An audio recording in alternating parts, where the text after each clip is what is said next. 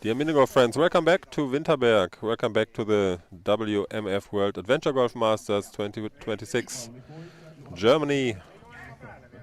We're glad to have you again. Final day today. We have several hopefully exciting decisions. Here you see Klaus Jarosch, he's in the starting group. First we see one round in the categories, followed by the top 18 players in the overall general. This will be starting probably around 12 o'clock. Let's see if the weather permits. And after that we have the highlight, maybe 10 mixed pairs. We'll be playing 2 more rounds in the special format. We'll explain that later. My name is Tobias Heinzer. Today alongside me, Yanis Cvijanovic. Welcome, Yanis. Morning.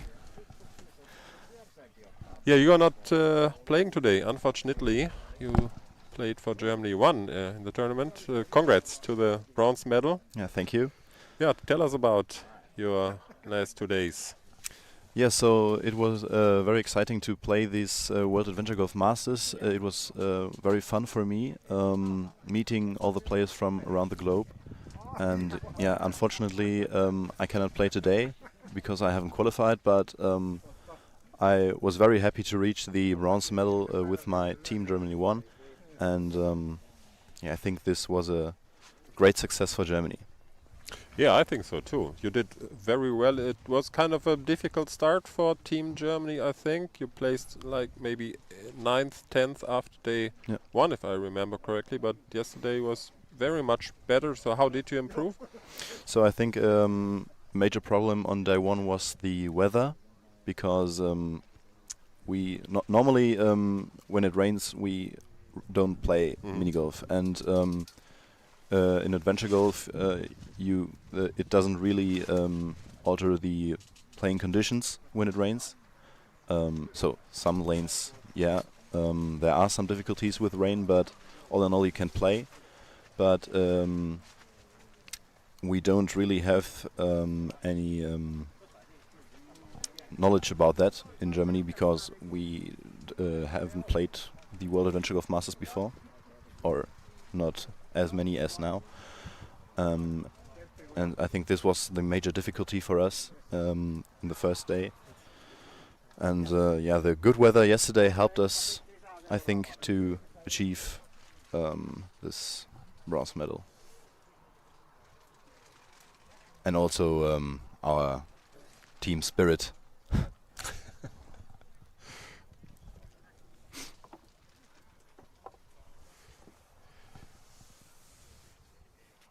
Yeah, it's of course a pity that you can't play today, but I'm happy that you're here.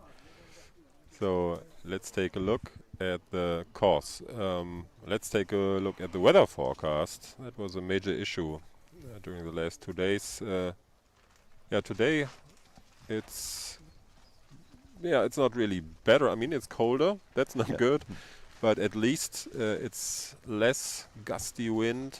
Should be less gusty wind, and probably no rain. We had some drops during practice here, practice time this morning, but right now it's dry, and it figures to stay dry at least probably until 2 p.m. Should be very good. So yeah, let's see some exciting adventure golf. Yeah, today featuring again the famous Farmerama lane.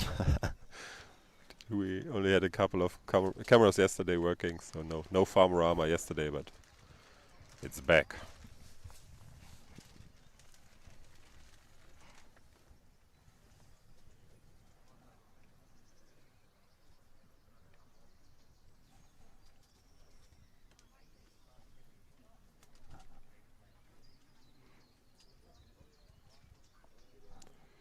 Yeah, just like last days, we will be monitoring the YouTube chat, so if you have any questions or suggestions, just write in the YouTube chat. We'll answer to the best of our abilities. Yeah, like I mentioned, there will be 1 round played today, and then we will have the winners in the categories. There has been a cut. Around 2/3 of the players are still playing this first round.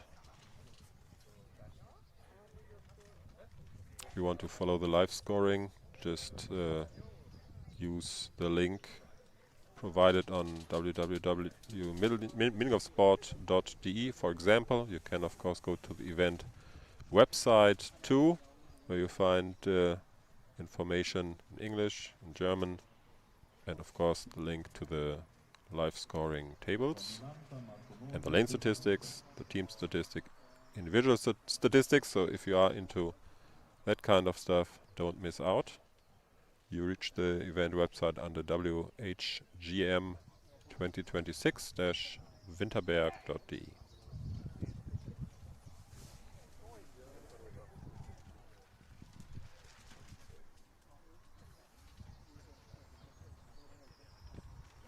Ladislav Sviel from the Czech Republic. Oh, I think he lies before the shoe. Pretty difficult second shot now. Can you see the ball now? It's he hit the shoe, right? Oh, can you see it? Yeah, I think Oh, there it is. Okay. he can putt it, but I think it's a really difficult shot.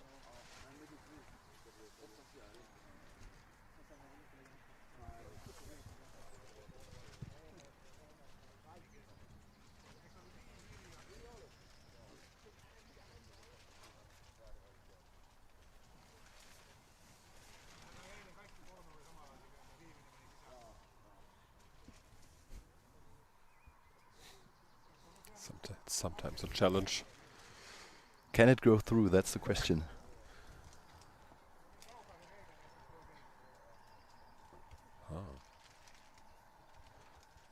He's probably aiming. Or maybe he's replacing the ball a bit further from the obstacle. Okay.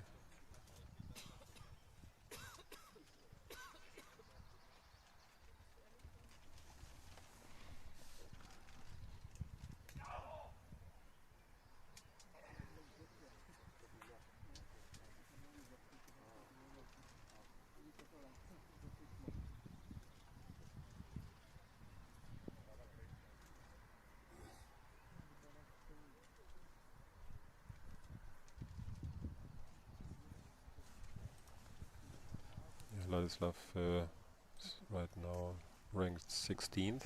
He started with par after 2 lanes.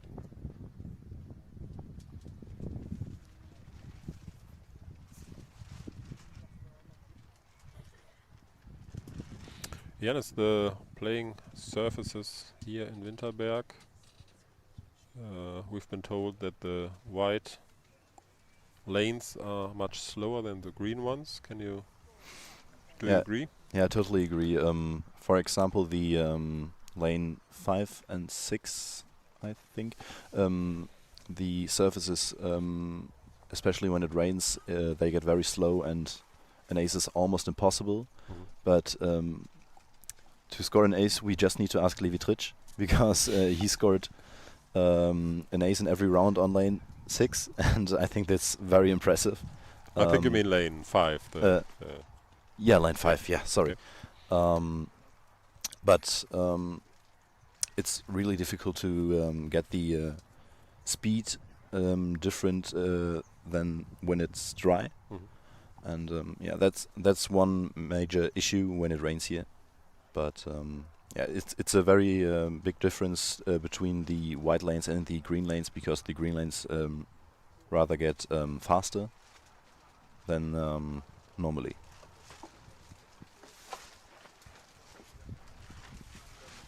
I talked to some players yesterday, and I took it that some players and German players too were surprised that play wasn't suspended during the rain. Do you agree? Were you surprised? So in training we talked about this, and that with bit rain the play wouldn't get suspended. We thought about that, but sometimes I also thought now it's time to suspend the play, because it got really nasty for us players. But it was playable. still, but for the people playing, not a nice experience.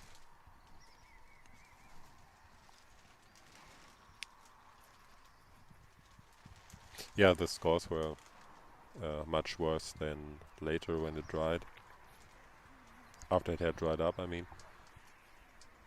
But yeah, I was kind of surprised. Everybody was keeping playing. It went really fast, but yeah, it was pouring a significant amount of the time, I'd say. The puddles of water were removed, obviously, but yeah, you could see that it slowed up quite a bit. This is the first group, I think, and they're quite fast. Already reached lane 16. Jan Hansen, I think he can putt it directly.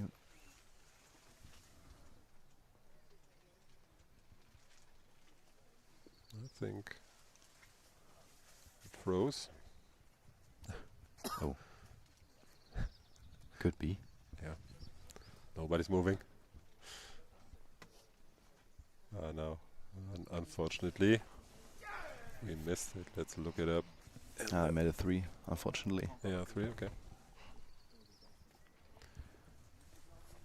Yeah, putting on 16th. Gotta be quite difficult.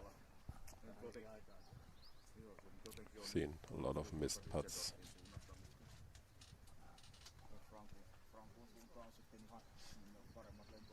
It was also pretty difficult for me to reach the speed for the second putt. So in training it was rather easy, but in the tournament I had many problems with it, being too fast, so it got out of balance. Yeah. That's Brian Akers, also on lane 3. He seems to be a bit mad. Yeah, a little bit dissatisfied.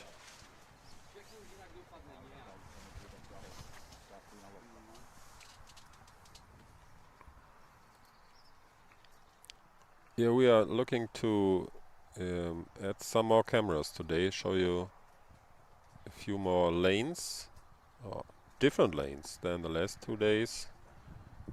I think spectacular lane 15 is on the table too. And some other ones we haven't seen so far.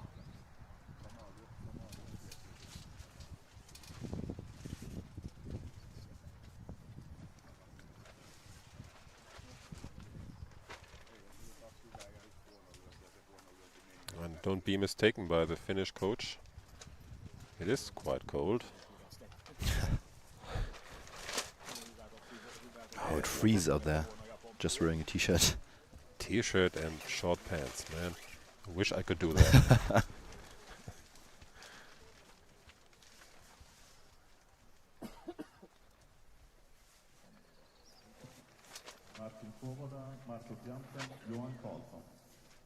Yeah, it figures to stay quite cold today. Temperatures will not exceed 12 or maybe 13 degrees Celsius, even in the afternoon.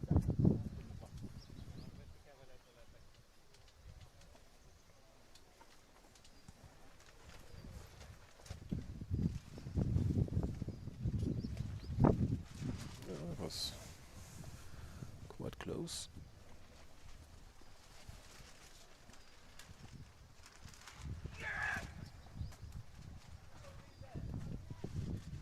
So Janis, how do you like adventure golf? So I just played 2 tournaments before, like the WAGM this year and the GRGM last year here in Winterberg, and I really enjoy playing adventure golf because it's different from the normal courses we know here. It's interesting to figure out new shots and that didn't exist before. So like on Minigolf you have these type of shots that you could play or that could work, but here every lane is different from the other, and that's the interesting point for me in adventure golf. And yeah, it's very fun for me. need to achieve more. Yeah, I need to play more tournaments to get better here on Adventure Golf. But yeah, very interesting course or type of course. Does one need a different skill set to be a successful adventure golfer than compared to concrete or in miniature golf?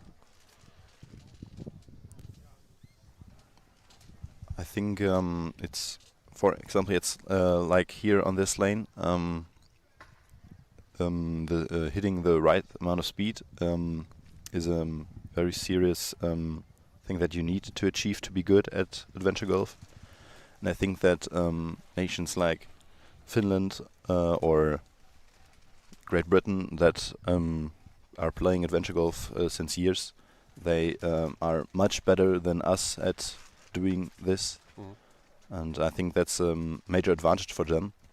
Yeah, and I think this is one of the most important goals, that you need to be good at adventure golf.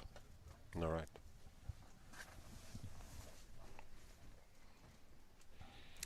Okay, the first scores. For example, very good start by Milan Bilen from Sweden. -7 or 7 under par after 10 lanes, which figures to be a very good score at the end. And Gigi Navakal, I think we've seen him briefly today. At least we saw him yesterday several times. He's 6 under par after 14 lanes. The best male seniors will soon enter the pitch. Last group consists of Martin Svoboda from Czech Republic, Markus Janssen, the German yellow cap, and Johan Karlsson from Sweden.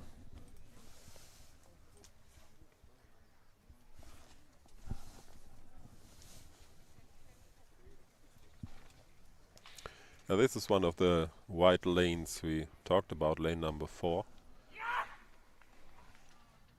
During rain yesterday there was a puddle right in front of the hole.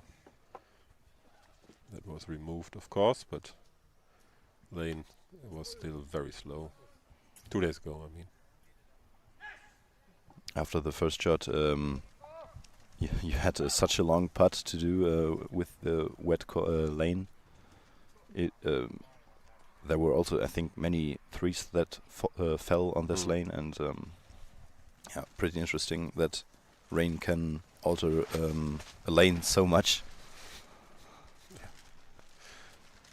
Yeah, it was very much different.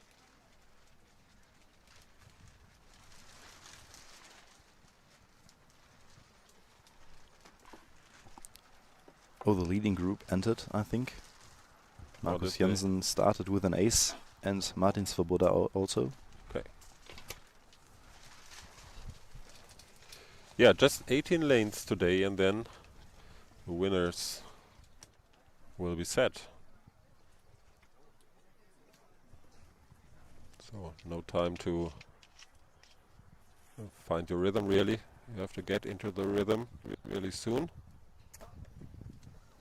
Right now, the last group, the leading guys, there's a little bit of space between them and the followers.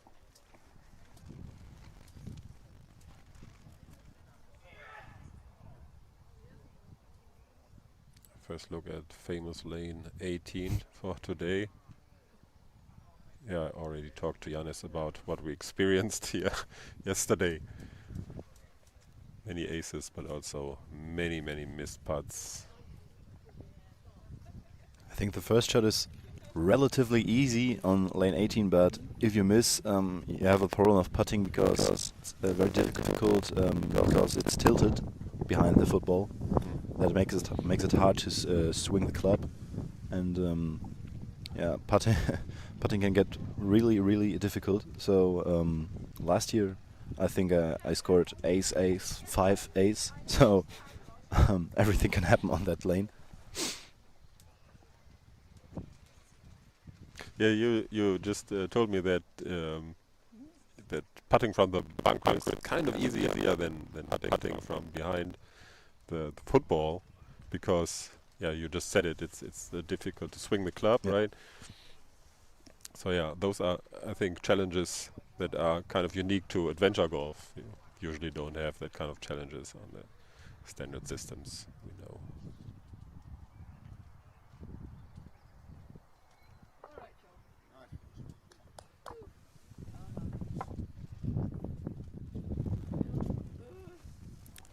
John Angel.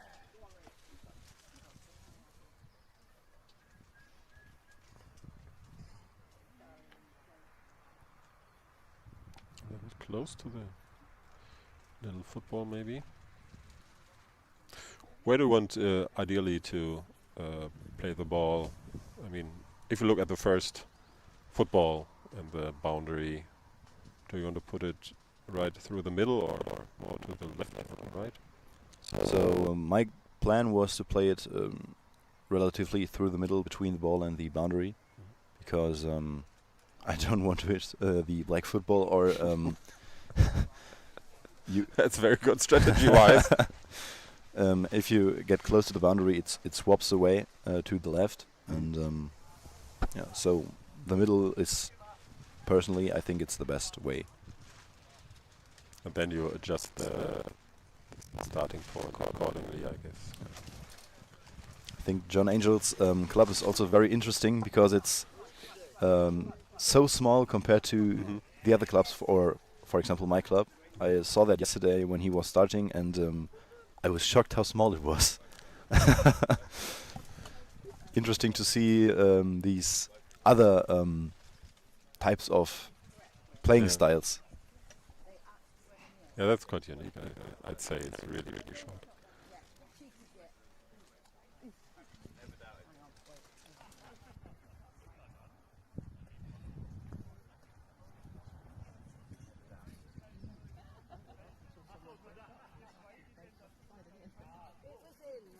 Nothing happened.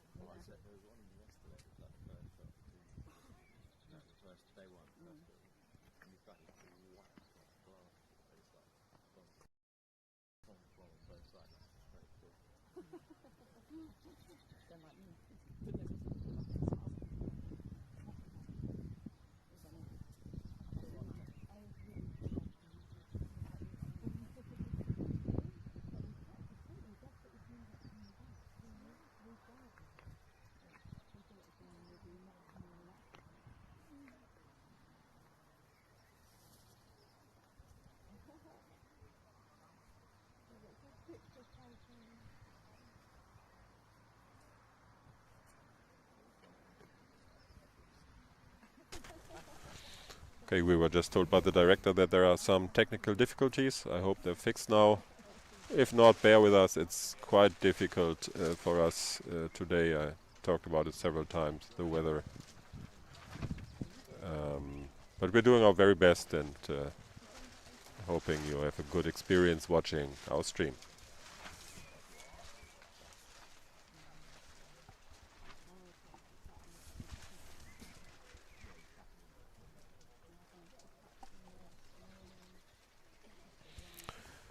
Yeah, that's one question by HBK. Is it long hair in quotes on the white lanes? So I guess he asked if, or she, of course, if the stuff is longer, or how is it explainable? Why is it slower? So do you know?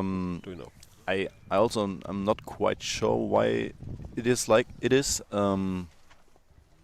Yeah, I think they're a bit longer. So if you look at the lanes, also when it's rainy, the green lanes seem to be much flatter than the white lanes. So I think this would be the answer to this problem, but I don't know why it is like this.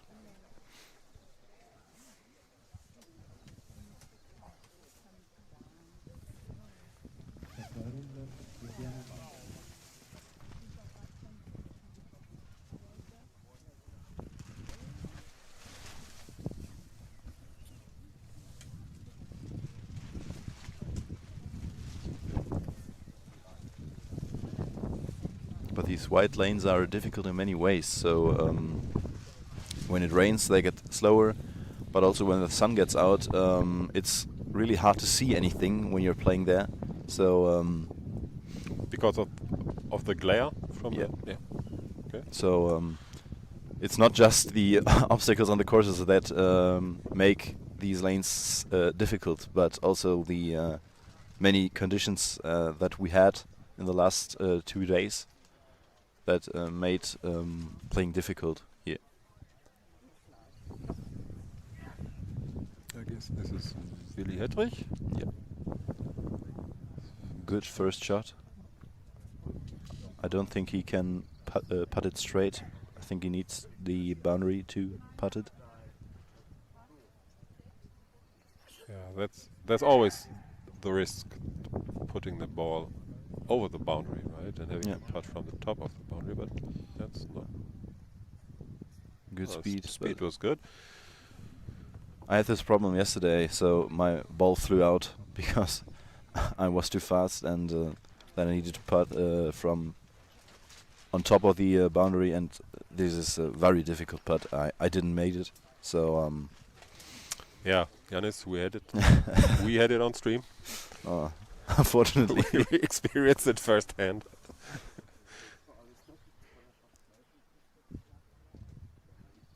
I think he wanted to go for the ace, but that's the risk of it.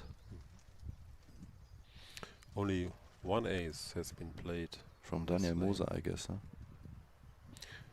Yeah, I'm not sure. Do you know, or is it just Yeah, a I guess? think it was Daniel Moser. I heard him screaming yesterday, and I looked it up, and I think it was him. Yeah, he's one of the guys going for it at least. Yeah. So. Yeah, he was the one who scored the ace.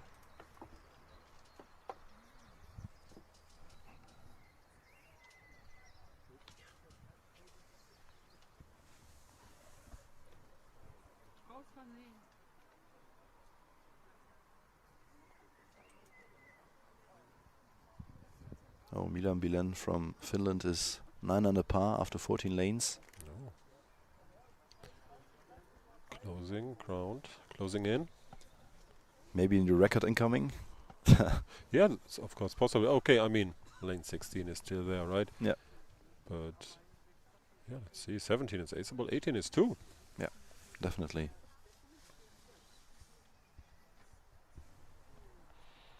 The top group just first player played lane 3, so it's pretty early still.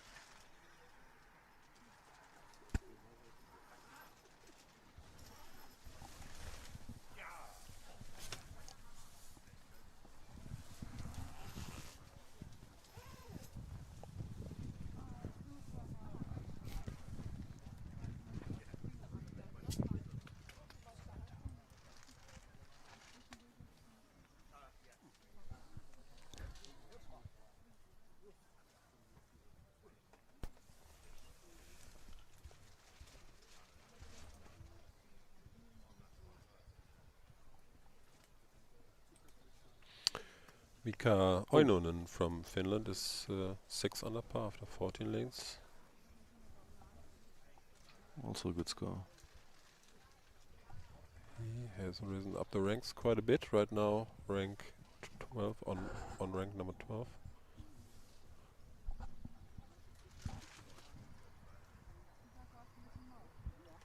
Tommy Lanta is still in the run for the title. Good start, -3 after 5 lanes.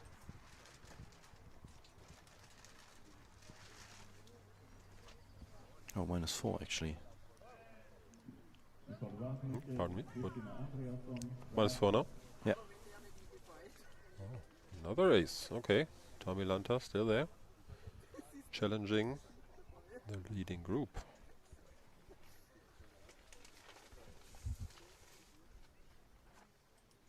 He also scored a 2 on lane 2, and this is an achievement for early in the round, because it's pretty difficult, I think. So hitting the ball into the first hole is quite a challenge, and yeah, so a 3 is very likely to happen.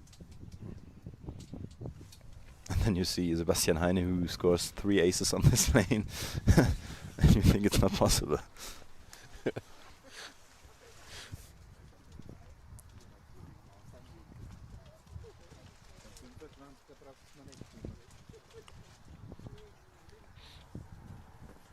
It's lane 11. Seen it several times yesterday. The she jump. You want to put the ball down near the Schanze. Sorry, don't have the English word right now. But yeah, quite far from the hole, and then on the rebound, it might go in. Never know for sure. It's pretty difficult because the rock surface, sometimes it goes well, but sometimes you are... That one looked good, didn't it? Oh, very fast That's ball. still a difficult putt. Yeah, very fast ball, very bouncy.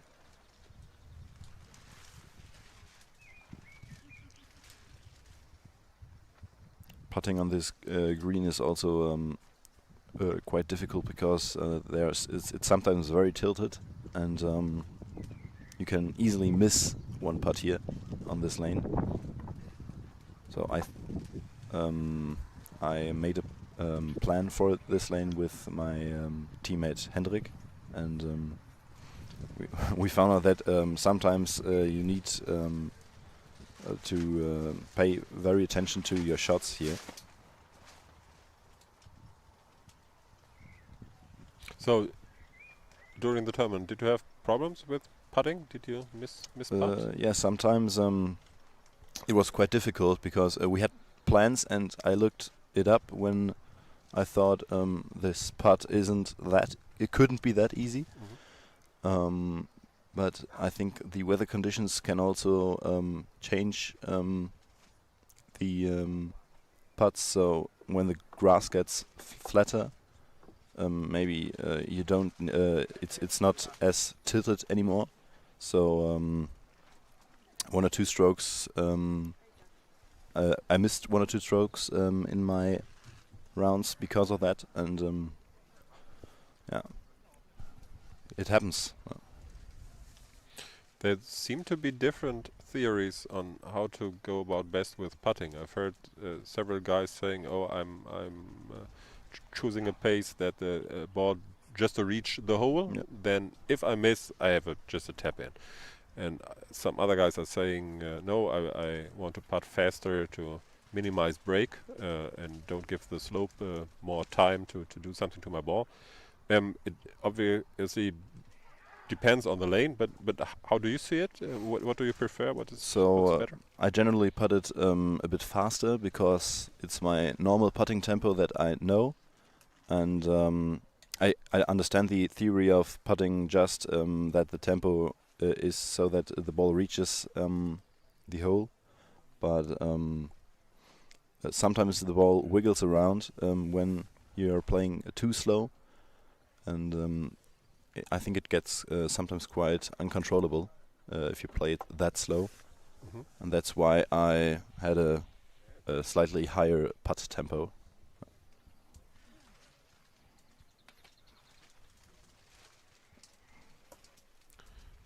That's Ladislav Sviel, I suppose.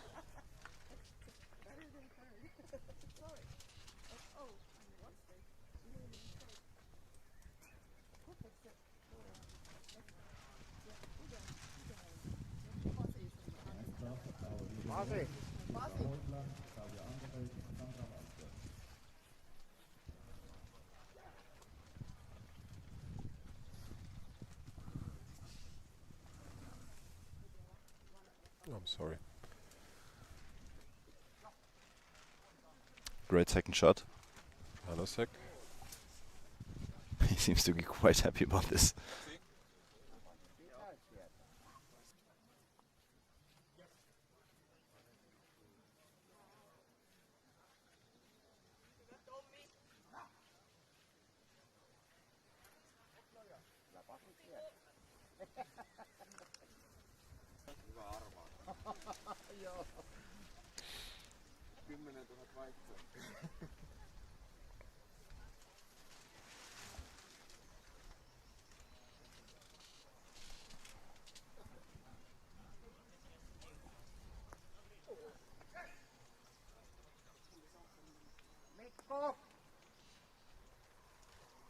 So the first female seniors also entered the course.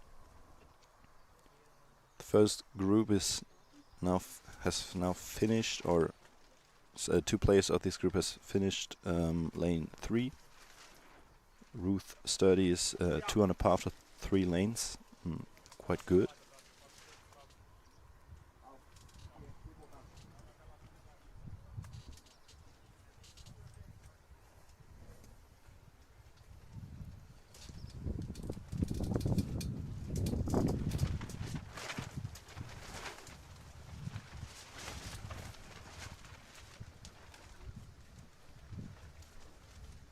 Johan Carlson on lane 5.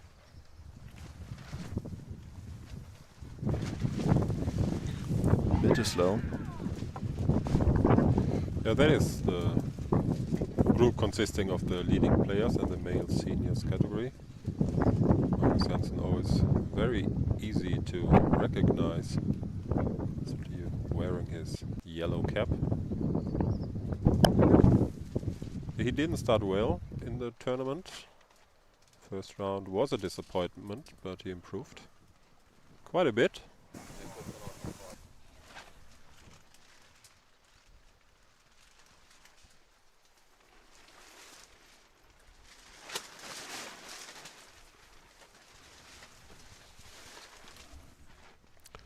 He's even par after first 5 lanes.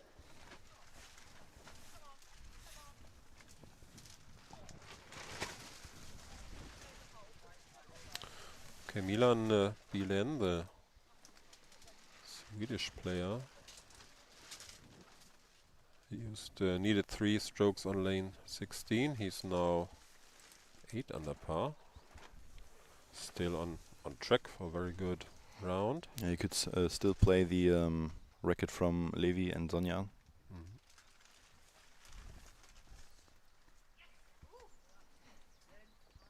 Nice round to start in the day. Yes, it is. Yeah, and if he's able to play 2 more aces, it's probably a little bit of pressure for the leading group.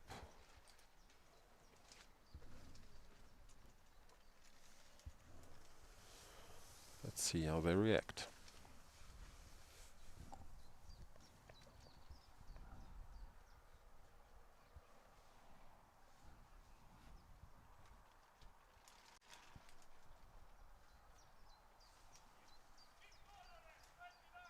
Yeah, Janis, next obvious.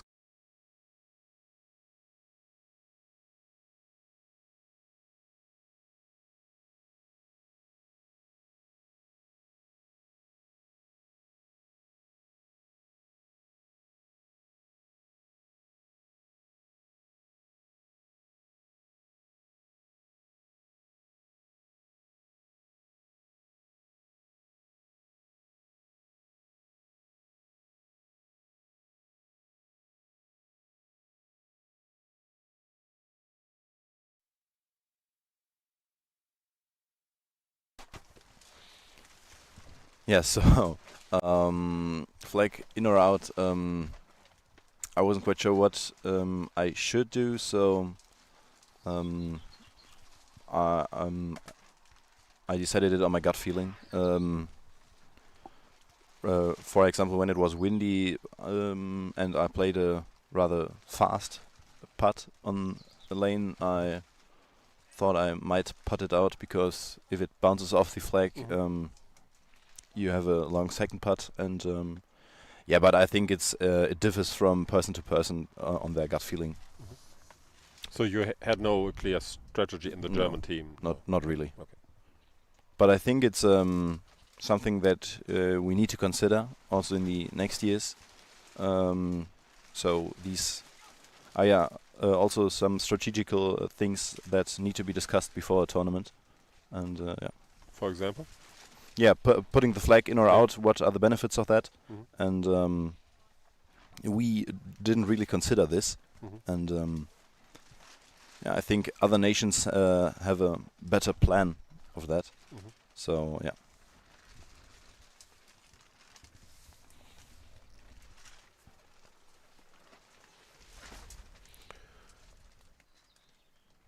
Milanta still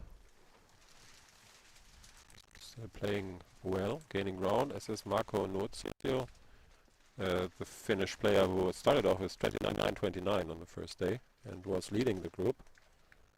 Yeah, they're still in the hunt for the title. It figures to be pretty close in the end.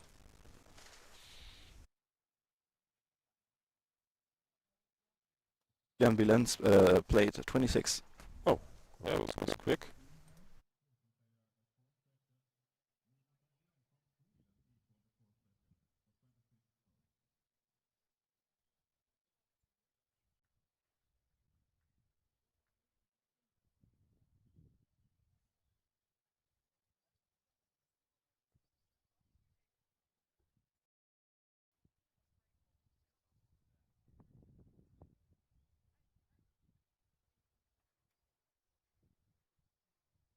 Himself for the category final. Yeah. I would have been very happy to play 26 in my last round, so even if I don't reach the podium, 26 is such an incredible thing to play here, and it's very impressive. Yeah, it's for sure a great feeling matching the course record. Just the third time the 26 has been played on this course. I think it's also pretty impressive. I wouldn't have thought that Levi Tritsch, he set the course record last year, if I remember correctly, with 29. Yeah. And that he made a new one directly this year. I wouldn't have thought that a player from Germany would do it. I thought maybe a player from a country with more experience on adventure golf would play the course record, because in the training we heard that some countries like Finland have played 26 in the training sessions, but that Levi did it. It was very impressive to my mind. But he also gained experience with the Youth European Championships in Brünn last year, I think, on adventure golf.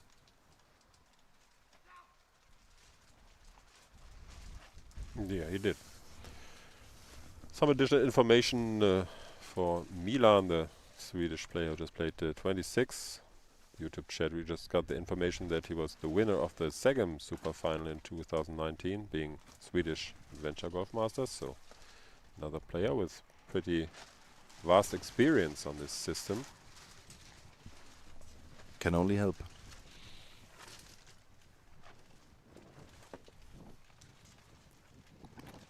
Tommy Lanta still at 4 under par. Ingo Schoppe, who had this great final round yesterday, leading the Swiss team in the challenge for first in the team event. They ultimately failed, but yeah, we had big fun watching our Swiss friends gaining ground and giving the, at the end, successful Swedish team a good run.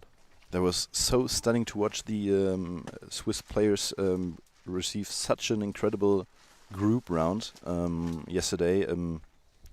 We watched our Germany 1 team, and we were so impressed by the Swedish players who, I don't remember correctly, but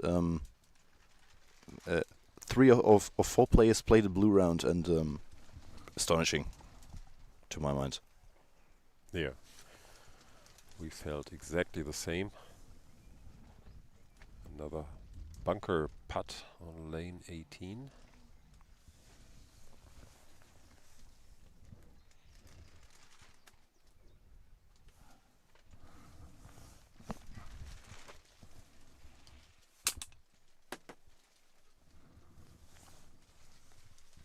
Gigi Bambas considering his options.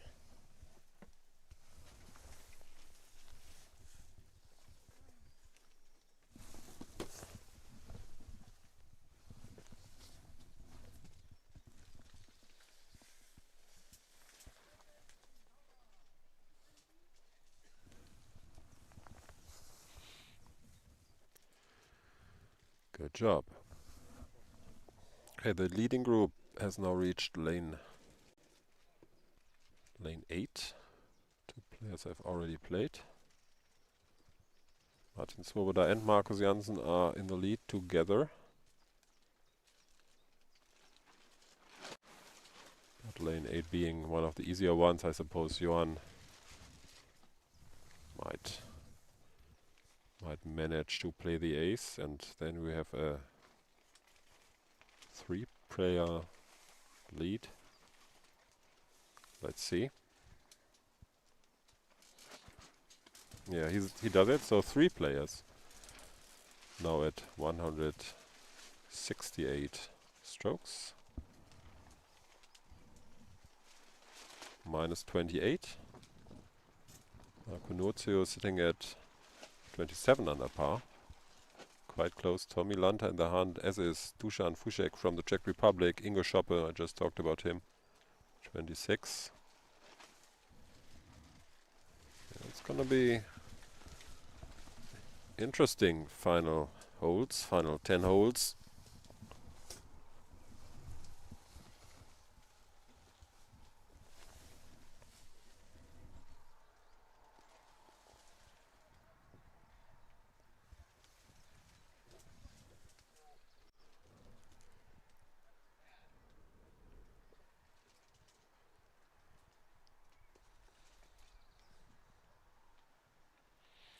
The second category getting to a decision today are the female seniors.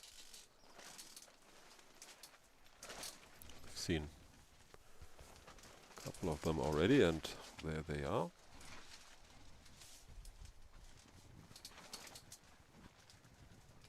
Very nice putt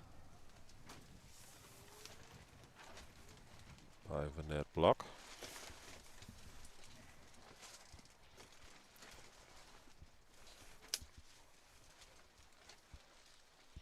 First look to date, lane number 9.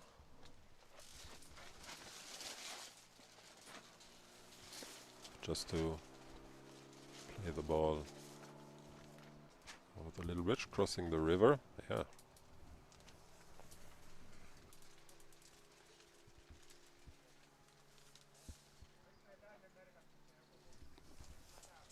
Martin Swoboda, successful, very successful here.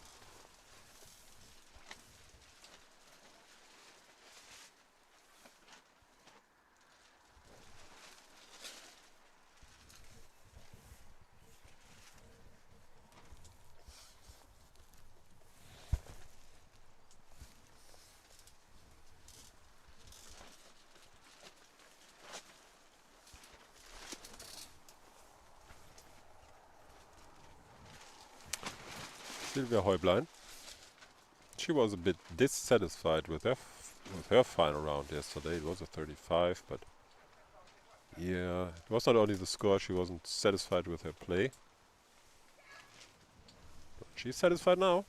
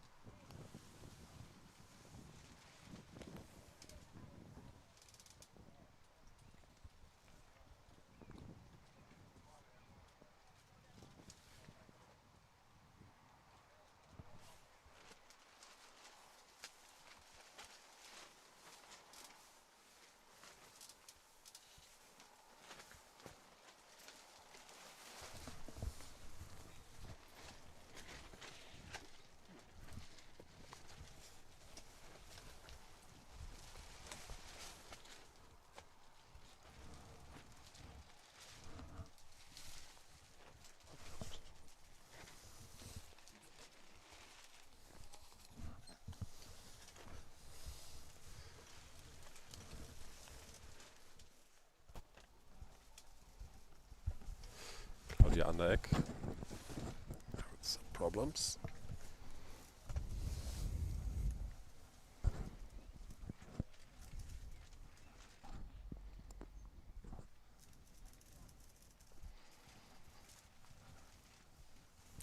Yeah, while she's looking at her putting notes, I suppose you had putting notes too?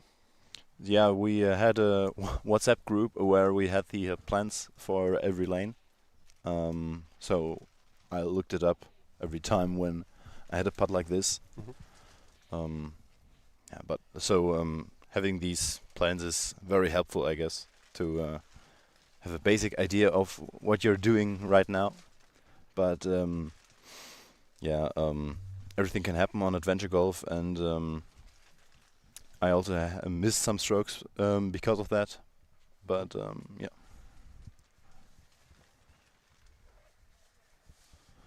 She had a higher putt tempo than other players playing against the tilt of the lane.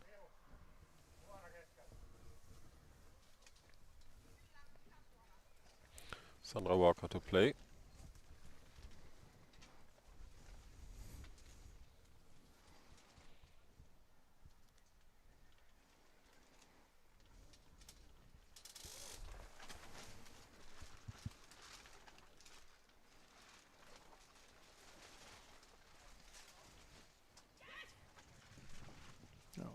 Ace from Sandra Walker.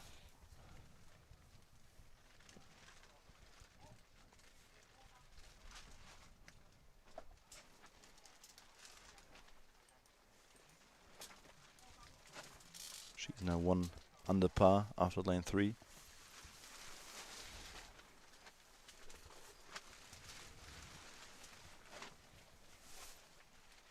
Christiane Wambold on lane 7.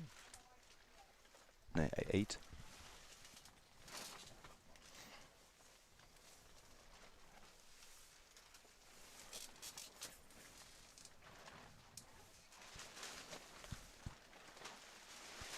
With this ace, Christiane is now 4 under par after 8 lanes. Good start from her.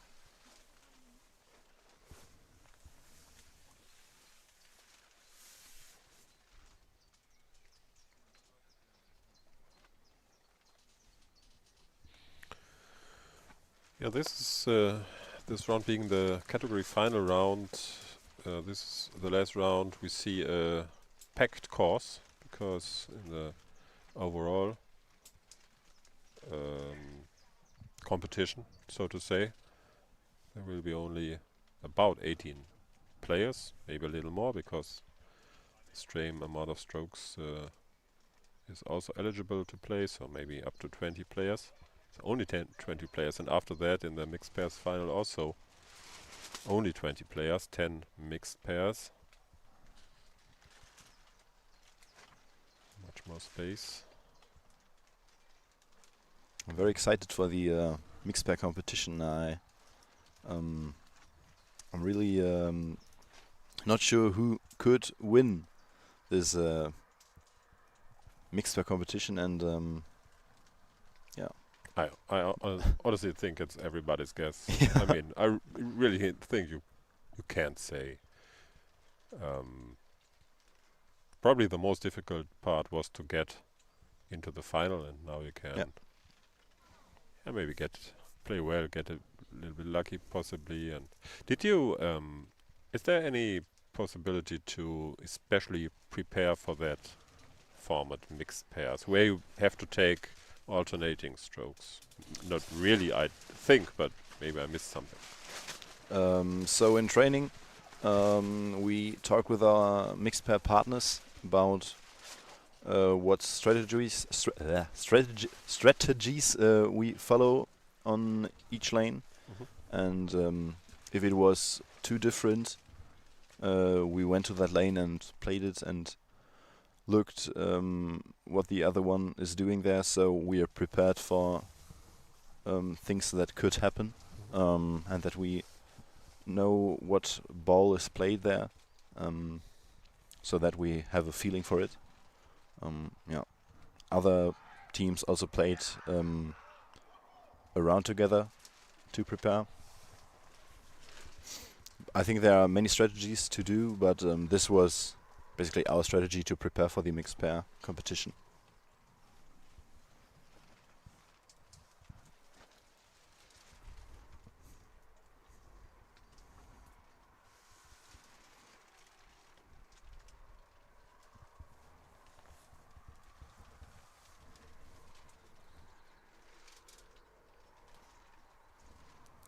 Dusan Fušek at the Bergwerk. Missed it to the right.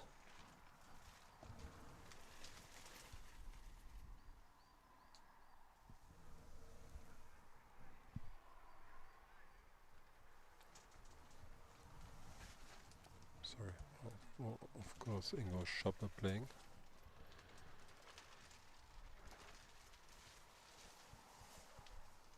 .27 yesterday in his final round. Now 5 under par. Considering his putting options.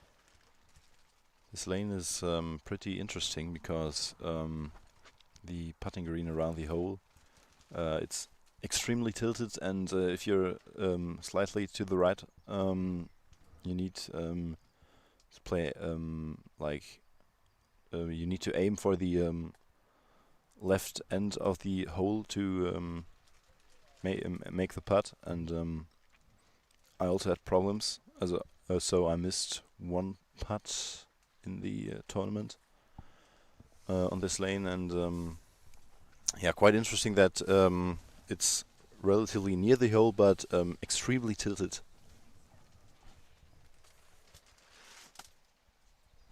So you need to pay attention here when putting. When I arrived here a couple of days ago, the Bergwerk was by chance the first lane I took a look at, and I think first 3 shots I observed were all aces, and I said, oh, that's okay, that's very easy, so let's go somewhere else. But yeah, not many aces here and some missed putts. Yeah, not that easy as it looks. Yep. So I think I did not one ace through the whole tournament here, and because it's very difficult to do that shot from so the first shot. I was told that several players try to give the ball a spin. Did you do that too? No, I just aim for the right side of the entrance, but without any spin. Okay. Tommy Lanta. Also putting, he'll be followed by Marco Nozio, and then Dusan Fušek will play. Just mix the groups up.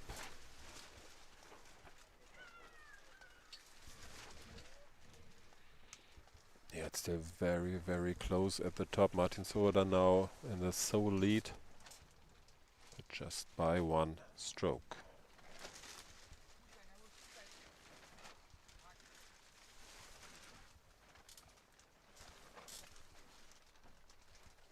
Yes, so many legends here on this course today. Marco Nozio surely being one of them. Yeah. That's how you do it. Yeah. Okay. Take a good look, Yannis.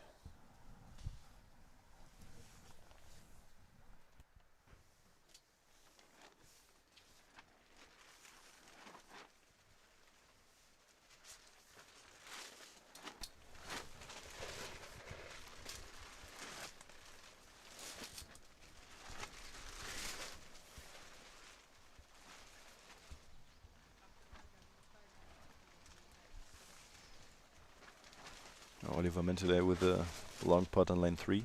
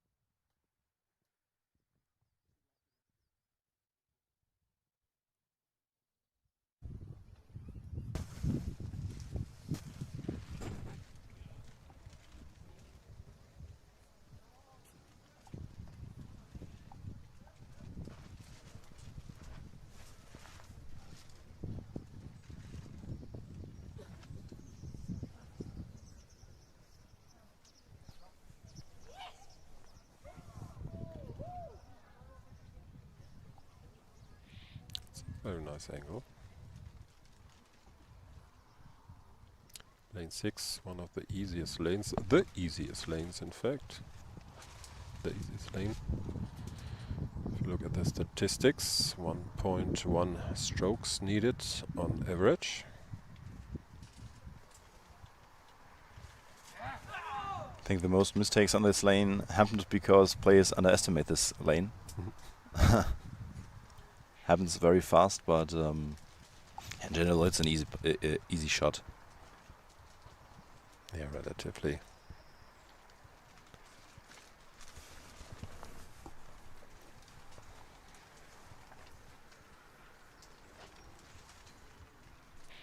Yeah, having seen Oliver Mentele recently, we now know that the male youth competition is on the way too. Levi Tritsch has entered the course, as has Max Schmidt, and leading Oskar Holmlund of Sweden. The female youth group, only 3 players. They are playing already too.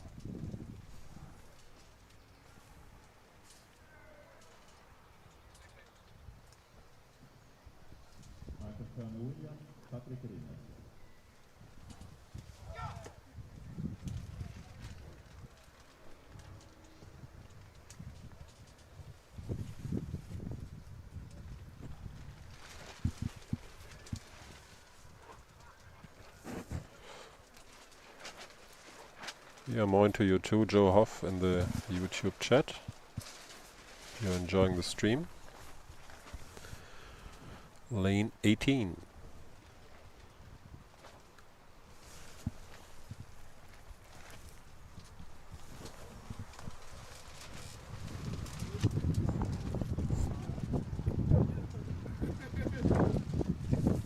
Levi.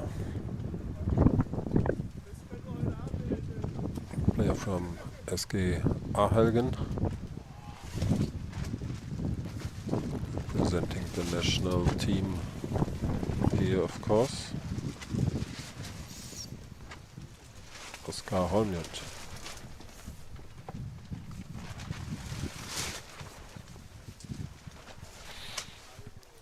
Now the wind has picked up again.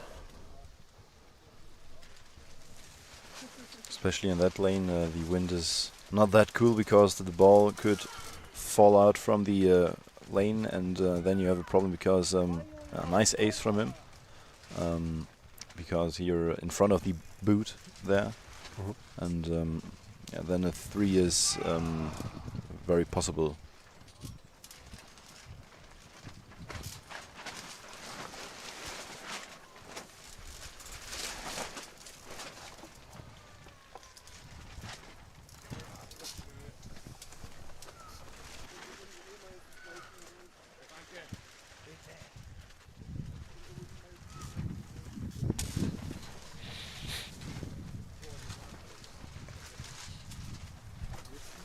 Max Schmidt now on lane 4.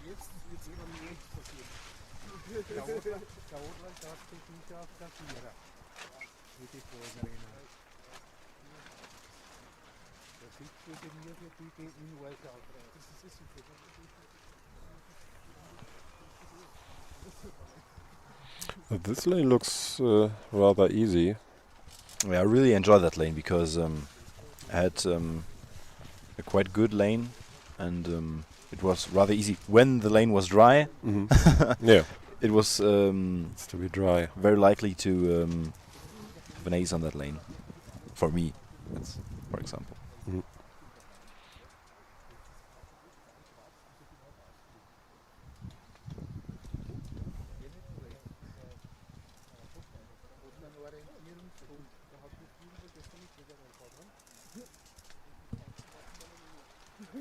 Nice putt.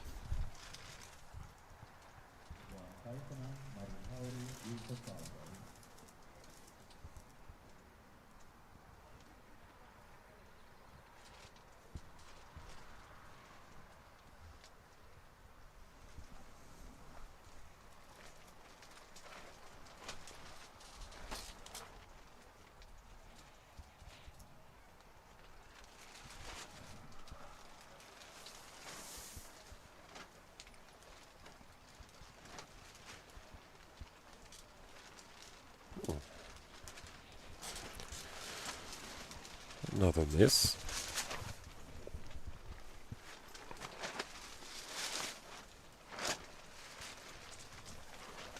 Yeah, looking at the lane statistics, it's not that aceable. It's just 113 aces against 504 twos and some threes.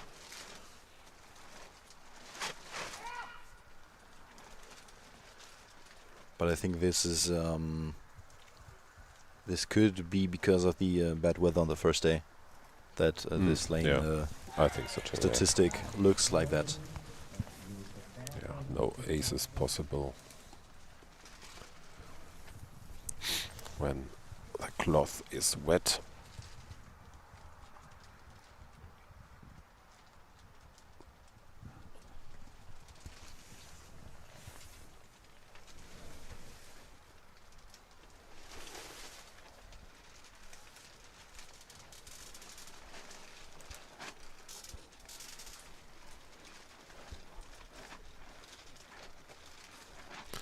Martin Svoboda still in the lead in the male seniors category. Jon Karlsson and Markus Jansen to have one lane to play more than Martin. Yeah, it's still very close. Jon Karlsson and Markus Jansen are also both 28 under par. So As is Tommy Lanter and Dusan Fušek and Marko Nozio. And that's a close race. Six-headed race right now. Ingo Schoppe is probably not out. He's minus 26. Yeah, but wow, is that close? Every stroke counts. Markus Jansen putting, staying at minus 28 if he manages.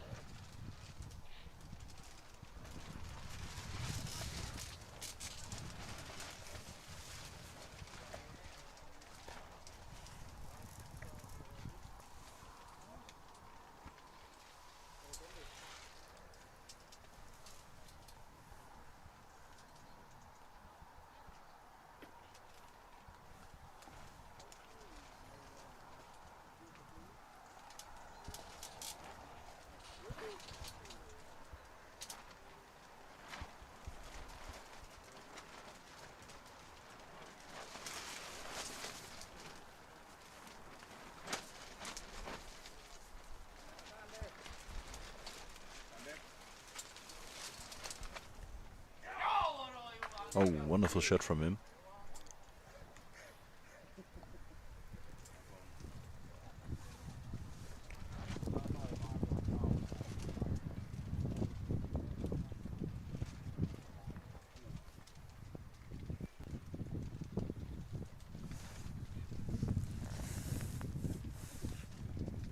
Oh, now there's Martin Svoboda, Jon Karlsson and Marko Nozio, all three on minus 29, competing for the gold medal here.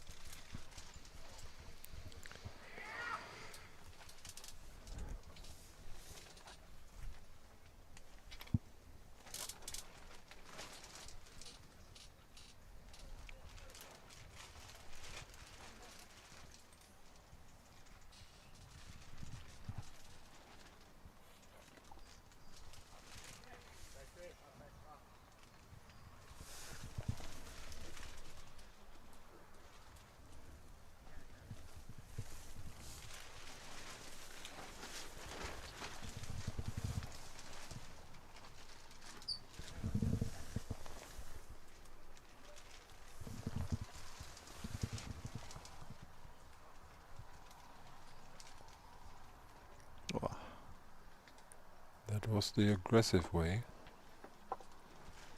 Nearly succeeded. Well, that's the downturn of going for the ace here on this lane. So what do you do now? Do you try to... Is it possible to...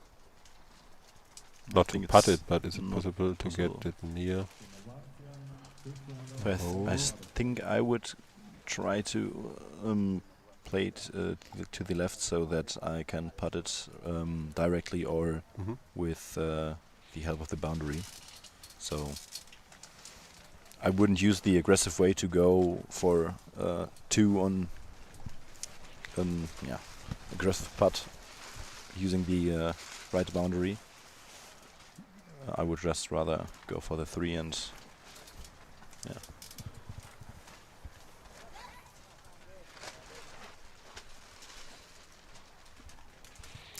Yep, Tommy Lonta decided otherwise. But he might save the 3.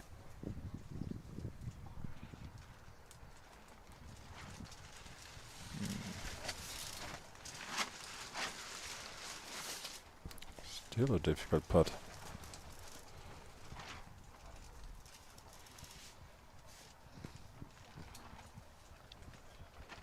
It's also difficult because the area around the hole is also tilting to the path. And yeah, for example, if you use the boundary to putt, you need to have that in mind.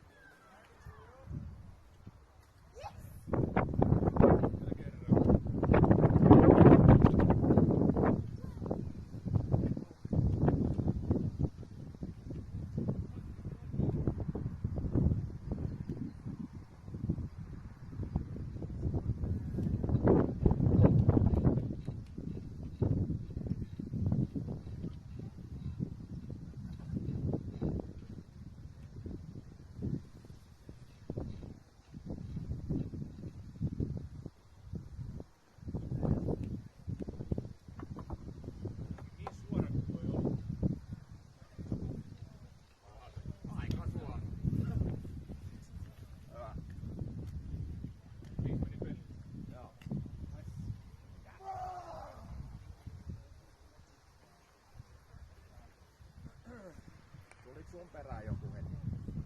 Ei, taas tullut väliin. Tai varmaan, se piti varmaan tullut väliin. Joo. Ajuuso!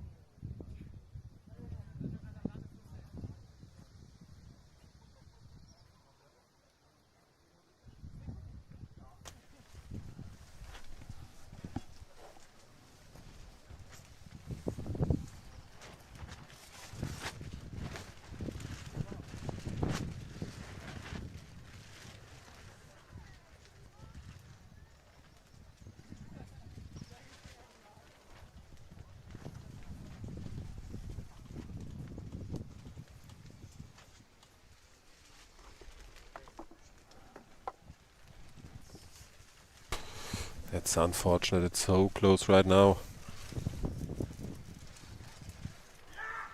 Tommy Lonta, having played the 4, seems maybe not out of the race completely, but he lost valuable ground.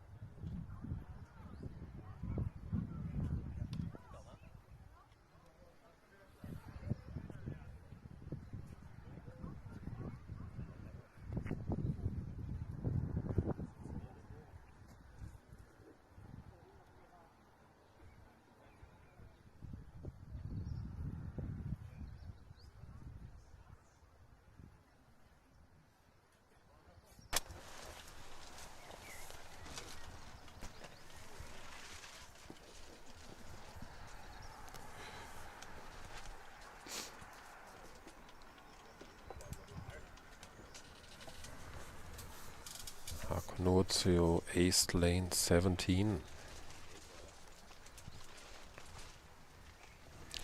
He's in front.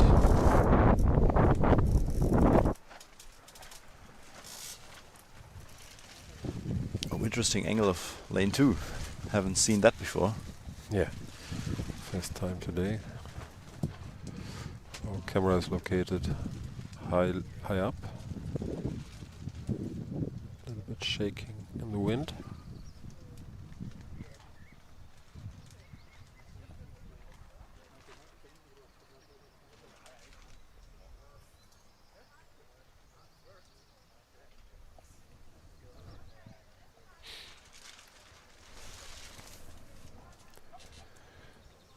Yeah, but now let's probably stay with the male seniors. The first decision for today.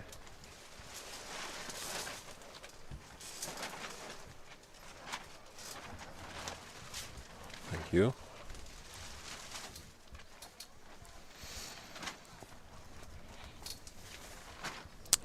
Lanta not successful with his first attempt, but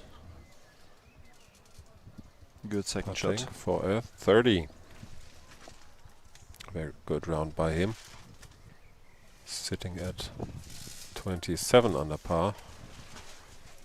That might not be enough to reach the podium, but now let's take a look at Marco.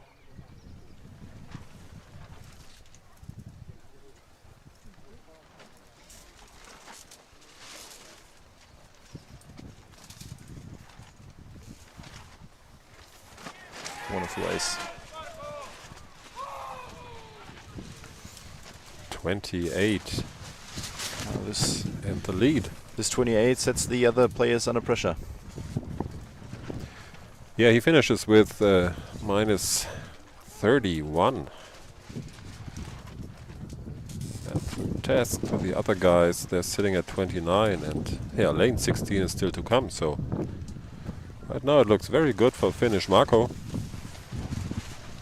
Let's see what Dusan Fušek is able to do. He's going for a 30 today.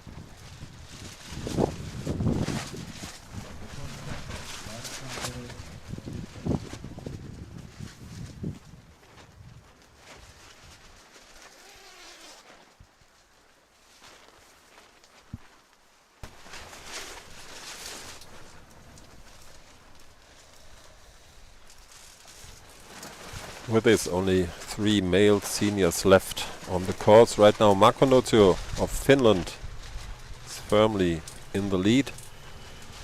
2 strokes behind him, Dusan Fušek is finished. Oh, Markus Jansen.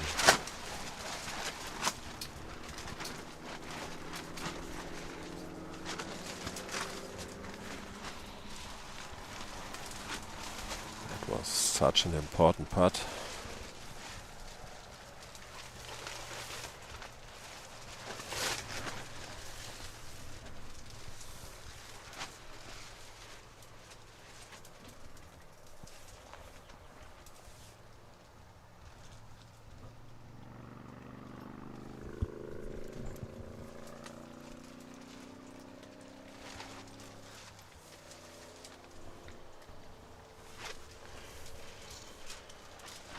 This 3 makes Marcus out of the gold medal run. We can just aim for a second.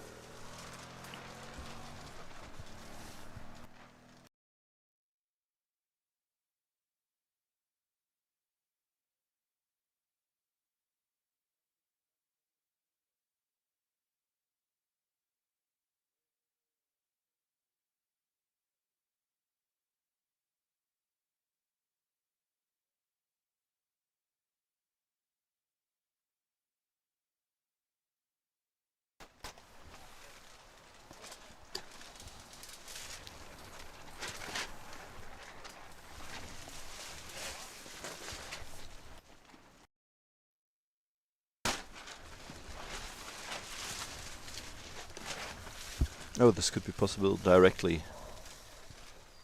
Direct putt. Johan Karlsson of Sweden.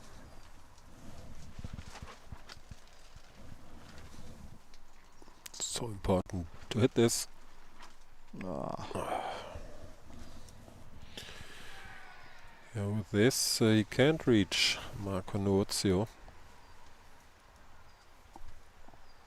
anymore.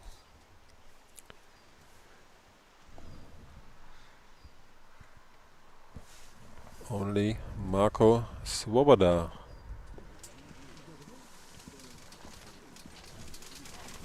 Still in the hunt. If he manages 2 aces on 17 and 18, he will go to the sudden death playoff, which would be very interesting.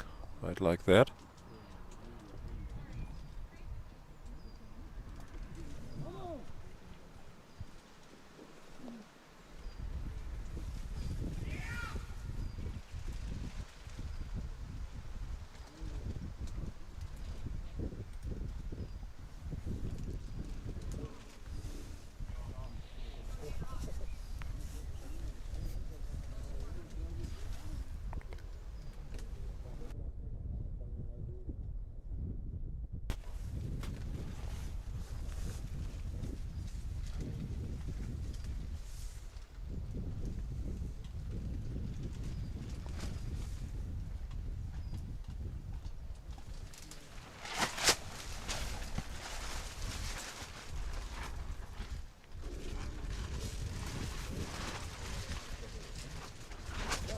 Yeah.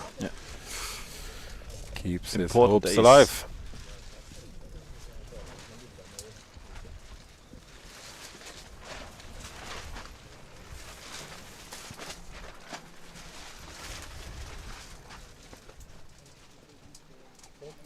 Now Dusan Fušek is in third with 29 under par. Both Johan Karlsson as is Marcus Janssen can still reach minus 29 or even 30.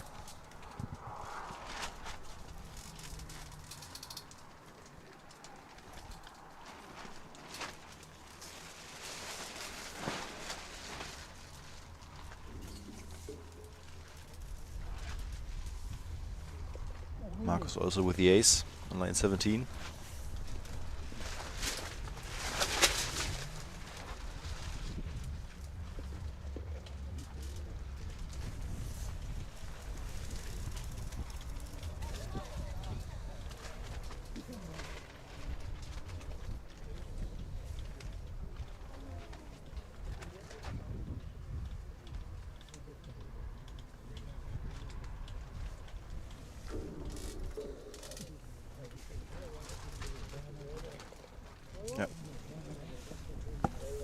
All 3 players with an ace on line 17.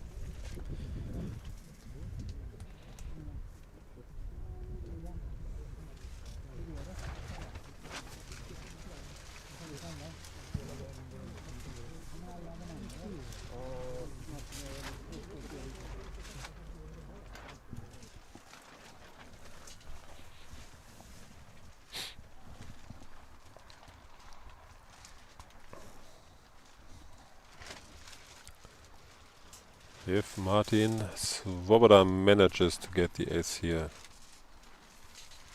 he will be in a playoff for the title.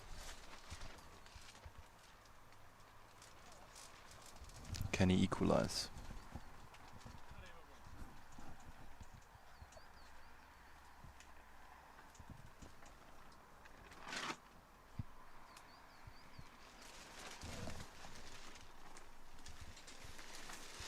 No. Wow.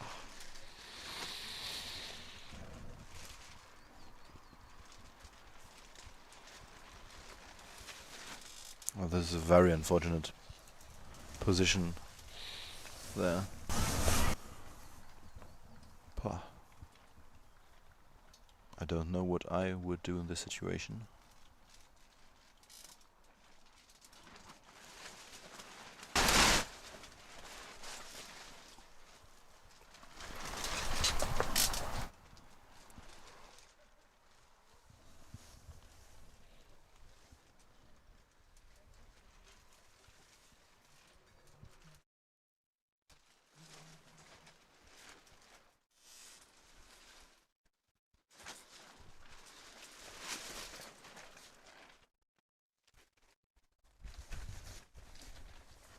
Martin discussing the strategies with his coach, I guess.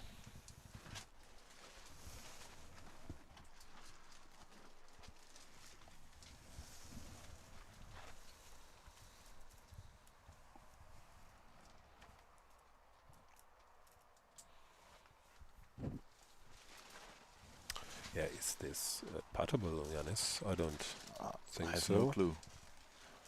Maybe with the boundary. Yeah, with a boundary but slope, maybe, but no.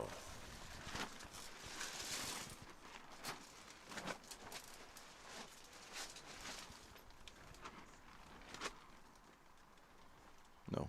Yeah, he tried it, but did not work out.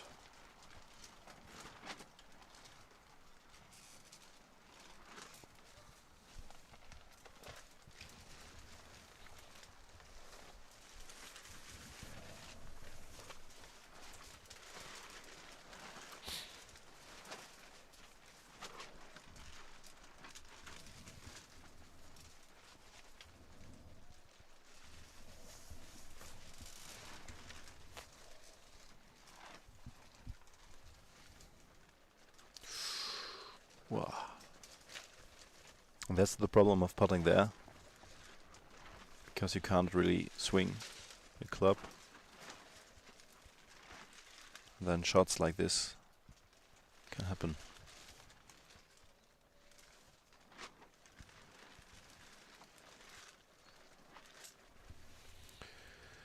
Unfortunate 4 strokes on lane 18. Giving him just a 33 for the day.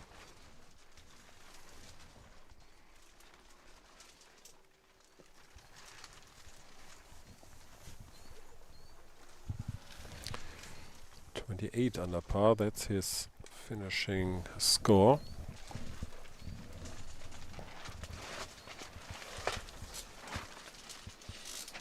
Now for the silver medal, Markus Jensen and Johan Karlsson.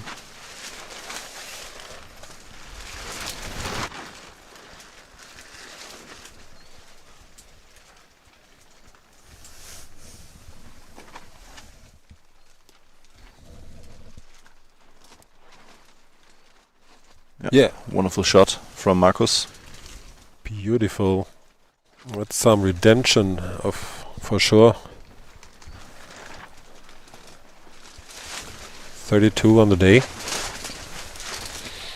Probably not what he was hoping for, but now we can say that it will be a place on the podium.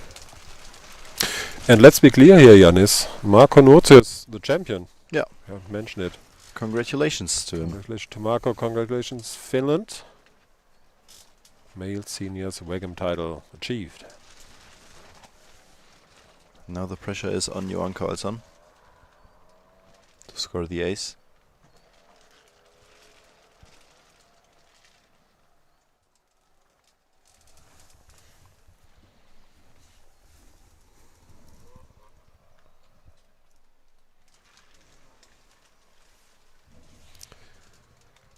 And with this, silver is going to Germany. Congratulations, Markus Janssen, and we'll see a playoff between Swedish Jon Karlsson and Czech player Dusan Fušek. That was exciting. Yep. Very close to the end.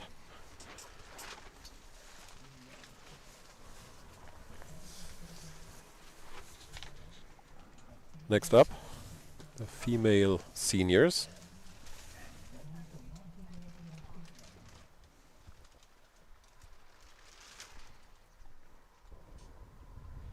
Sandra Walker is in the lead here, chased by Silva Häublein and Claudia Anderegg. The group right now is on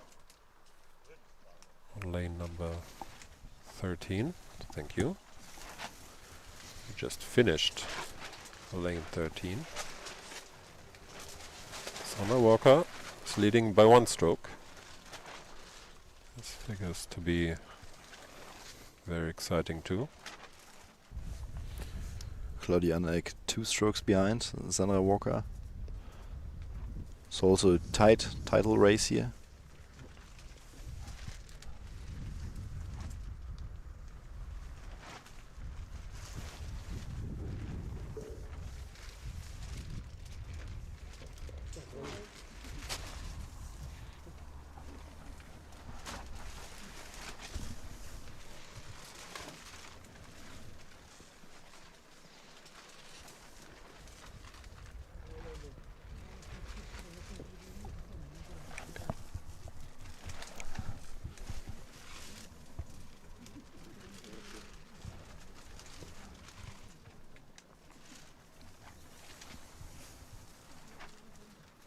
Now you can see Christiane Wambold on lane 17, if I see that correctly. Yeah.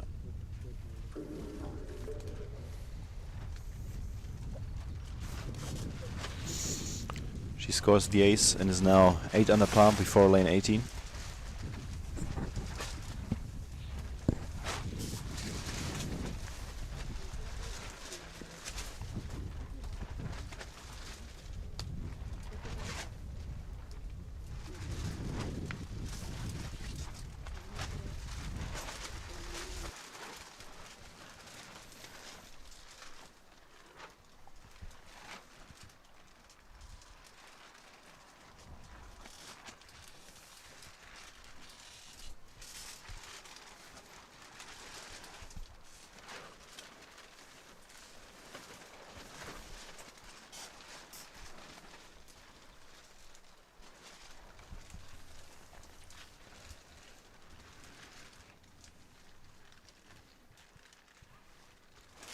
Nice shot from her.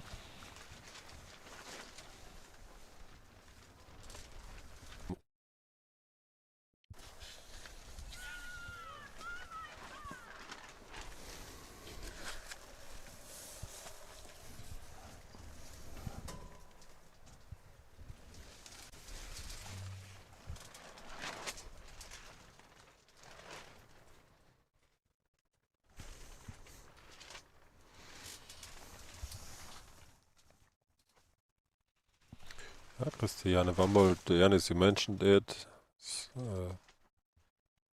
Playing a very good round today. She's chasing top 3. And she's chasing her best round in the tournament.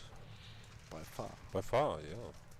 27 would be a whopping 4 strokes less than her 31 played in round 5, final round yesterday.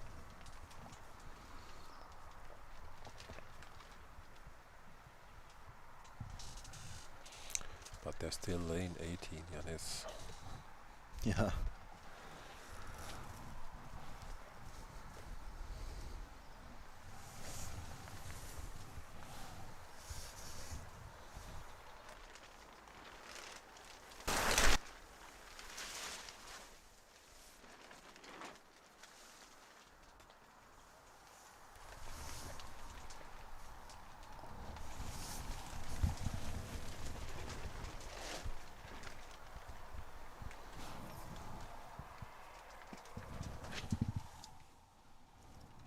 Ja, Petra Riegler.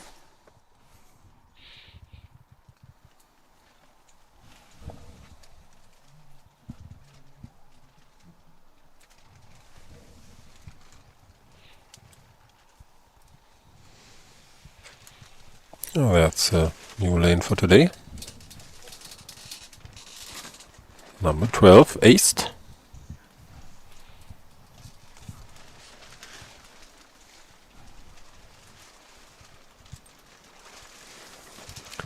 Now let's observe Christian Ramol's pitch for 27.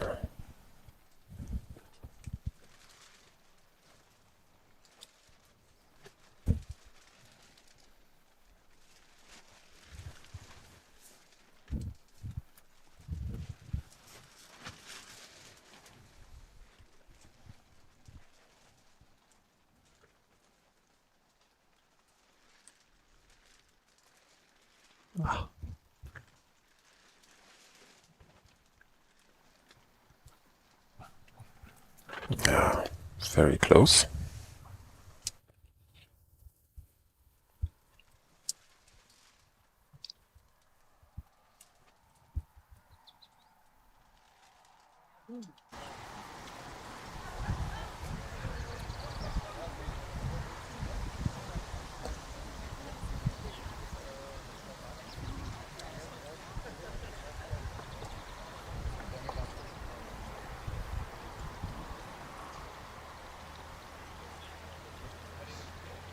Yeah, nice putt from her. 28. Very good round.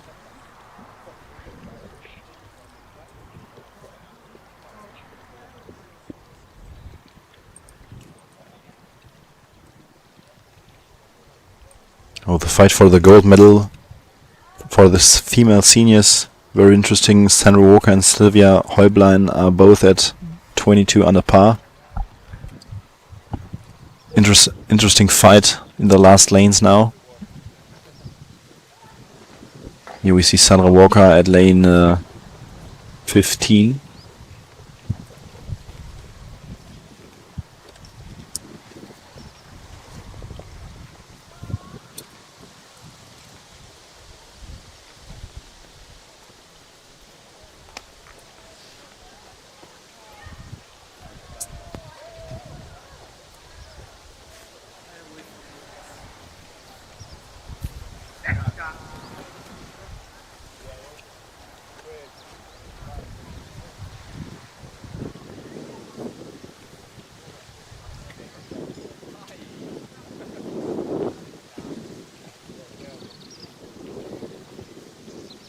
Oh.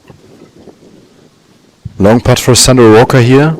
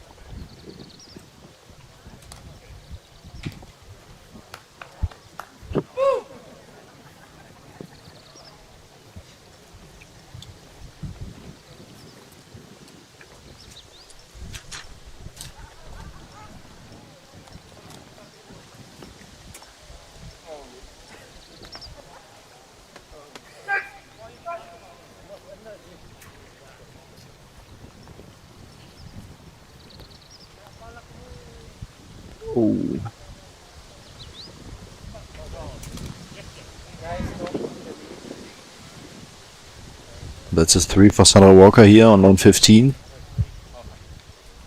No. Sylvia Heublein, I guess, or has she already played this lane? Oh, she's played the lane. With a 2. Well, she's in the lead now. 1 stroke ahead of Sandra Walker here.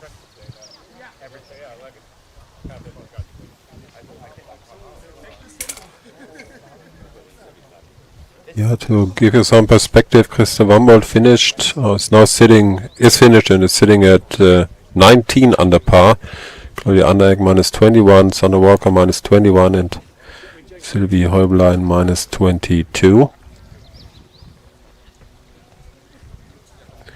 Still Christiane Bambold not out of it.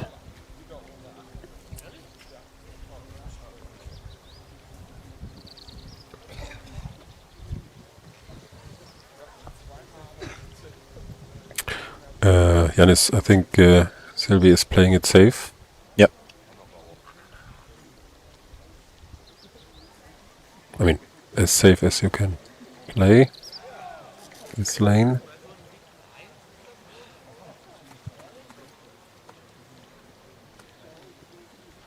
Good first shot from Sylvie here. Mhm. 2 is definitely possible. She putting directly from there. I don't know if the angle is good enough.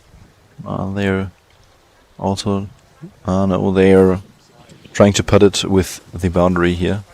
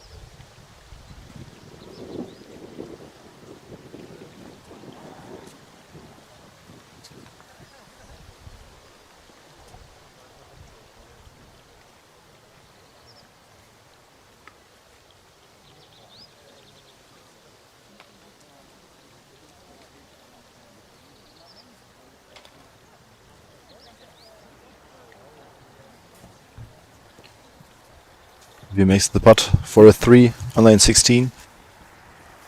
Nothing lost here.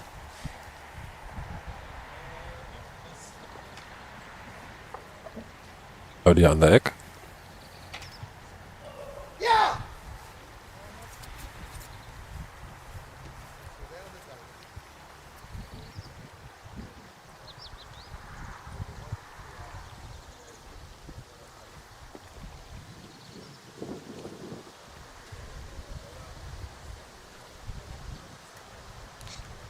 Also a good position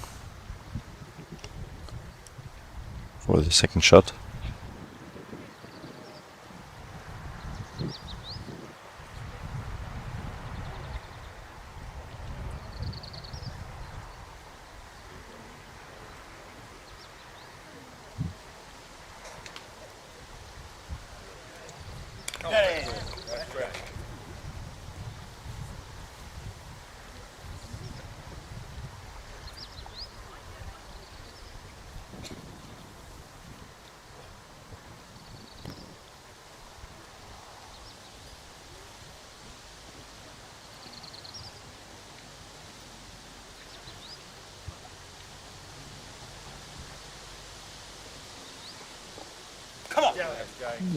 And short.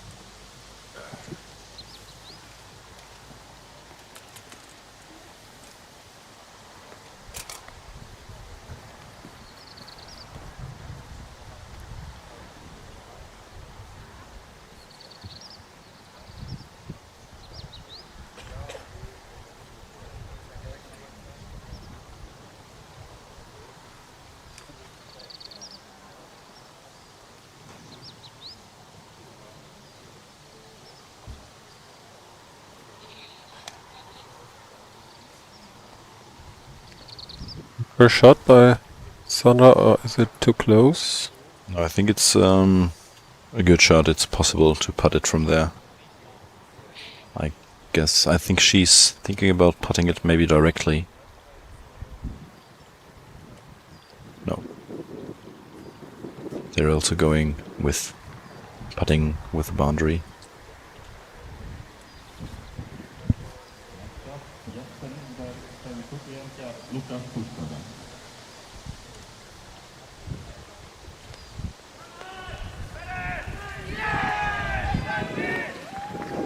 Perfect.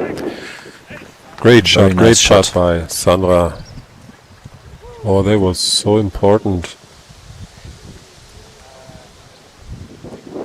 She takes one shot back from Sylvie, and now they are even.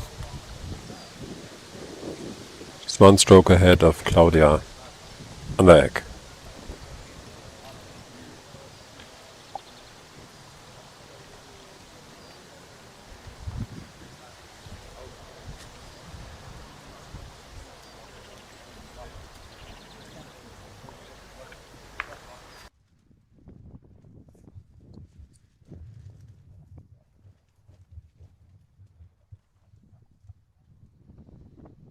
Here we see Christina Andersson from Finland.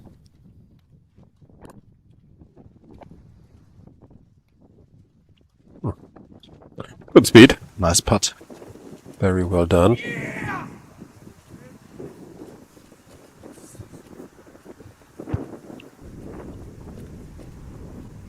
She played 34. Right now ranked 6th. Sylvie Häuplein. Staying very cool.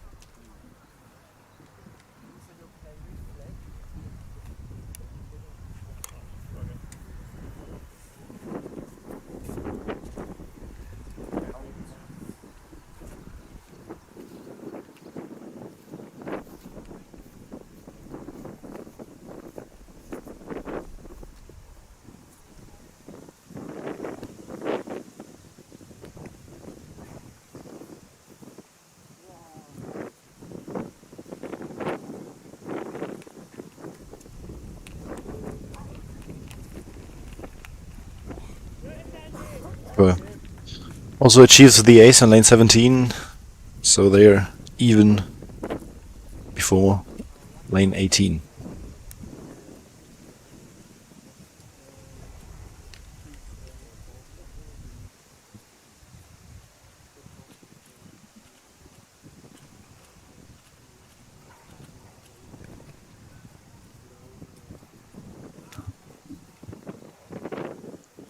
That block misses her putt.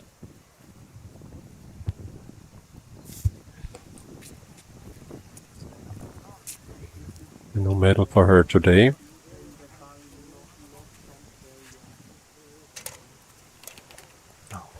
That runs short.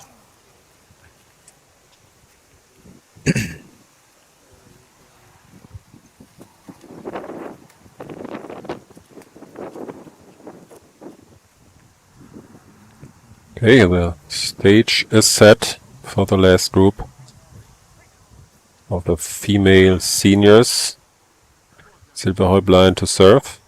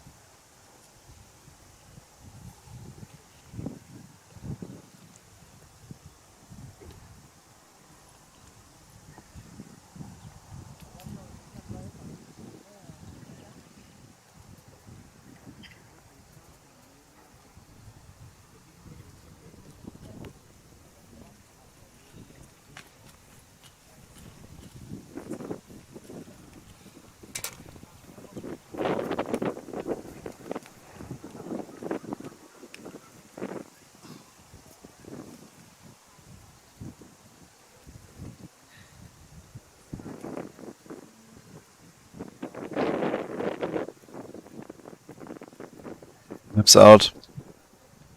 Now for the putt.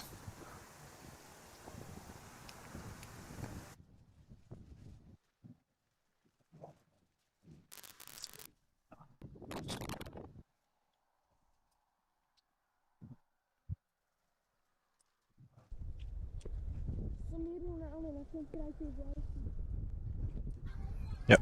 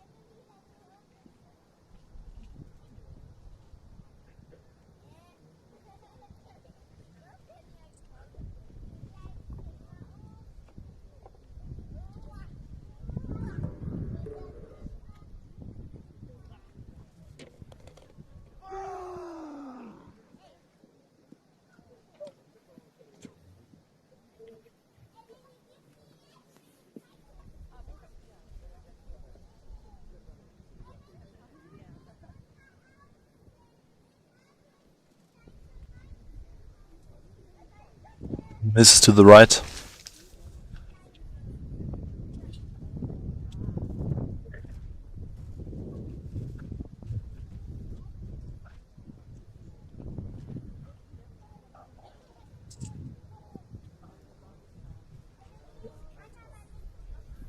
A successful putt here will give her a medal.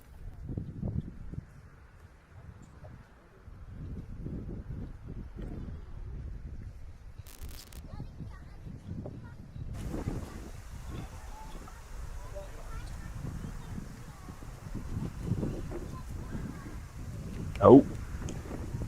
Runs short here.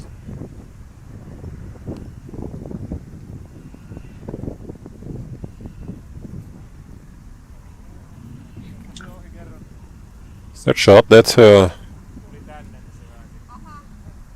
last chance to secure the medal, otherwise she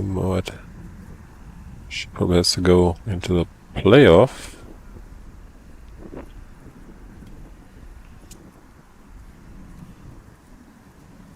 Nope. She does it. Well done, Claudia Anderegg. With that, she secures the bronze medal.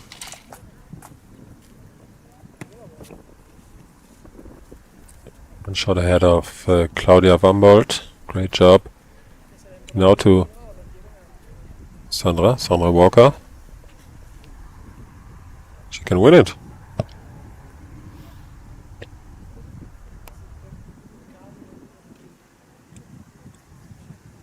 Oh. Oh, Wow. into the deep end. No, it's coming back a bit. That's unfortunate. Yeah, not a bad shot, right? A little bit too fast, maybe. Yep. She wastes no time. Putting for the sudden death playoff for the title now.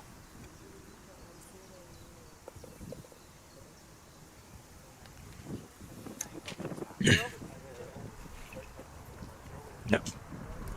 That's not enough. Unfortunate ending for Sandra Walker, but a big day for German Sylvia Häuplein. Janis? Yeah. She wins Totally. it! Congratulations, Sylvia. Great job. She finishes with 22 under par, one shot ahead of Sandra Walker of Finland. 2 shots ahead of Claudia Anderegg.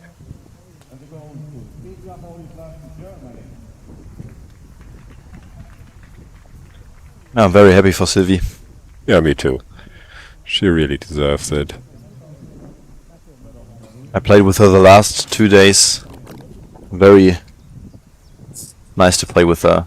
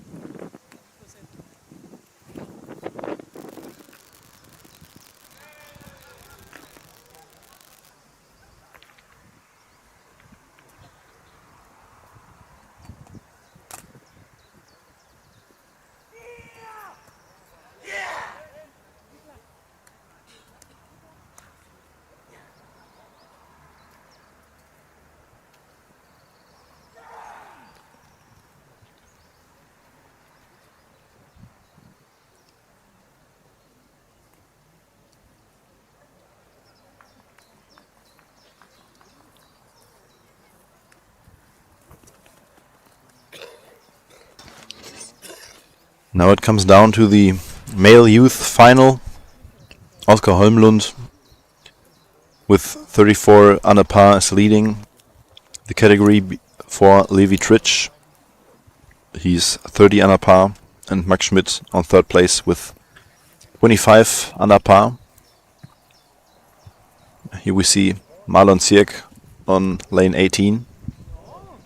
He is at the moment 3 under par, so he can, with an ace, he would have 32.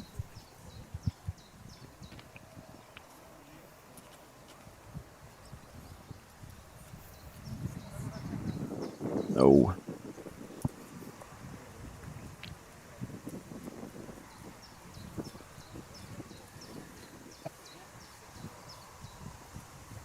Puts the ball for a 2.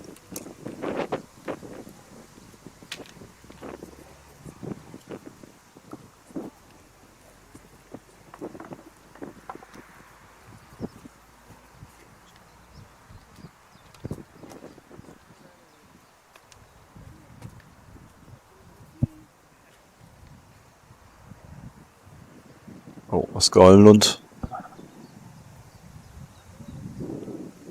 Difficult putt here, if I see that correctly.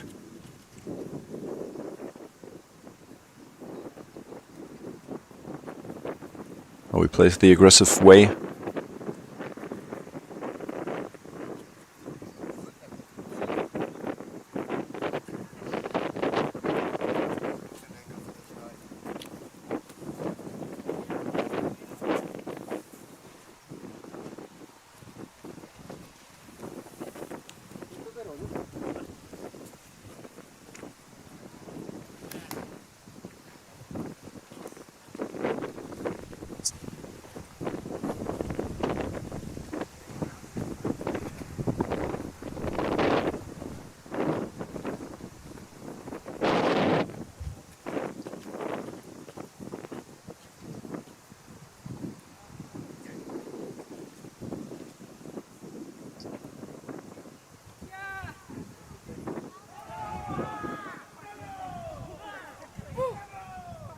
The ball for a 3 on lane 16.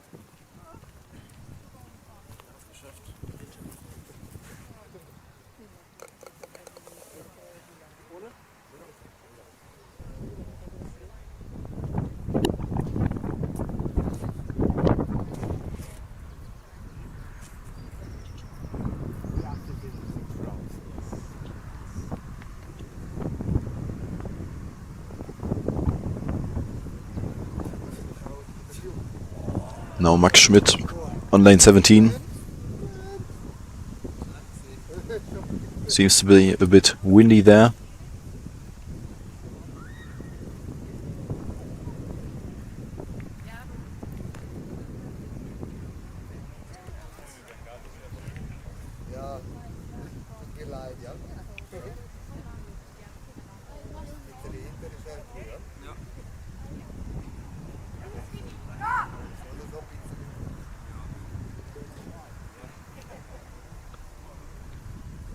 Max with the ace. Now to Levi.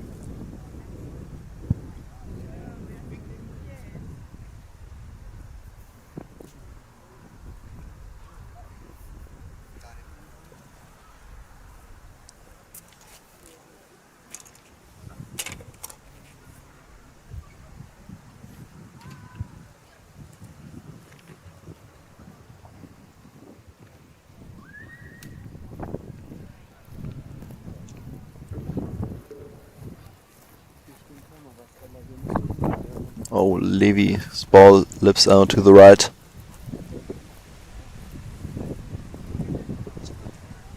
Now for a second shot.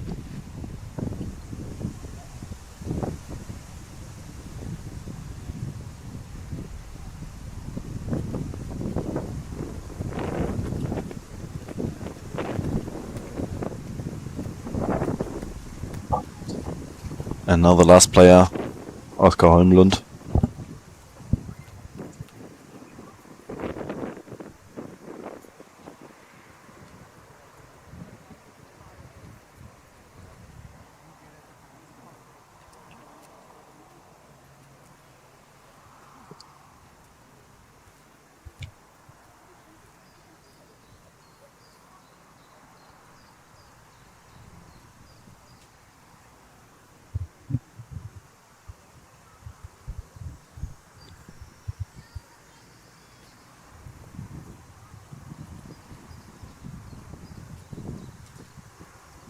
Here we see Johanna Winterhoff on lane 16. Putting. Yes. I think for a 2 here.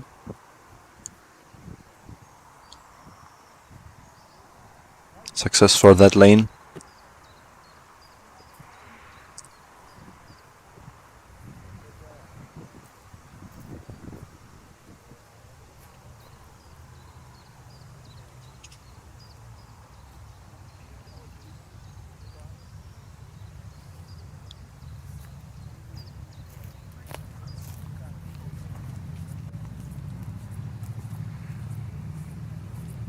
Here we see Sonja Knoll with a good first shot.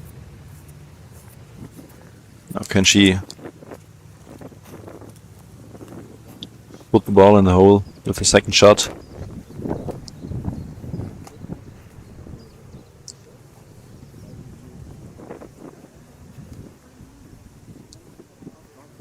Misses to the left.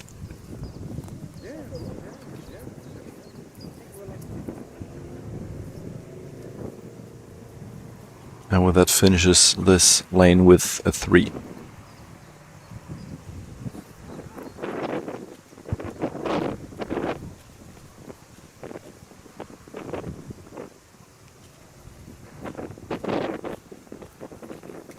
Oskar Holmlund now leads the male youth with -33 and Levi Tritsch on second with -29. So Oskar has a has 4 strokes advantage.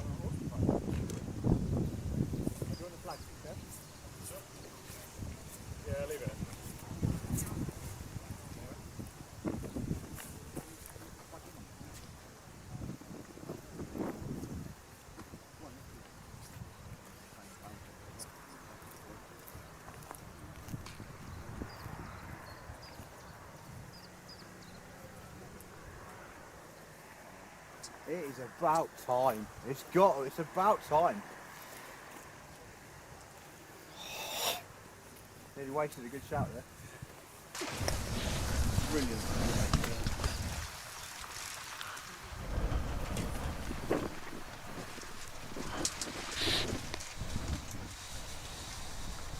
Max scores the ace.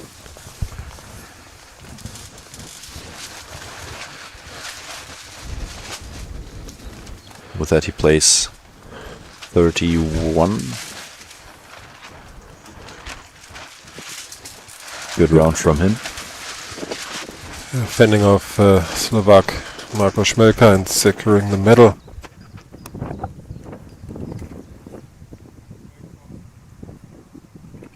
Now Levi Tritsch for the stroke for the second place.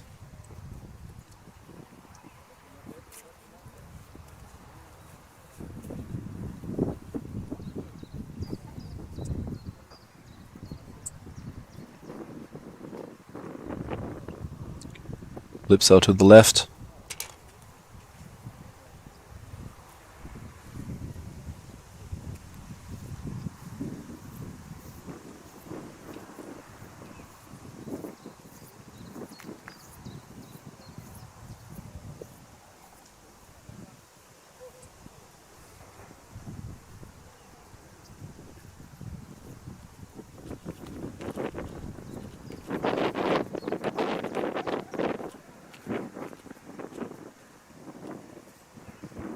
Makes the second putt, and that's the silver medal for Levi Tritsch.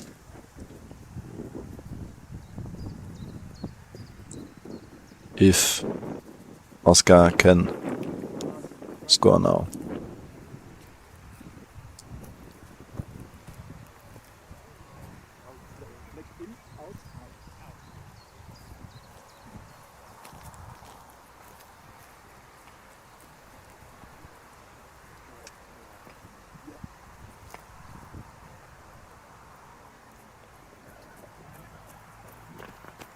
Yeah, it was good enough.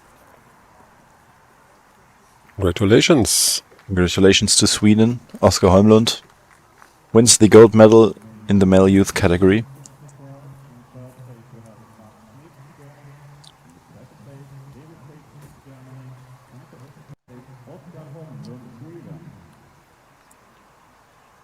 I think we will be seeing him again in the overall general category, sitting at 33 under par.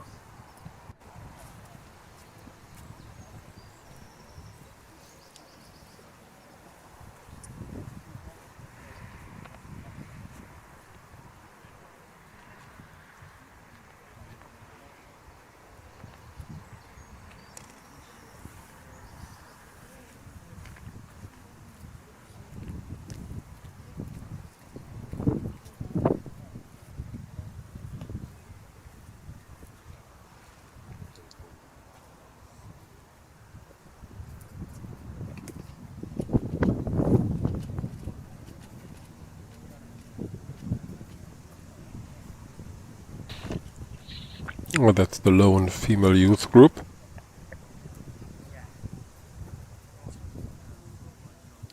We just witnessed Blanka Schmerkova finishing her day.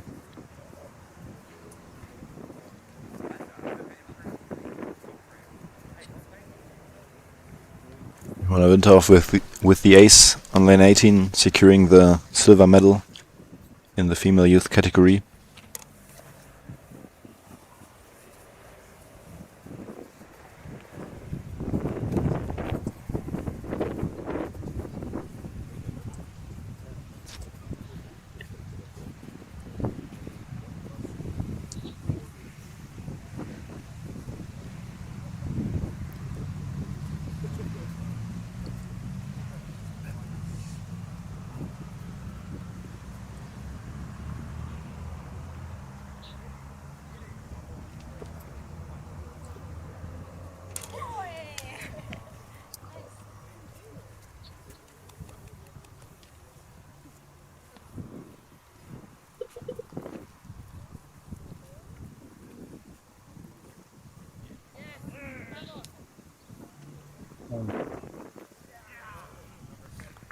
That's unfortunate. Sonia misses the putt and is now very far away of the hole.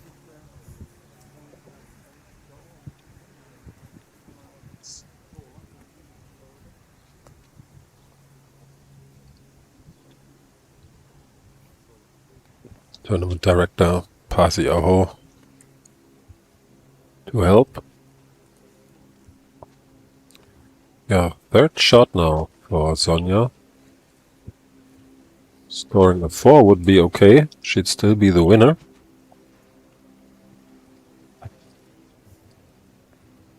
Oh.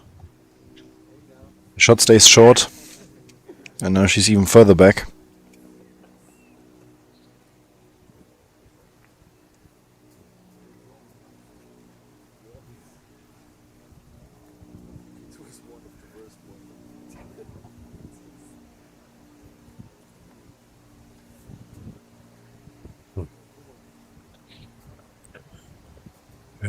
Is this even puttable, Janis? Can she see the hole? I think the black football could be in her way. Yeah, they're going right around the football. But I think it's a very, very difficult shot to make.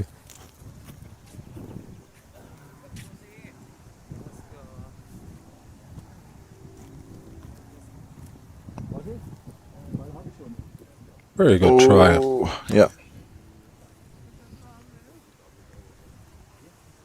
I think that's the closest one we've seen so far with this kind of putt. But now, yeah, putting for the playoff.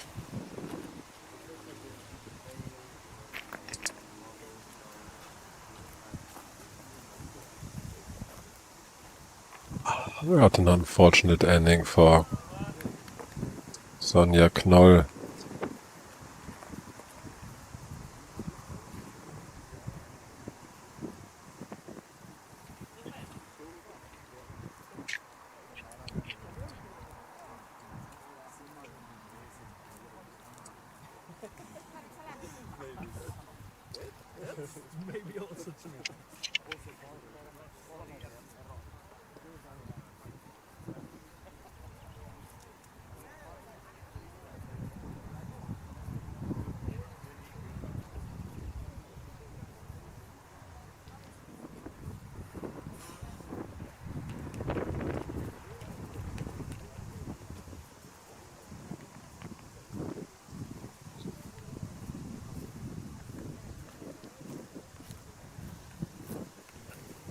The final attempt.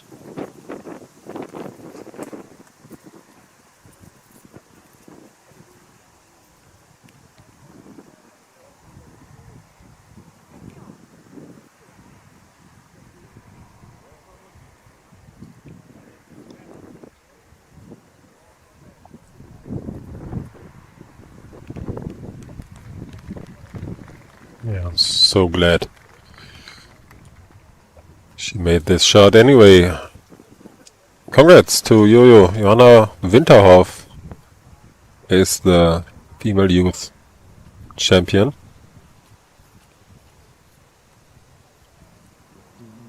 Congratulations to Sonja Knoll too, of course, and to Blanka Šmelková from Slovakia on the third place. Congratulations to every one of them.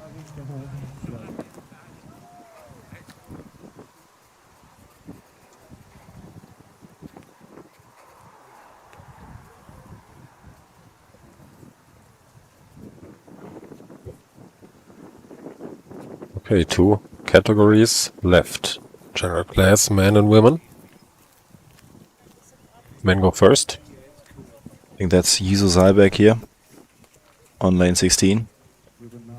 Misses the putt.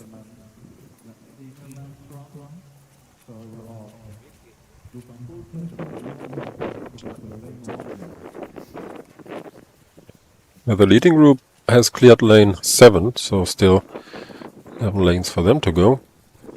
Lukas Kuchera is leading the pack, but Jesper Lindberg and Sevi Kukielka are close. As is Sebastian Heine and Daniel Moser. German. Sebastian Heine, German of course, Daniel Moser from Switzerland.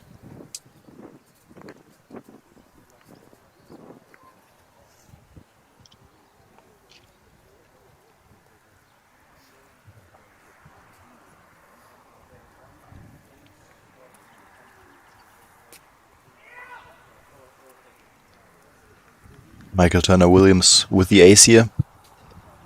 Lane 18.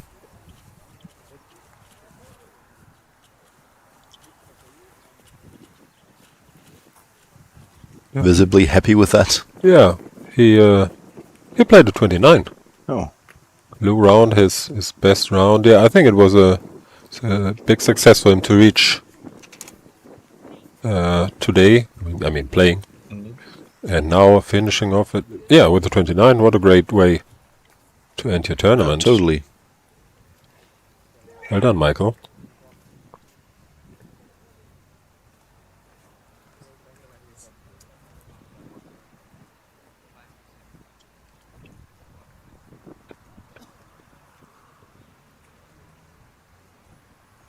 Gregerina.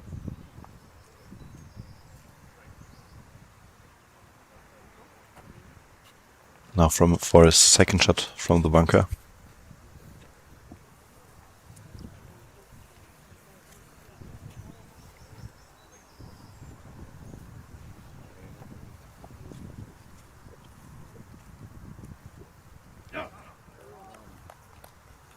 Michael Turner Williams finished with 23 under par.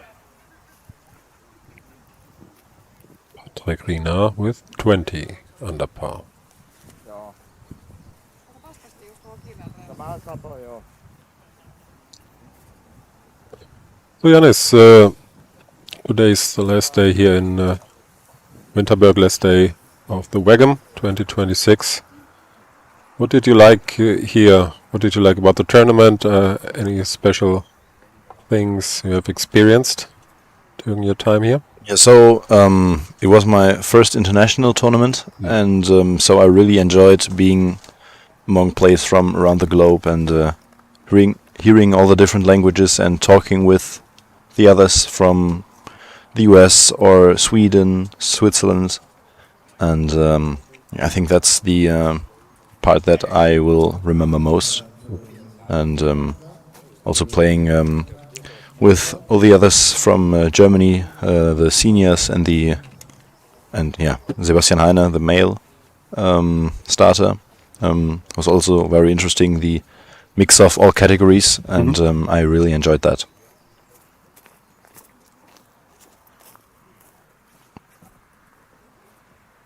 Yeah, that's quite special for you guys that are maybe not that interested in minigolf so far. Usually the tournaments, I mean the championships, Yeah. the tournaments. Championships are divided with the youth German championship, general class, seniors, so different events. Here it's all bunched together.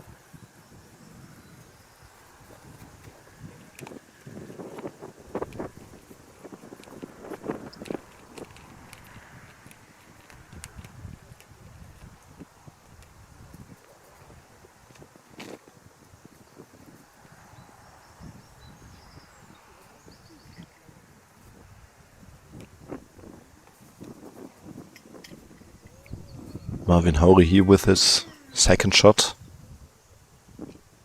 on lane 18. Misses it to the left.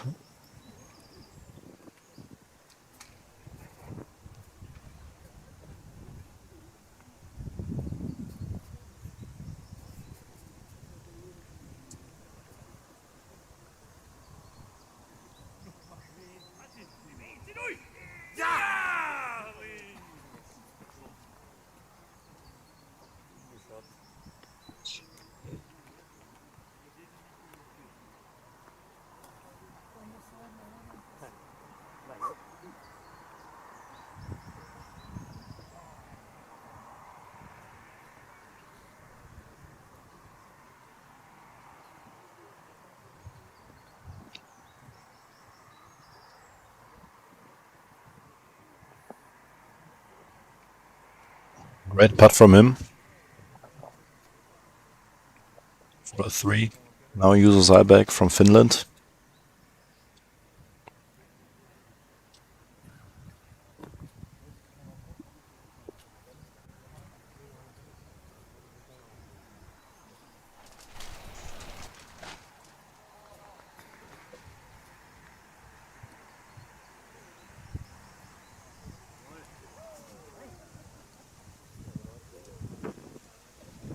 Now he misses to the left.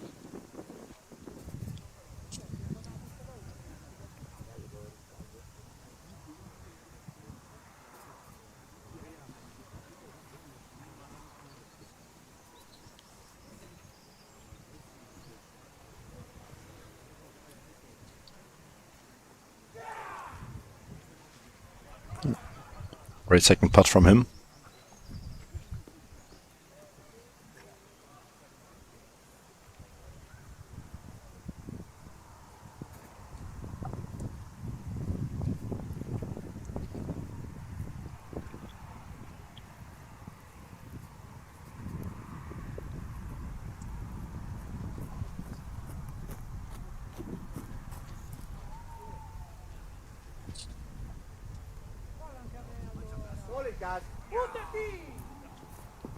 That putt, Juso Zyberg played 28. His best round through the tournament.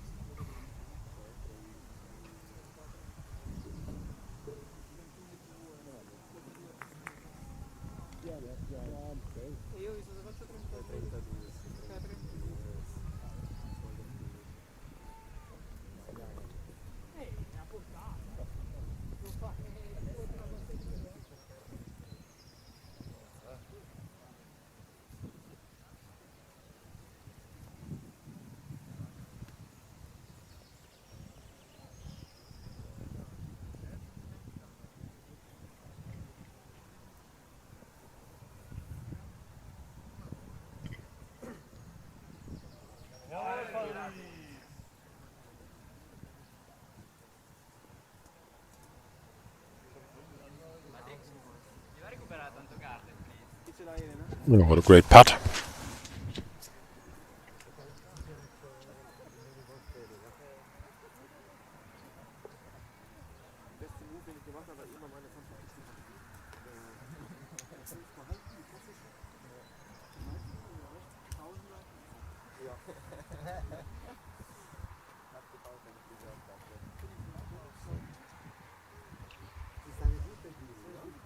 Antonio Tomaino and now Stian Goretz.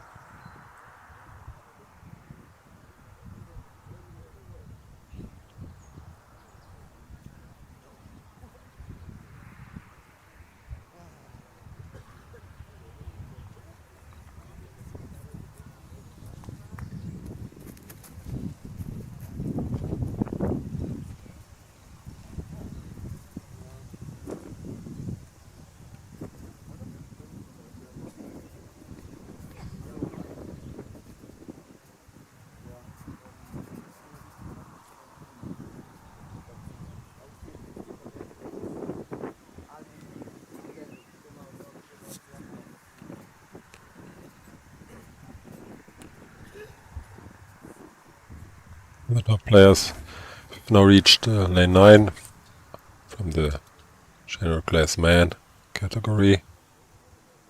Lukas Kutscher is sitting at 6 under par for today. Jesper Lindberg even 7 under par. Sergej Kukelka 4. Lukas Kutscher, the Czech player, is in the lead. But this will not be decided before lane 18, I'm sure.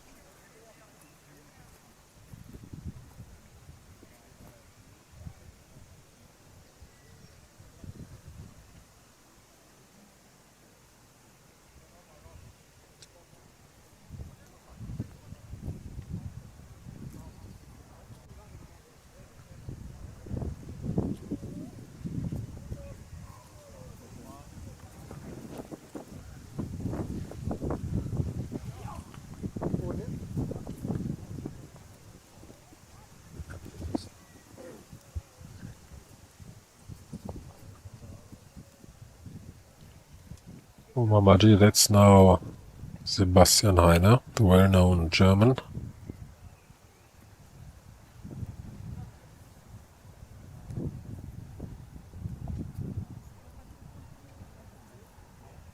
Sitting at -4.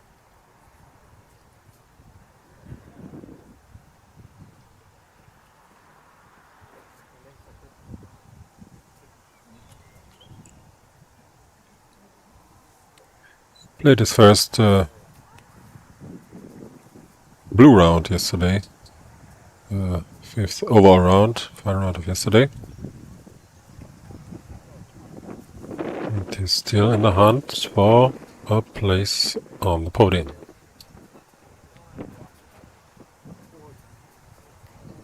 Daniel Moser missing this lane also. The other 3 leading guys playing in the last group, we'll see him soon. So far they managed to hold off the hunters, so to say. There's still a 3-stroke gap right now between them.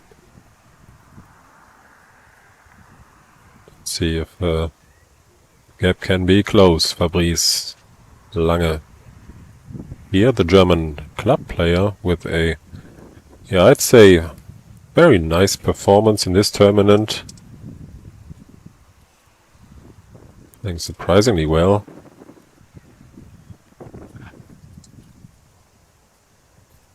Today -4, right now he is ranked 8th.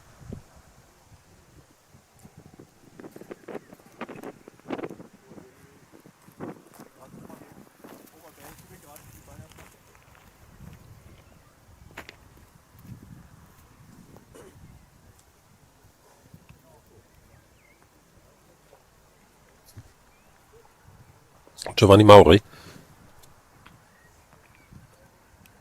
Playing from wide left here.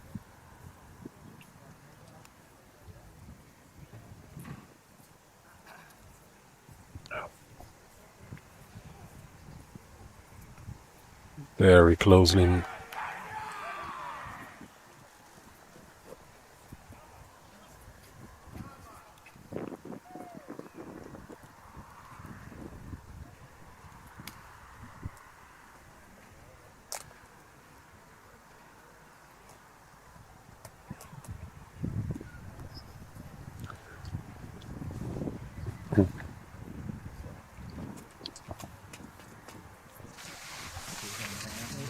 Fucking six. 10 aces.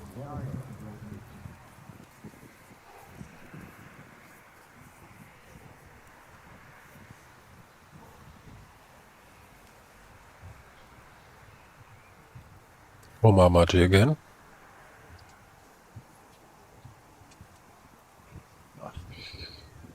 Again, unsuccessful. Yeah, like I said, the three chasing players are kind of under pressure to perform a bit better now if they want to get to the podium. The number of lanes is running out. Only 7 more to go. 6 more to go. It's time. Now Sebastian Heine.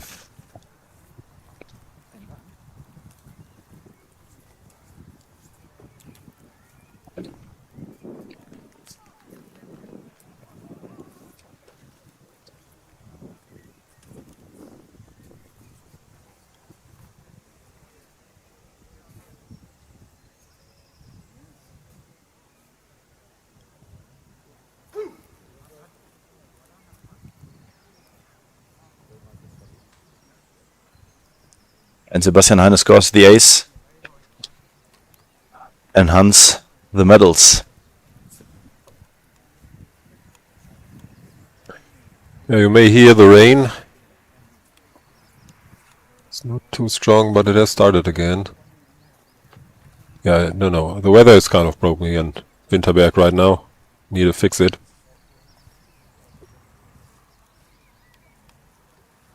Daniel Moser also with the ace. On line 12.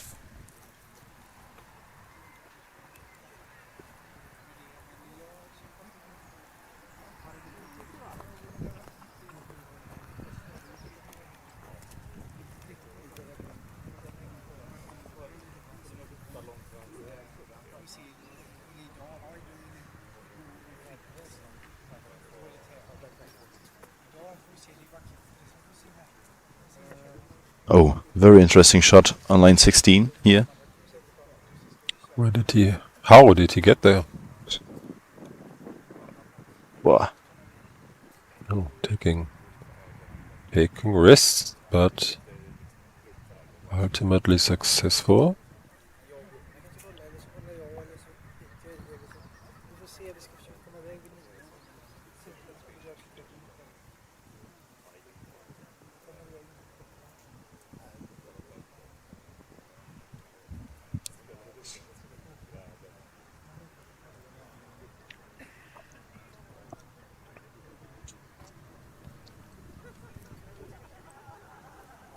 Yeah, lane 16 was the lane that yesterday ultimately destroyed the last hopes of the Swiss team to maybe overtake the Swedish team, Lars Anderegg.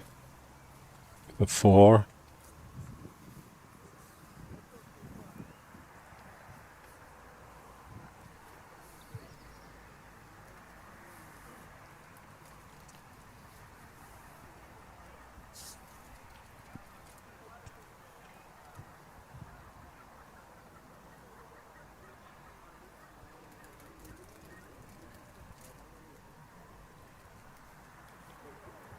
It's Gary Coombs from Great Britain.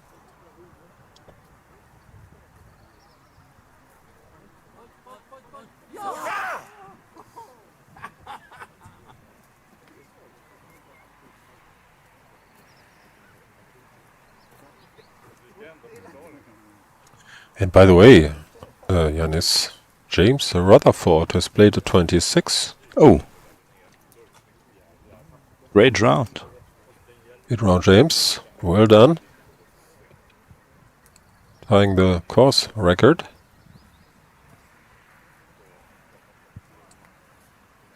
Now if we look at places 1 and 2 in the man category, we can also see that Lukas Kucera and Jesper Lindberg are also 8 under par for 11 lanes. So they are also on the hunt for the record.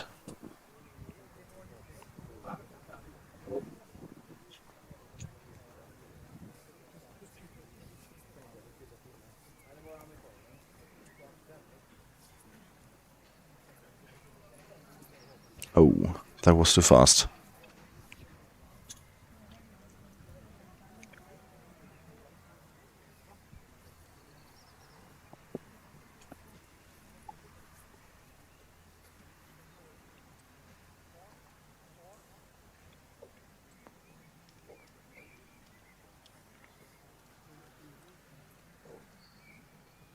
That's a very difficult shot now for him.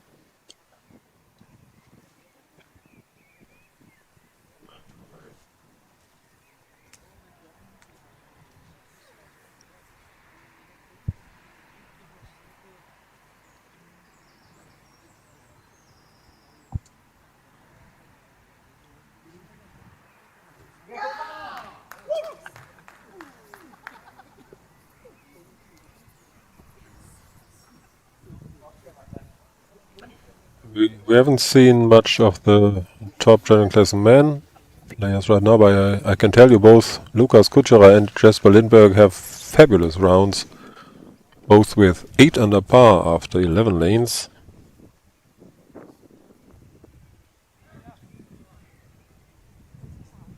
Both playing their best adventure golf now as it matters most.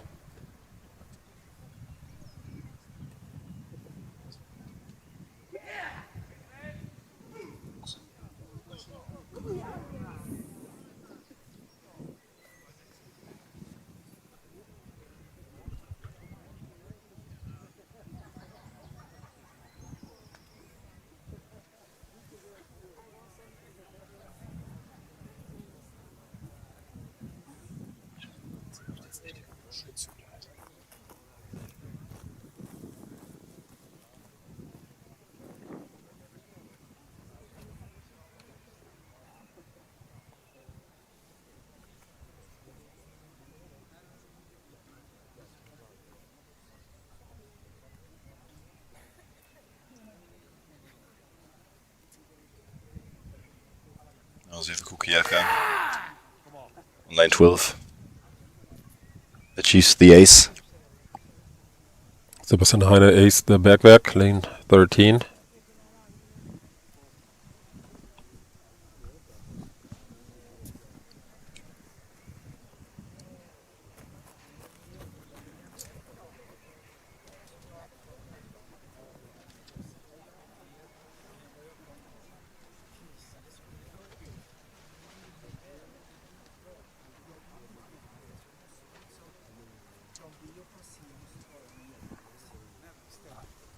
Yeah, and let's not forget those players we are following here right now. They are also right at the top of the overall general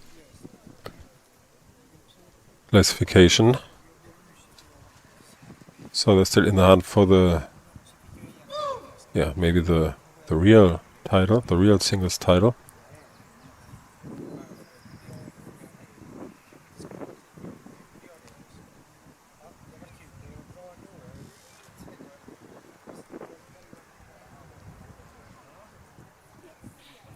Nice putt here from Elena Convinga from Italy.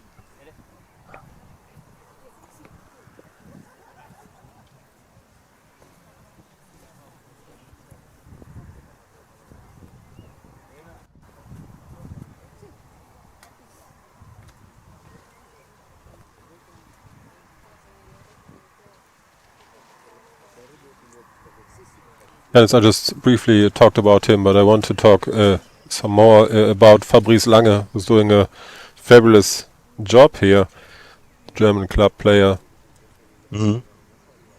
Yeah, Fabrice. He also played very, very well last year here at the GRGM, and I think he's a very, very good player. I know him from his time where he was a youth player the last years, and I think he has a great future upcoming. So a very good player, to my mind. Yeah, let's not forget he's not here with the team. He's here on his own. Yeah. That being a little more difficult, obviously, than being in a team. Yeah, we are looking forward to seeing more of him in the future.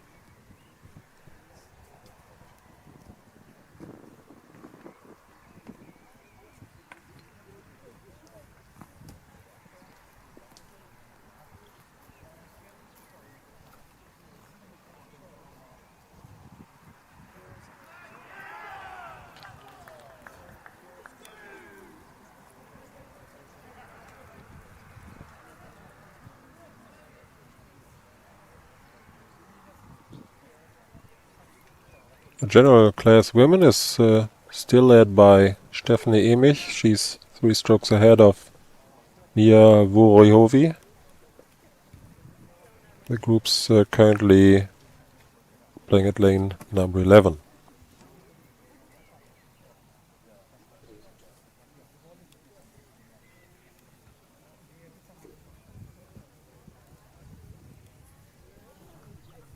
Yeah, lane number 12.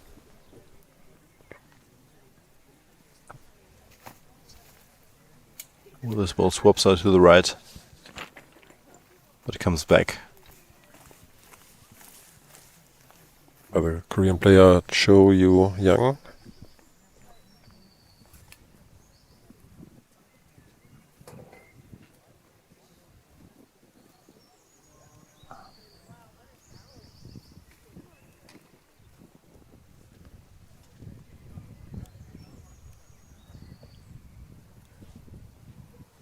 Veronica Reed, currently placed 3rd.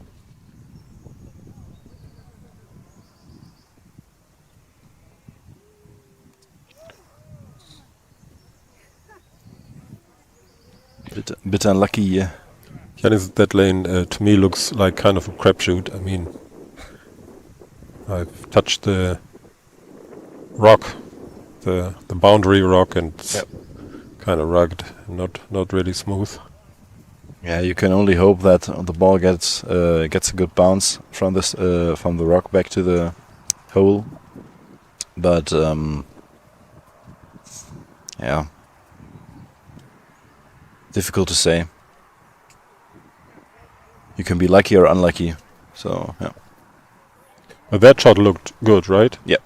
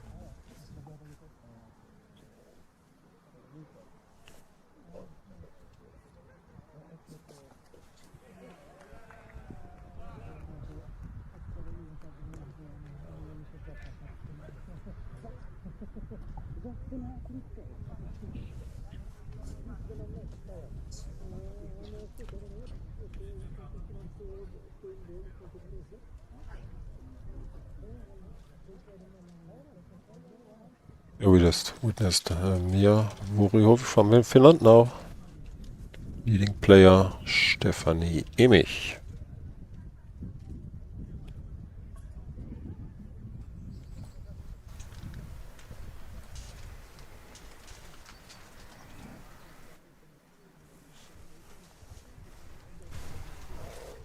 Looks good so far. Ah, runs short and left.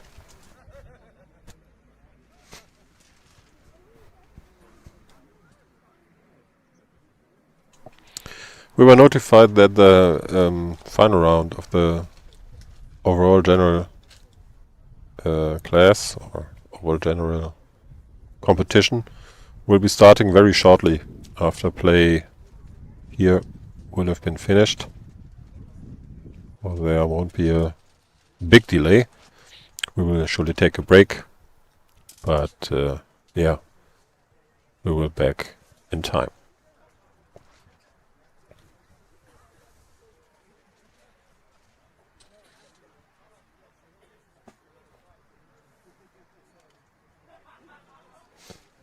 There are obviously some more holes to play.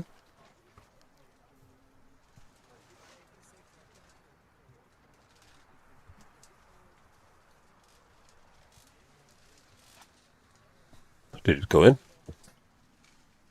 No. No.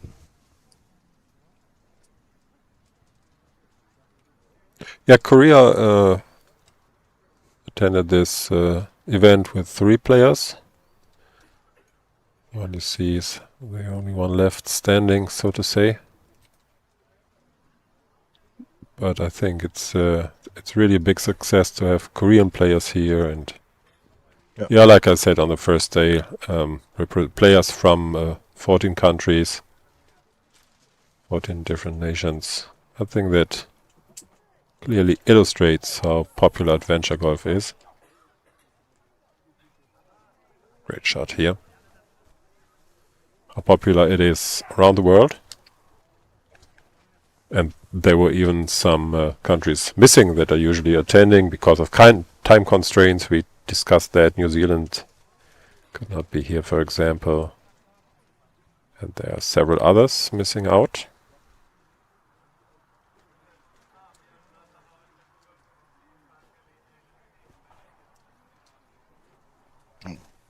Misses to the left. Now you can see Fabrice Lange here on lane 16.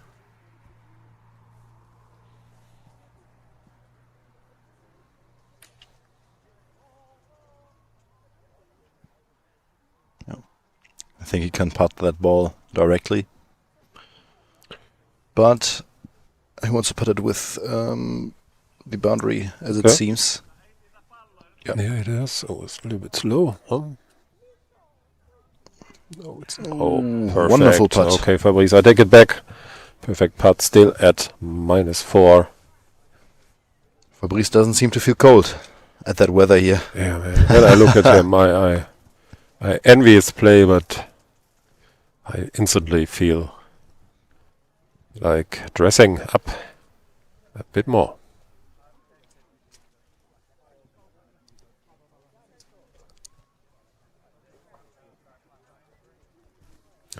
Yeah, Fabrice is on his way to the top 18. Top 18 players will play the one additional round I just talked about. He might reach it. I think he will reach it. Giovanni Mauri.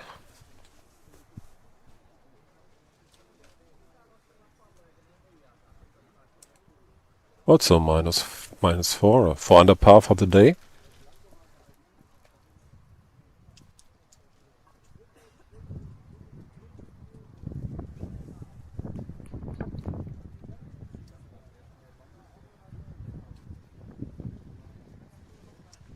It's one YouTube question from Bentox. Are those professional athletes? No, they're not.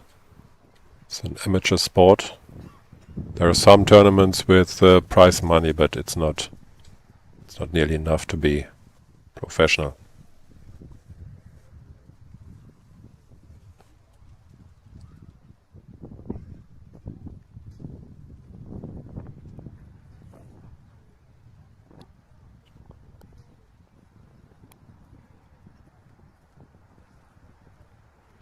Good try by Giovanni.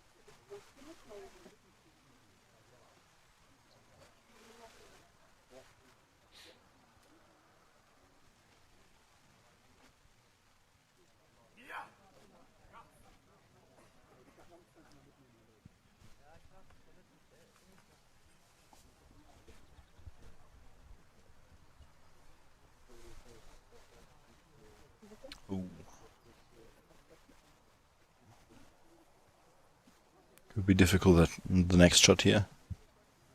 I don't think that he can reach the hole in one shot. Yeah, I don't think so either, but I mean, if you play a 3, it's not that bad. Yeah, totally.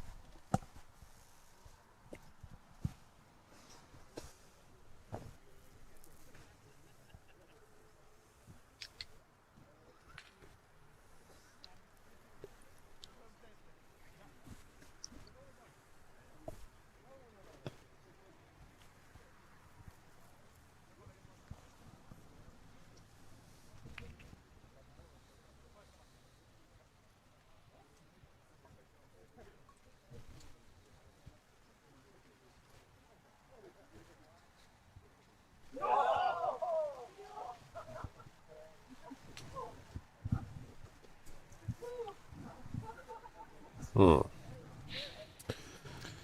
Oh, Fast. Yeah, we've seen that several times yesterday, and now putting this appears to be very difficult.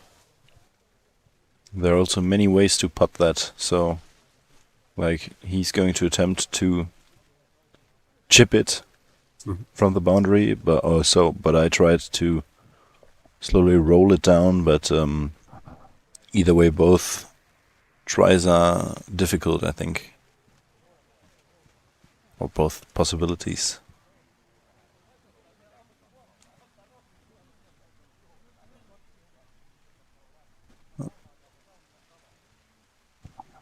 Both couldn't quite make it.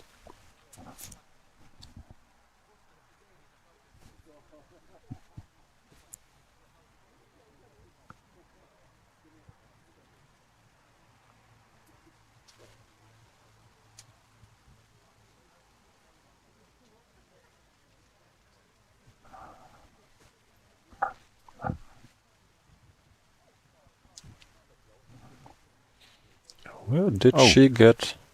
How did she get there? She either hit the obstacle, right, or the ball came back down. We'll never know.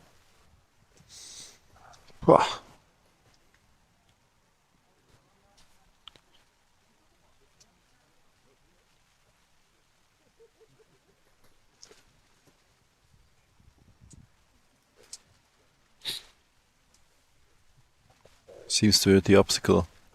She has a 3 on that lane.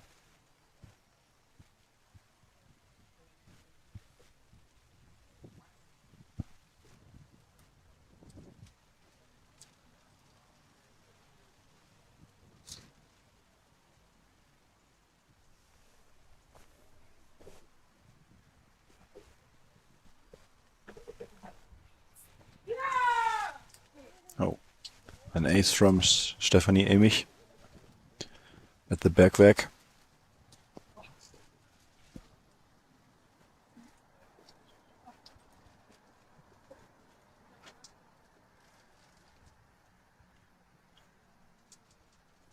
Yeah, important ace for her. Veronica Reed is playing very well. 7 under par. She was closing in.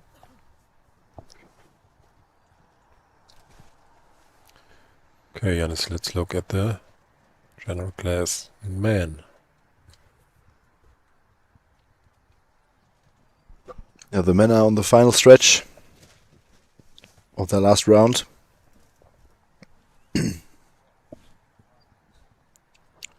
For the leading groups, only 4 lanes ahead.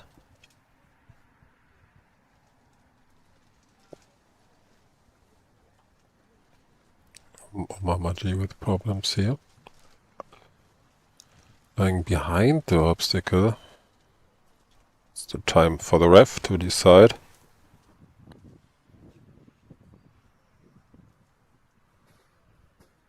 Where to put it?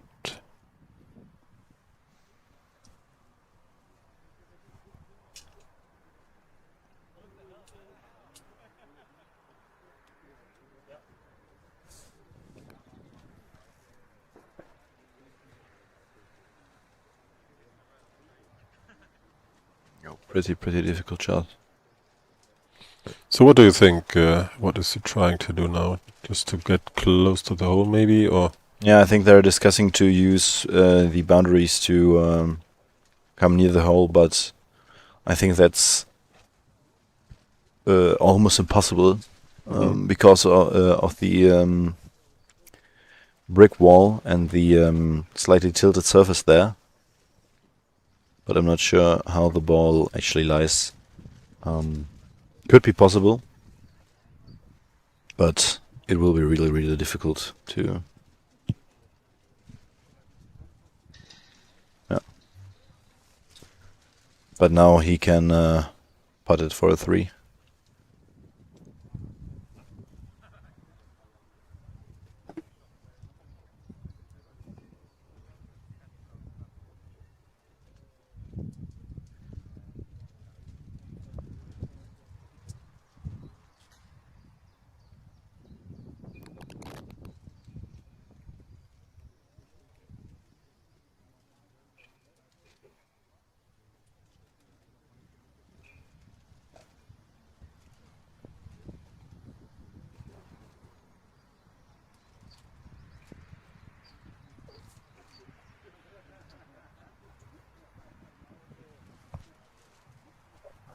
Yeah, nice putt. Sebastian Heine, still ranked 4th.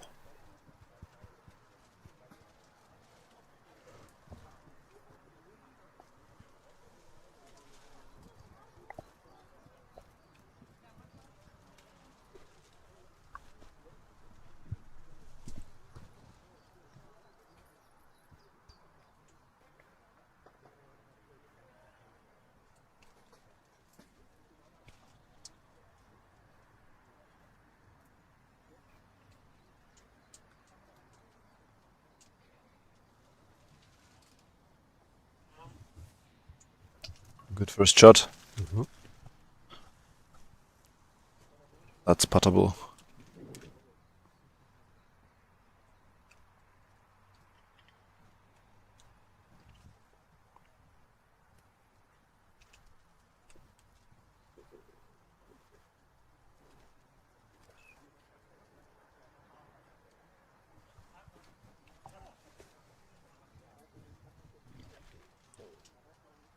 Looks good so far. Yes. Very good shot from Sebastian Heine here. A very important one too. Putting pressure on. Yeah, Sivi Kokelka is currently sitting 3rd.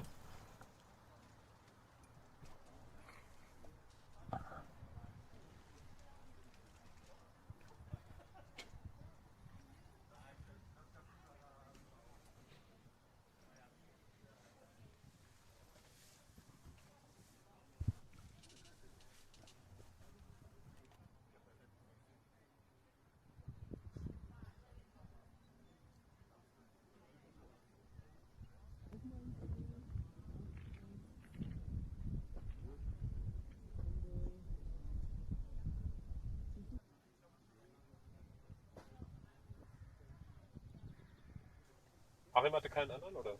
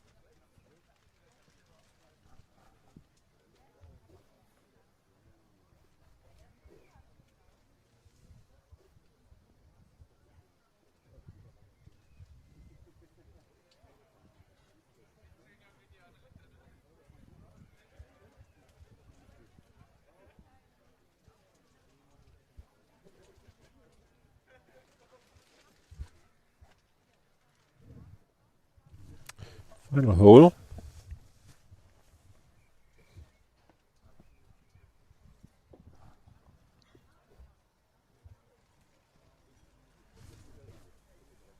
Scores the ace.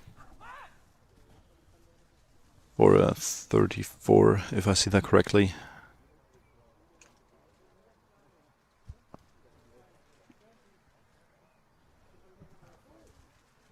Oh no, it was a Giovanni Mauri with a 31. Yep. A good finish for him, I think. It's not enough for the podium, but very respectable score, I'd say.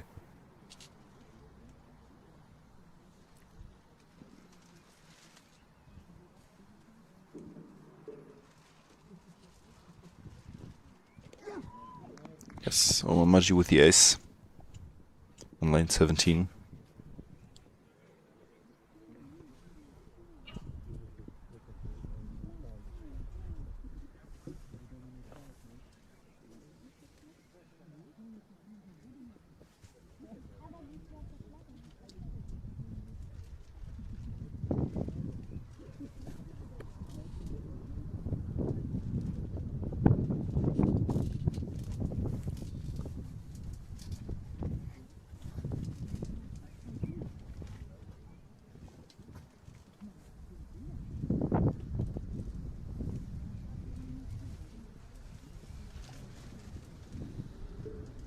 Sebastian Heine.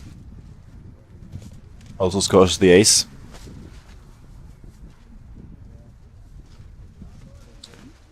Final group. The players have finished lane 15. Lukas Kutschera in the lead, 2 strokes. Behind him is Swedish player Jesper Lindberg. Sylvie Kukielka, 1 shot more. Cool. Daniel Moser. Oh, thank you very much, Maxi, for showing us. Here. Good one. That seems also puttable. Straight. Yeah. They're also trying to do a straight shot here. You know, really want to putt this to hold off Sebastian Heine.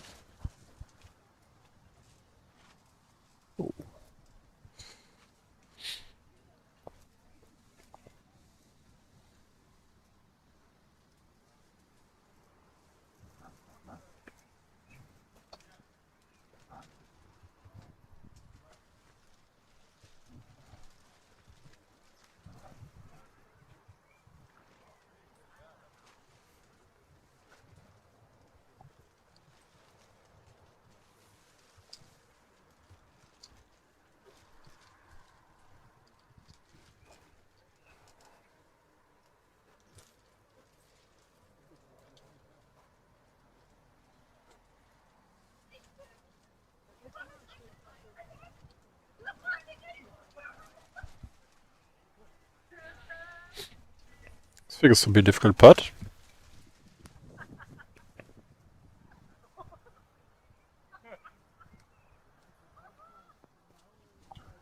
And they are decided on how to proceed.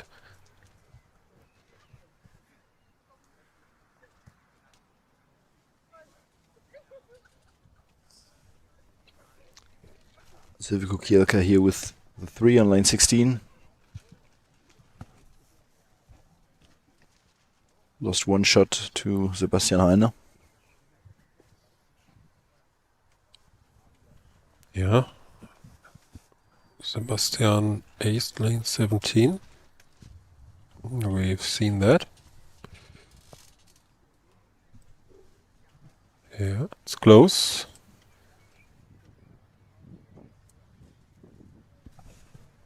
Jesper Lindberg played the 16 also with 3 strokes.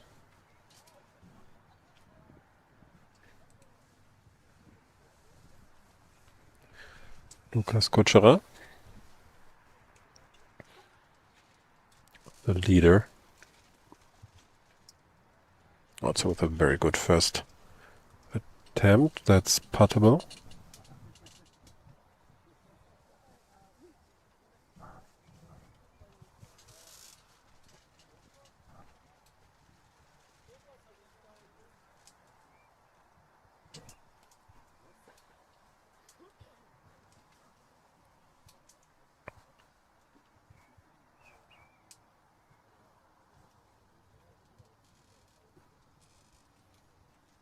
Yes. Very good.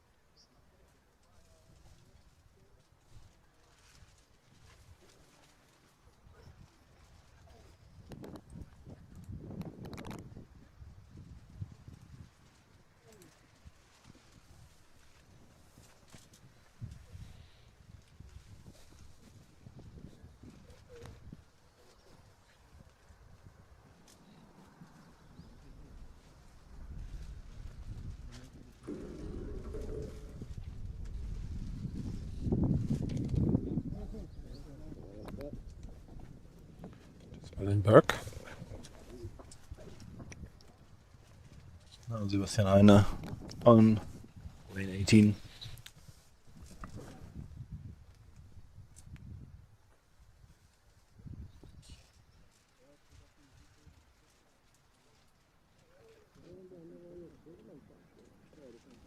Ooh. Lives Very out. technical, very unfortunate. Let's. Ay, ay, ay, ay, ay.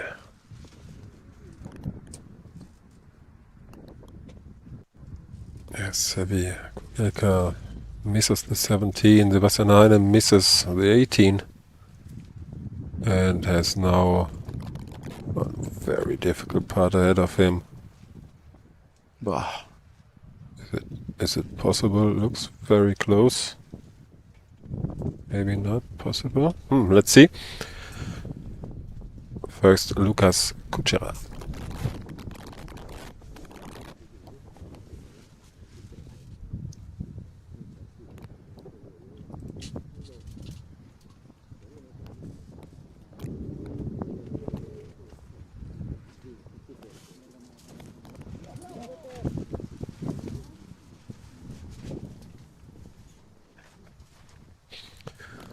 Very cool, calm and collected, the Czech player.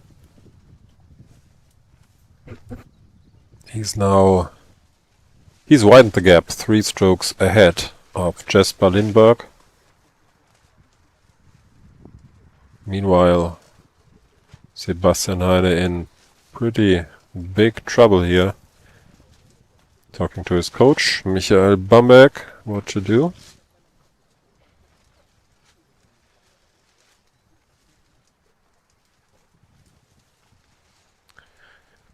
Yeah, he was tied for the third with Sevi after 17.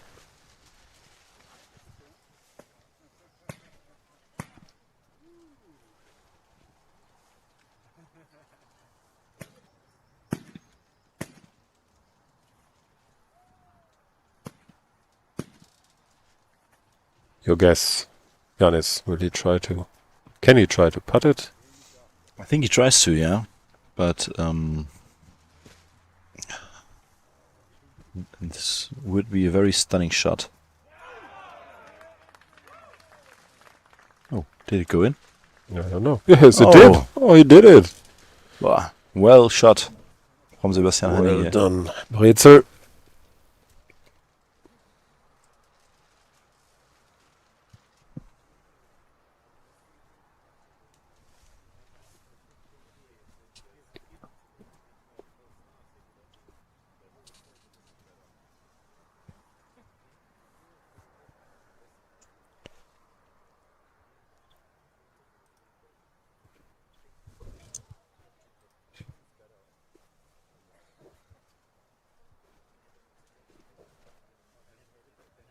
Oh.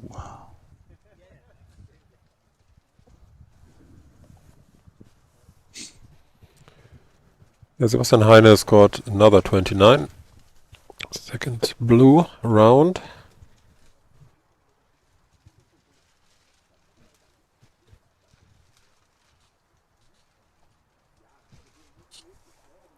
Yeah, quick look at the overall category. Right now the cutoff is at 28 under par.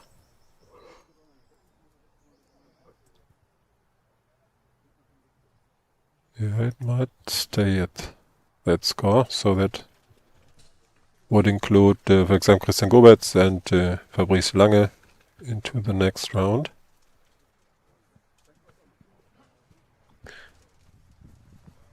But now let's focus on the final general class man group.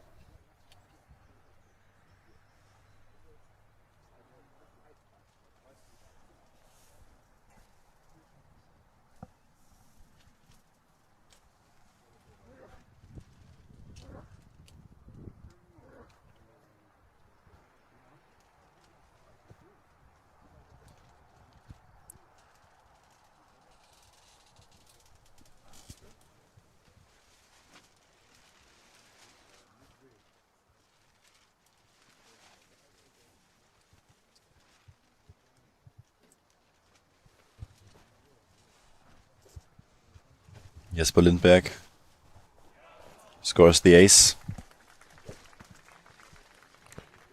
Secures a medal. Congratulations, Jesper.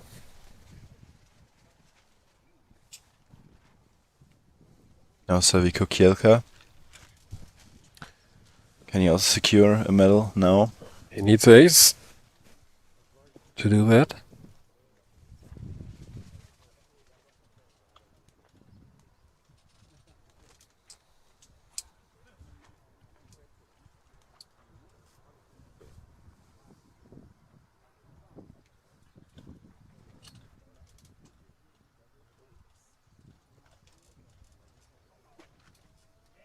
And he does Yes, it. he does Great it. shots, heavy. Congratulations. Congratulations, well done. Third place for him. Bronze medalist. Presumably. Of course, let's wait for Lucas. We've seen strange things happening on lane 18. Oh, Lucas can also play 26 now if he scores an ace.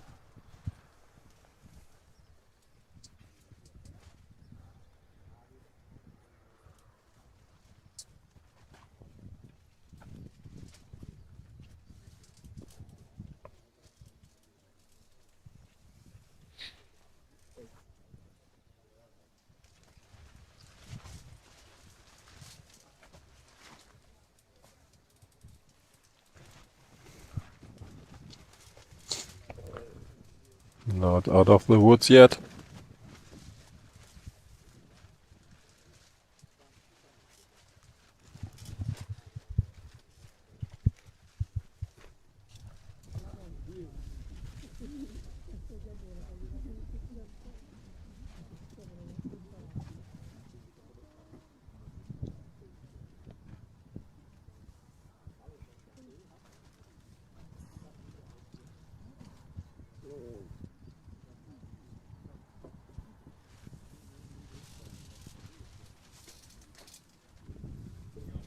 Nice second shot is. from him. Very nice. The title is the winner. Is named Lukas Kuchera, Czech Republic, with a round of 27 today. Very strong. Silver goes to Jesper Lindberg, Sweden. Bronze, Saviko Kielka. Well done, guys. And of course, let's mention Sebastian Heine, placing fourth. We'll see all those players again in a couple of minutes. And now onto the women's final round, the final lanes of that round.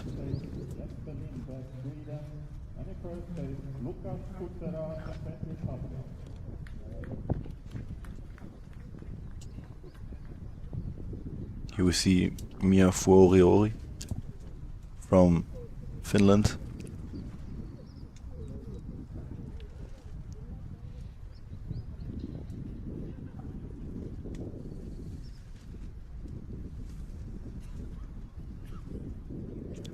tries to hit a straight shot onto the hole.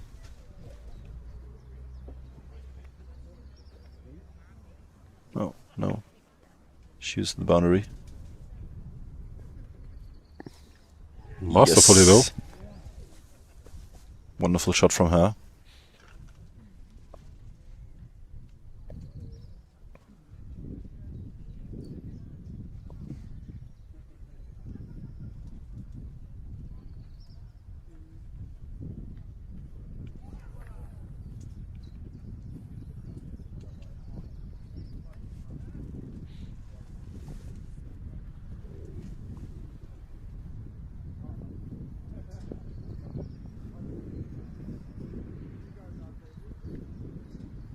Good first shot from Stefanie Emich here.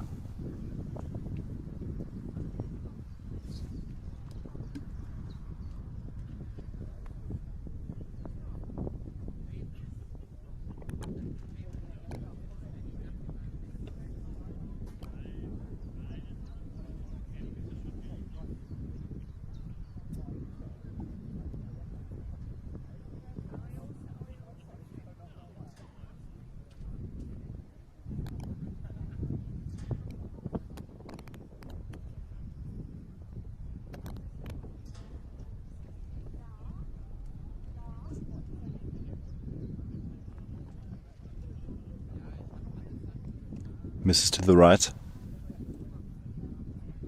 But now for an easy putt for a 3. Yeah.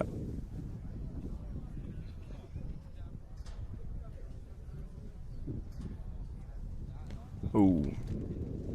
That ball is running.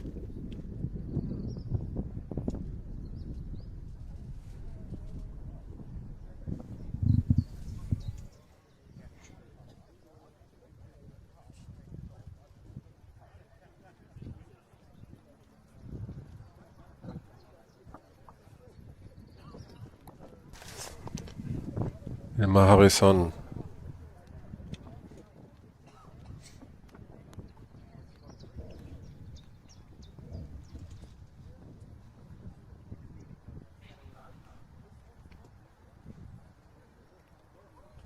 Oh, nice putt from her.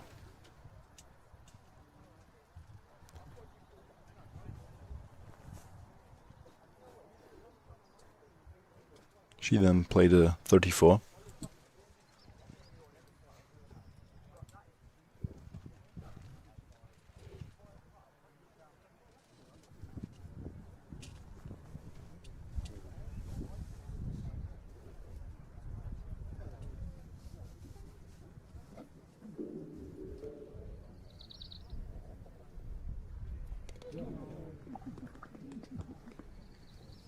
Veronica Reed here with the ace on lane 17.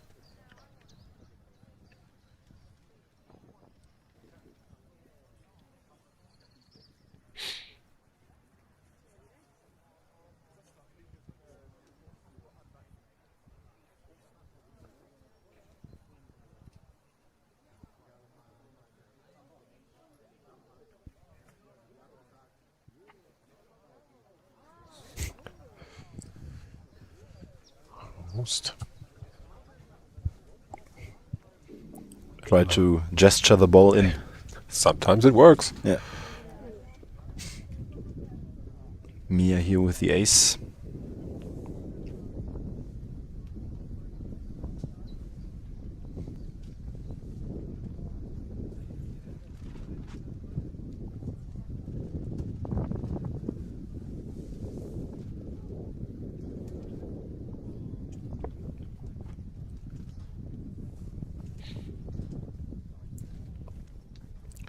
Leading Stefanie Emich.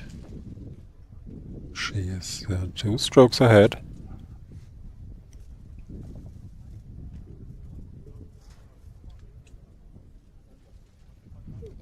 Also she scores the ace on line 17 and leads before the last lane. Yeah, 2 shots less than Veronica Reed and 3 shots less than Finnish Mia Vorihovi. Let's get to the last lane. of the first round today. Yannis, you'll be leaving us after this. Thank you very much for being here. It was a great pleasure for me. Yeah, it was very fun to me also. That's nice to hear. Thanks. We talked about this privately, that you are participating, of course, in the German Youth Championships 3 weeks from now in Ingolstadt, Germany. So good luck for that. Yeah, thank you. Have fun. Play well. I hope we'll see each other soon again.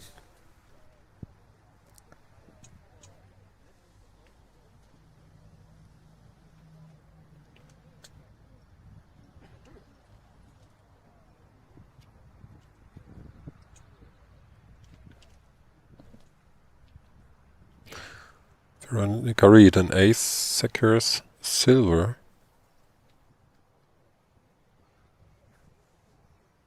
A little bit too fast, maybe.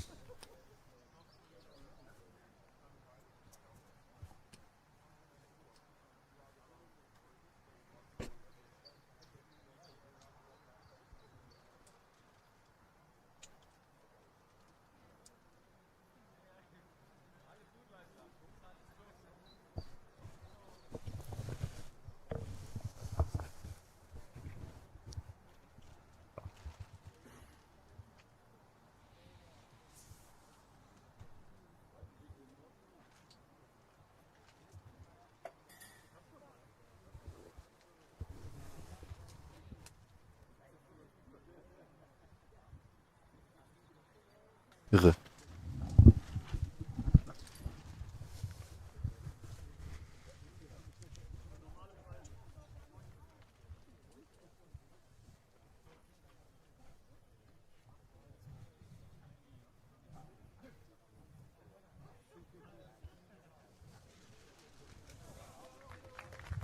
Makes a second shot.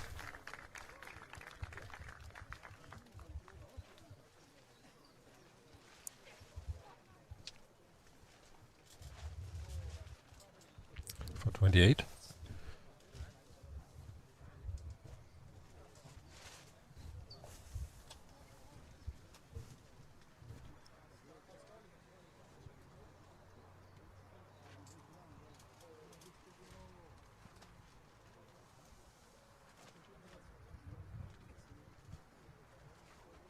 Oh. Also lives out and into the bunker.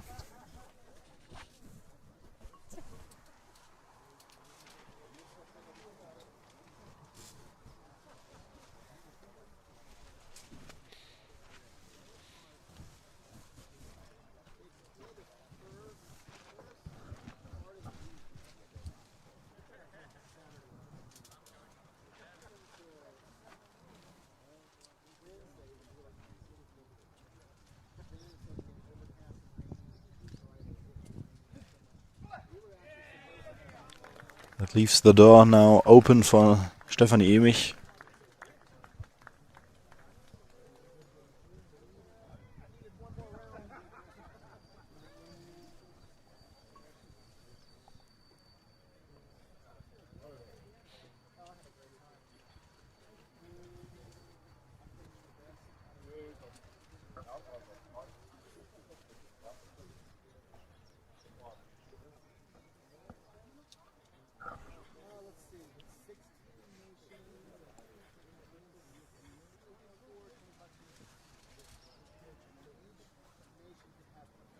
Yes. And she scores. Congratulations. Congratulations, Stefanie Emich. WAGM champion.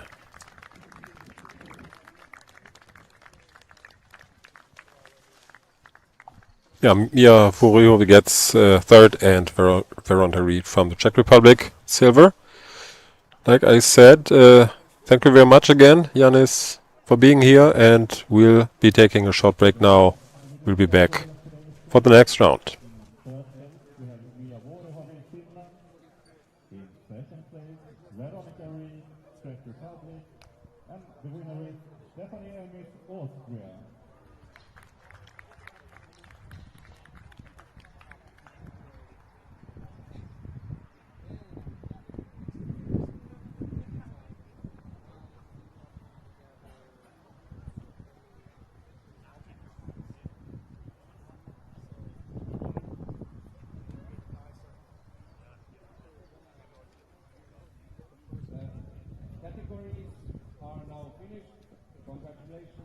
all medal winners in 6 categories. Next round is the overall final round where the top 18 players across all categories plus place scores at the cut line will qualify. The final will start at 12:15, so in approximately 15 minutes. Start 12:15. We have 22 players qualified. Starting in the leading position, Lukas Kucherov, then Jesper Lindberg, Sevi Kukielka, Sebastian Heine,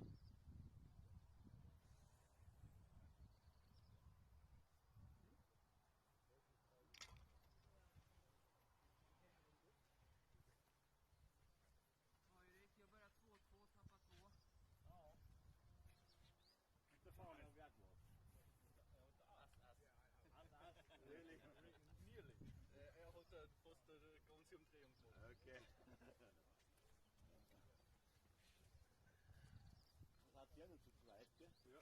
Also,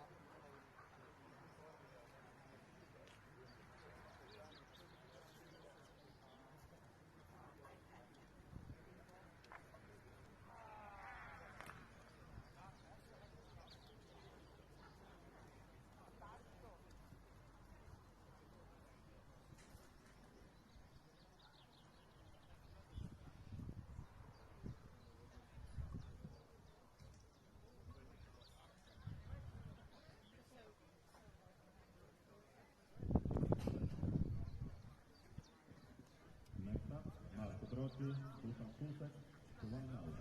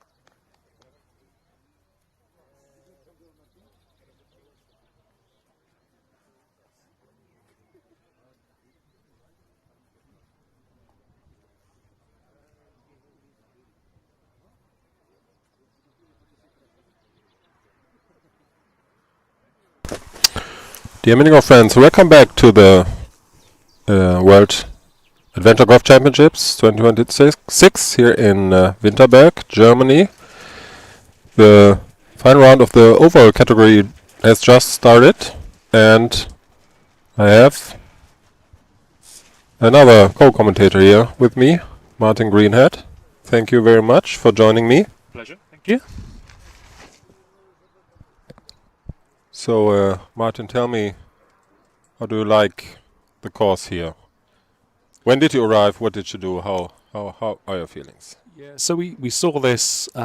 We played in the Polish Masters recently. We played. Sevi and I played in the Polish Masters, and on the way back, we came here to have a bit of a sight and to look at it. And yeah, we love the location. Yeah, it's a beautiful location in the trees. You can probably see that on the video. And the course itself.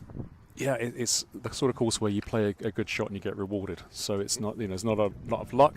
It's a very precise course. So we like that. Sevi in particular from our team loves that sort of course. That you learn the line, you play the line well, and you get rewarded. So yeah, we really warm to it. Yeah, Sevi's obviously playing really well here. Today is currently placed third, has not started this final round yet. Yeah, like I said before, 18 more lanes to go, and then the overall category will be finished. Yeah, it's gone quite quick, hasn't it? I mean, it seems like we've hardly played much. It was a shame we lost a round because of the rain, but that seems to be the way of the wagon. Sometimes we do have a bit of rain every now and then. In Austria, it was very hot, but in others we've had rain. So yeah, but the organisers I think have coped really well with getting us through this, and we'll have some good mini golf into the final round and going into the mixed pairs as well after this. So I'm really looking forward to seeing the mixed pairs. We have a British pair in there who hopefully will do well. Yeah, I've seen that. Yeah, the weather has not been kind. That's true. I mean, it is June and that's not really good. But yeah, we managed, right? Yeah, it got around really well. The play is a bit slow at times. You'd have seen on the cameras that there's a lot of hold-ups because of lane 16. Yeah. So that sort of grinds everyone to a halt. But everyone seems to be in good spirits, and it's just been really well organised. I think the owners of the course and the organisers from the German Federation have done a fantastic job here. Lane 1, this looks like it's playing a bit fast then. It's a bit tricky. I think it's very ball dependent on lane 1. Okay. We've been varying balls. We've been watching other countries for their ball choices, seeing what they've been doing. Sometimes a Wagam 23 ball, the blue one, works. Sometimes it doesn't. So we're keeping a good eye on what other teams are doing. I think one day in particular, it seemed that everyone was missing the initial channel on the left-hand side, and that was, you see, if you look at the scores, you see a number of 2s and 3s coming in. Mm-hmm. But yeah, ideally, you're getting the good ball down the channel on the left channel, and it's working well. So what we're wondering about is the white lanes seem to be much more slower than the green lanes. Do you have an explanation for this? I don't. It definitely is the case that they are. I mean, you see that one's a slow one. I mean, especially when they get wet, they are super slow. So when we had the rain on day 1, you will see people very, very short on this lane. And the idea is you go off the side, up the back, and back again, and people are very short on it. I'm not sure if it's the density of the carpet or something, but yeah, it's funny how it works. Also on lane 3, the pink carpet is super slow as well. Yeah. But yeah, so when it's slow, this one is difficult to get. So you see it's coming off the back there, and then he's made it. Is that James? Yes. Yeah, that's James Rutherford. Yeah, James had a great last round, so he told us before he had to get a 26, 27 to make it, and we sort of, we thought, yeah, that's good to aim for that. And then he hit in a 26, which was incredible to equal the course record. I think when we got here, the course record was 29. Yeah, you're right. And then gradually they've chipped away at it. I think when it first went, someone said, well, someone's going to get a 26. And yeah, I think there've been 3, maybe even 4 26s. Yeah, you're right. But yeah, I was told by several players that it's possible to play as low as 26, possibly 25 even here. Yeah. And yeah, on the first day, obviously the weather was too bad for achieving that, but as it dried up more, we had much more lower scores. I mean, I think what makes it slightly difficult is 16 is sort of a par 3, and 2 is a tough lane as well. So you have those 2 lanes which are tough. What I found amazing was that Daniel Moser yesterday got an ace on 16. I didn't see it. I heard it when the cheer went in. But we didn't have it on the stream, unfortunately. But for him to get 15, 16, 17, 18 with aces, I mean, just amazing. The skill that some of these players have got. Obviously, he's a former Wagam champion. But yeah, I mean, the thing I love about the Wagam is coming and seeing some of these top players around the world. Similar to WAG Tour and WAG Tour Final, you get the top players who come together.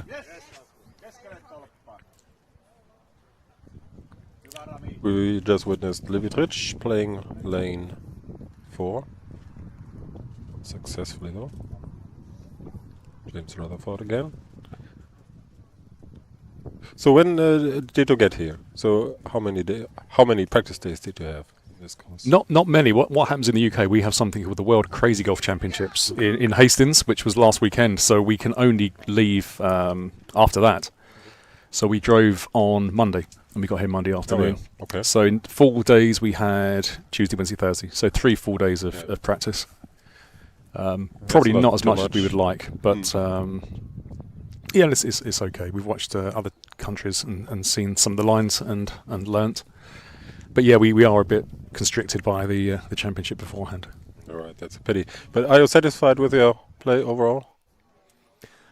Honestly, I think we've done better than I could have possibly hoped. So our ladies have done really well. So we brought 2 ladies for the first time. We've got 2 in the cut. We've got some close, people close to the cut. So yeah, we've had a good time. We normally take 8 players to the Wagams. We took 12 this time because it's the last one. But yeah, we've done very well, I think. We're fairly. I mean, it's fair to say we're a fairly small nation. So if we get anyone near podiums, we're happy. So Sevi getting a third, we're super proud of Sevi, and we're hoping he can do better in the overall in the super final.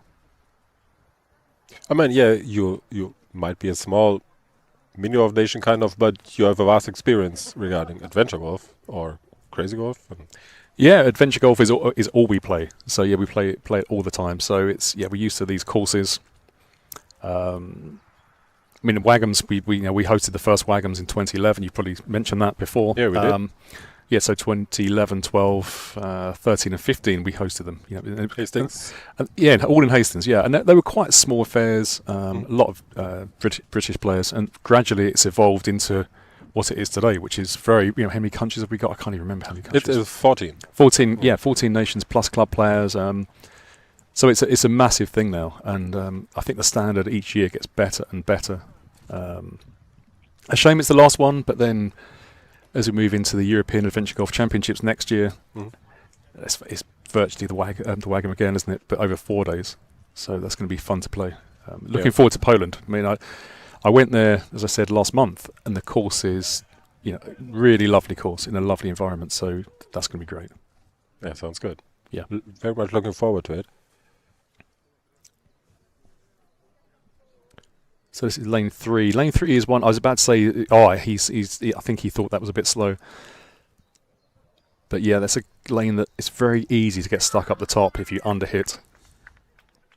So you'll see people underhit and go slightly, as we're looking on the screen here, to the right of the boot. Yeah, all in all, 22 players made the cut. It was 18 players and the one with the same amount of strokes. So now it's 22. Not everybody has started. Still 2 groups left.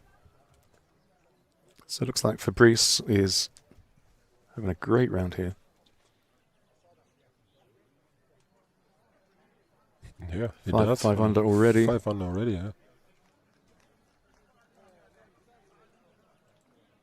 I just met him in the lunch line, and 2 minutes later he was playing. So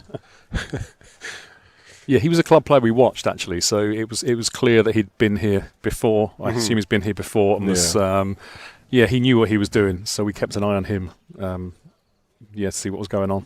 yeah, it was a good choice probably. He participated in the German Adventure Golf Masters last year, and I think he got here quite early this year for the Wagam, as far as I know. So yeah.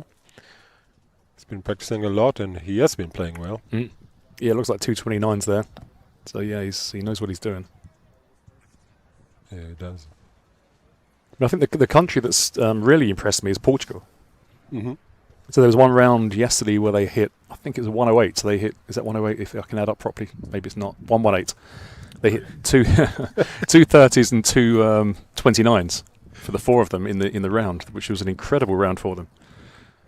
And they're feeling the cold. One of their players showed me today he's wearing 5 layers because it's 20 odd degrees in Portugal and it's only like 10 here less with wind chill. I think he should maybe consider talking to either Fabrice Lange or the Finnish coach to get to know how to survive just wearing short pants and a t-shirt. Yes, some of our players are wearing shorts today, but it is cold. If you're in the Mediterranean, it's very cold here. I think so too. Okay, so this is lane 9. I like this a lot. So you'll see some people go straight in. That's a beautiful shot. And if you miss it on the right there, you've got a chance of going in the back door, coming back down the slope. But you're going for the direct shot, and the rebound is kind of an additional. Yeah, you'll see people give it a bit extra. So I'm not sure is that Gunnar. So Gunnar will give it a bit extra here. I go dead weight, so I'm not really going for it, and you do get a second chance if you give it a bit more power, but then you've got a chance of lip outs. So again, that's perfectly dead weighted. Yeah, he wasn't worried about the coming from the back there. He knew what he was doing there. It's a nice one to ace. I would say the top players would expect to get this one. Let's have a look at the lane statistics. Where is it? Here it is, lane number 9. Yeah, nearly 300 aces against 380 twos. 13 threes, yeah. It's pretty much aceable. Average of 1.5 5-9. One of the easier lanes. Yeah, it's not one of those lanes where you come to it and you've got a bit of fear in your head, like some, especially the white lanes. This is one where you're thinking, right, I know the line, I know the pace. Let's go for it. And you do have, there's a bit of overhit. You could go past it. Mhm. But, yeah, I'm sure these three guys coming up here will be fine.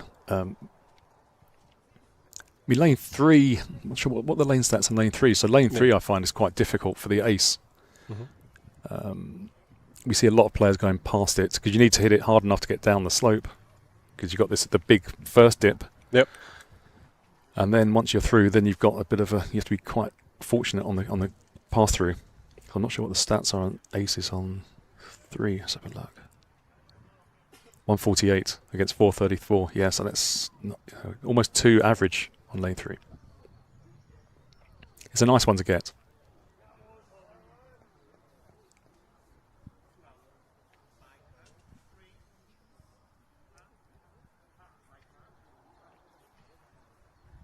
So he's nicely over. There we go, yeah. Super proud with that one. Nice putt.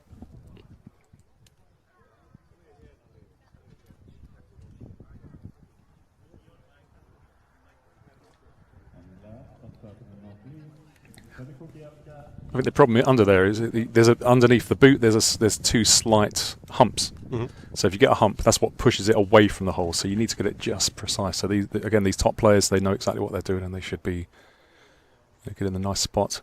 We aim for between the 2 birds. You'll see the birds on the boot. That's our aim point. So we start where they start and then aim towards the birds or the boot laces. You can also see there. And then it swings in nicely into the hole. Markus Jansen trying to hit the birds. Maybe. You see, it hit the hump there on the left as he was coming through, and it's pushed it out. Mm.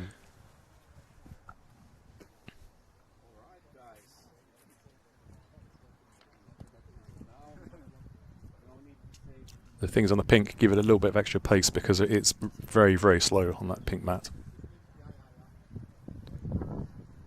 Another thing I like about this course is the landscaping. So the things they have around it. So you see the boar here on the right-hand side. There are all sorts of things from the alpine regions. There are bobsleighs and there are ski lifts and things. They've really made the course look great. As a member of the public, it must be good to come here and play it. I think so too. It's really mostly regional stuff they put. It's good, right? Yeah, that's good advice. Yeah, one thing I've learnt playing mini golf is always take waterproof trousers. That's it. And a jacket. Always a jacket, yeah. So this is Christian, I think, is it? I think so. I'm not quite sure. Yeah, it is Christian Govetz, Austrian player. So this one is a great chance of an ace. It's going to hit towards the rock and it will flow down nicely. You'll know straight away if it's going in. Unfortunately. So missing on the left, so he's probably gone a bit soft. He hasn't caught the bank on the rock, just to the side of the rock. I think he'd be slightly disappointed not getting that ace. What is he doing? Oh yeah, 3 under par right now.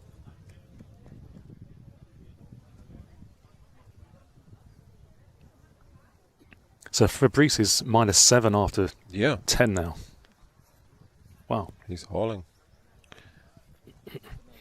And the next run he's got, so 11 through to 14, he's got some excellent ace chances. So that you'd hope he would be in -9 by as he goes into 15. So we'll keep an eye on his scores. Yeah, we will. I mean, I think his feat is even bigger considering that he's here on his own, not part of a team. Yeah. Like most other German players. I mean, we have some German club players here. He's not the only one, but he's by far the best. And yeah, it's very impressive. Yeah, 'cause you don't get the coaching team, of course. Right. So you're on your own. You have to learn your own putts. I mean, sometimes I think we rely a bit too much on the coaches. So you call them over for a 2-foot putt. You've seen it. I'm sure you've seen it on the commentary. That there's a 2-foot putt, 1-foot putt. Coach Sometimes come over. you see it, yeah. you know, if you're in practice, you're just going to bang those centre cup and not worry about it too much. But I suppose it means so much to these players. They don't want to miss an easy putt. And there are some putts which are 1 to 2 feet or so in centimetres, 30, 40 centimetres. And they do change, they go very much left to right. So they just want to make sure that they know what they're doing. And I think that's one thing we found, that we've not had a had of time to map. We've had 2 coaches mapping, but in 3 days, with so many people on the course, it is difficult to do that. Several German players told me it's quite difficult to putt here. Not having that much experience on adventure golf, so they were kind of surprised of how important it is to putt well and to put the ball at least near the cup. Yeah. To have an easy cup and an easy putt. I mean, Eric there has hit it hard, and he's probably not been there too many times. He'd expect to be close to the hole. Straight away, his notes are coming out. Right. So we had several discussions about, let's say, putting philosophy. What do you prefer, putting the length, exact length to the hole, or do you prefer to putt faster? Or does it depend on the situation or on the lane? So in the last few years, I've spent a lot of time practicing with Sevi. And Sevi's philosophy is bang it hard, middle of the cup. Okay. And every now, and I've changed to that. Every now and then you'll miss one and you'll go past. But I find 95 times out of 100 is the right thing to do. If you're not unsure, you hit it hard at the middle of the cup. Okay. And it goes in. So that's my philosophy. Some holes on this course, it's better to dead weight it. So on 15, for example, if you're over to the right, you dead weight it, and it slips in usually on the left if you're a bit off. But yeah, generally I like it just what we call gunning it in the UK, gunning it centre. Gunning it. And and that's what we're trying to get people to do, because if you trickle it, you take all the breaks and it's just it meanders around a bit. So yeah, just hit it firm and hard. Sevi's favourite ball is a big clicker. And because that is so heavy, he's very confident in what he can do with that into the middle of the cup. I do find it difficult with the flags in, actually. So if you get slightly off and you hit the flag, I think it's not as easy to do that. So you take the flags out? Well, on some of these holes you want them to be in so you get a chance of hitting the flag on the way through. But the rule here is, as you may have said on the commentary, is if you tee off with the flag in, you can't then take it out for your second putt. Oh no, we did not say that. I did not know that. Yeah, so that's the rule. So once the flag is in, the flag is in. Oh, so you can take it out? You cannot take it out on your second putt. All right. No. Thank you for... So it makes it so you have to sort of have that in your head as well, that okay, it's good to have it. So I would have this out, for example, coming through, because I don't want to hit the flag and have it go off and sideways. You'll see the previous player had it out. This person's got it in.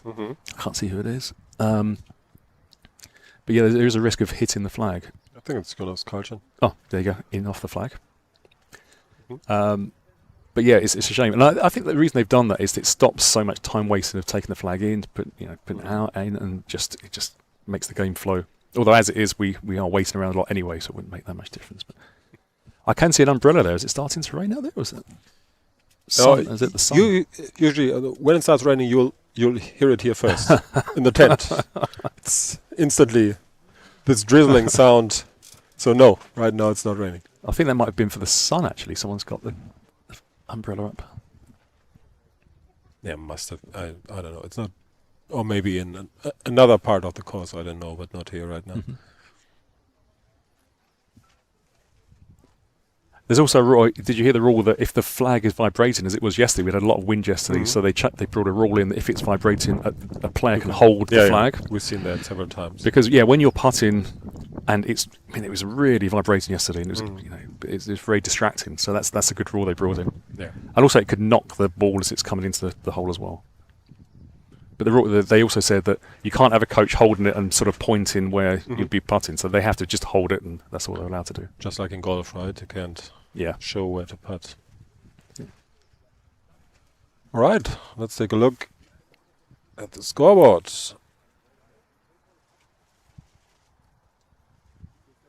Oh. Yeah, everybody's playing right now. Even the top players, Lukas Kutsala and Jesper Lindberg. have started already. Let's start for Sebastian Heine, 1 over par after 4 lanes. But yeah, look at Fabrice Lange and James. James Rutherford again. Right at it. Gunning. 6 under par. I mean, James seemed to relax right into the yesterday. So I think he had a disappointing start with his 38. Yeah. And, you know, we were just talking to each other because I had a bad few rounds. And he said, right, I'm just going to go for it now. And you can see, you know, 331 to 30 and 26. He jumped from the bottom of the pack right up to the top, and now potentially challenging for a podium. So that's just an incredible performance from him.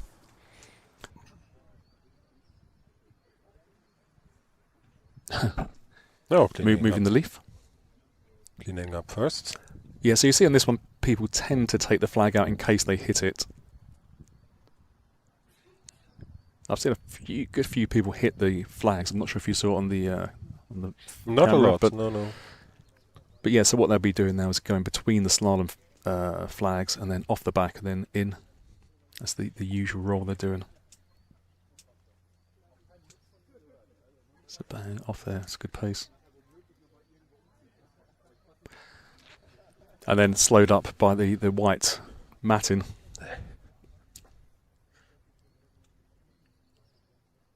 So will you be leaving tomorrow? Are you staying for the closing ceremony? Yeah, we're definitely staying for the closing ceremony. Always love the closing ceremonies. And one of our players, Simon Brown, has a birthday. He's 40, so he's 40. His special birthday. So happy birthday, Simon! For I think it's Tuesday. So we're stopping off in Ghent on the way home. So that'll be good fun. And we've got a couple of Americans, so Brian and Amanda are coming as well. So that should be entertaining. Party. Yeah, Belgian beer German beer is good, but Belgian beer is also very, very good. Yeah, that's true. That's James. That's great pace with his glass ball. It's going in. You know straight away. He would have known that was going in. So he's gone to -7. Is that right? Yeah, that's right, I guess. Yeah, it's -7 too. Yes. Fabrice Lange, -7. Yeah. It's not in yet, but it was lane 12, so surely 7 under par. Yeah, so James and Fabrice sparring with the aces. And we've got Omar, he's -5, so we've got, the good scores are going to come in. So you're also the chairman of the BMGA. Yes. How's the progress with your sport, with our sport in Great Britain? You satisfied? How is it developing? Yeah, I think so. We've got a good number of players, good number of tournaments, and support from the course owners.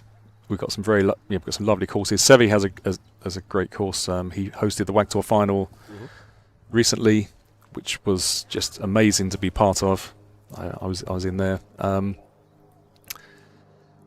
we're finding our players are now starting to travel more. So our teams generally went to WAGMs only, but now with WAG Tour, we find they're going to Czech Republic and Austria and all around Europe and in the US as well. We haven't had anyone go to the New Zealand events yet, but they're travelling more and they're getting experience, and it's only improving our players because they're seeing what good looks like. And we've got some good players like Michael Smith and Sevi are fantastic players, but when you travel, you see more of what you can do and what you experience.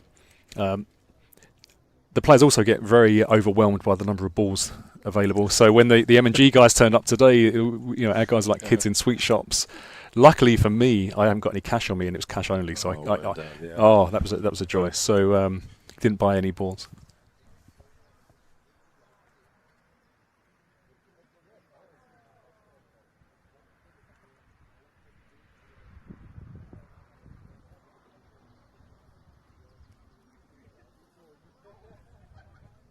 Yeah, so we have no ball suppliers in the UK, so we get them from the usual places you'd expect us to get them from. So when we see them in front of us, people just, I think overwhelmed is the word, because they feel they have to get all these balls.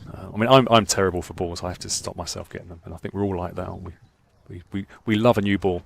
So on a course like this, how many different balls do you use? Not too many. Glass a few times. I would say 9 or 10 is all I'm using. So not too many. That's not too much. No. Okay. We're finding some of the balls are good on a lot of lanes. So Sevi he's got a red ball. He has a ball of fame, so we use that on a number. But yeah, we're not using a different ball on every single lane. Mm. But I'm sure some nations have the right ball for the lanes. But yeah, we tend to adapt. So we're looking at ski jump. Mm-hmm. I injured my back, so I injured my back on, I think, Thursday or Friday. And the reason I injured my back is I told my team, do not walk down the side of the ski jump. And I walked down the side of and I slipped. No, And really? I've got some stuff on my back at the moment. But yeah, it's really hurting. But You slipped and then you... yeah, jarred my back. And it's a silly thing to do. And I told them not to do it. So anyone listening who's about to play, do not walk down that ski jump. It's very, very steep and slippery. This is not so easy. I guess the reason he's there is come off at a funny angle off the rock. I'll say this is a lane where you do need a little bit of luck on the bit of the rock you hit. You've got different angles coming off. Nice putt, very nice putt. But yeah, there's a very small tolerance coming backwards off the rock there. So if the rock on the right hand side is the one you come off, you'll see a number of people as we're looking going to the left because they've hit the left of this rock and it bounces out. Let's see what we've got here.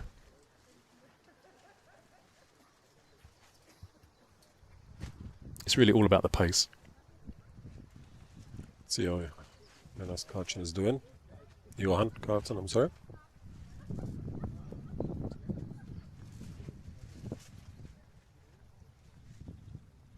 Yeah, like good, it? that's a good bit, yes. Oh. Just too hard, I mean. Pretty bouncy ball. Bouncy ball, perhaps too warm. You can see it was the perfect line off the rock, but just a little bit energetic.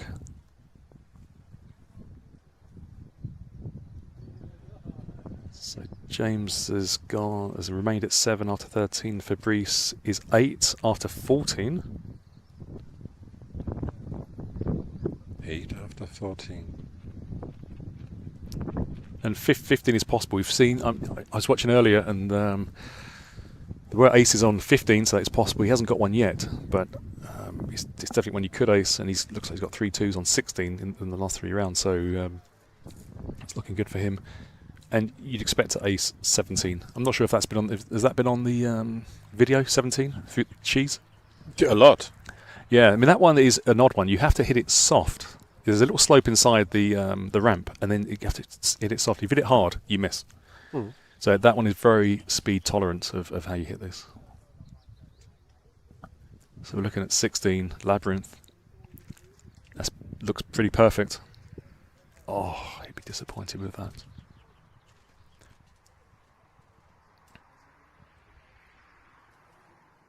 Yeah, when you look at this lane and you think, how on earth did Daniel Mosser hit that ace in there?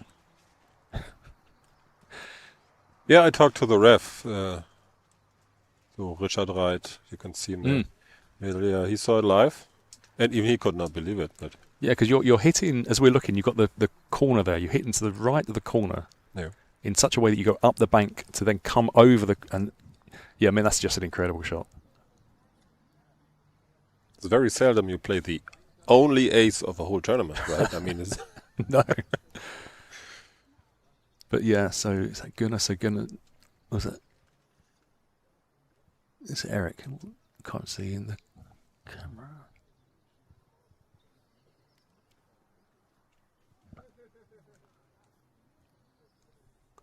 Yeah, that's the standard. The standard is to come about about 15 centimeters away from the corner, and that gives you a slight angle into the flag. And what you can't really see there is the bit of the corner towards the flag has a hump at the bottom of it. So you have to stay away from that hump and then curl it in. So it's not easy. These guys make it look easy, but it's really not an easy shot to play. we've really seen a lot of misses from that position, so I think it's kind of hard to do it at the end. Oh, if you go past over to the right, I've seen a lot of putts missed on the way back. Mm-hmm. Missing back on the left. I think they're doing. I was speaking to the ref, and the ref said he's seen a lot of people miss on the third shots. So if you're next to the hole for your tap in three, that's perfectly fine. Now we have here some nice words on the YouTube chat directed at you, Martin. Martin the Goat in the commentary. What a treat! Well, I wouldn't say goat. I'd say maybe most. I mean, I love a wagon. I love coming into the wagons. Martin, I should ask you whether Oscar can be the first youth to get a top 6 place. Talking about Oscar Helmion, probably. Oh, I think. Let's see.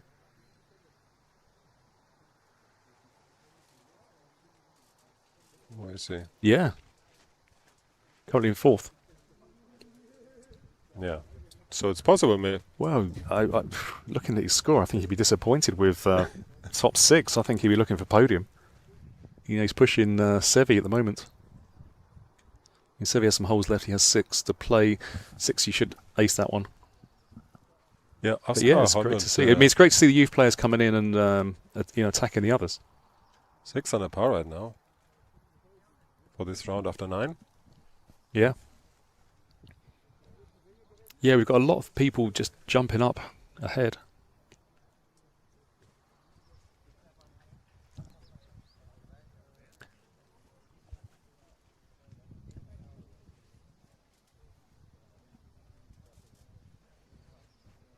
Nice words from Cameron too. From New Zealand, Cameron Cooper. Yeah, so Cameron was at, in Poland. So the Kiwi guys went to the WAG Tour final, which is a long way to come to the UK to play minigolf, and then they went off to Poland afterwards. We spent a lot of time with the New Zealand guys, both on the course and having the odd beer off the course. And then they skipped on the wagon, so we miss them. Yeah. Yeah, I mean, it's a long way. We already gave him a hard time here on the streams. It's a long time to be away from home. I think Matt Ainsley is coming back in September. I think he might be doing some WAG Tour, and I think he's doing our British Open tournament. Which, if anyone wants to do if anyone likes this sort of course, the Pirate course in Hastings for the British Open is a lovely course. Carsten has been there many times. Carsten, you've had on the feed. He's been there. He loves Hastings. But yeah, it's one that we hope we get a lot of internationals in. We had Eric there last year playing as an example. We had Patrick Ryder, Christian. So yeah, it's a great course. And if people need some mini golf next month, we have a WAG Tour event on Sevi's course. So Sevi's course had the WAG Tour final, as I said. So the British Adventure Golf Masters will be in Sevi's course in about 4 weeks. Again, well worth going to that one. Especially if you're in the WAG Tour final, it's worth getting on a flight and doing it. You've learnt all the holes, so why not come back? So if you know the lanes, come along. I'm not sure the Kiwis are going to come back for that one. Be lovely to see them, but yes, it's expensive and takes hours to get back. I think it was like 30 odd hours for them to travel back, if not more. Let's see, maybe I'm sure Cameron will tell me how many hours it took him. we get an answer on the stream later. So what we've got here.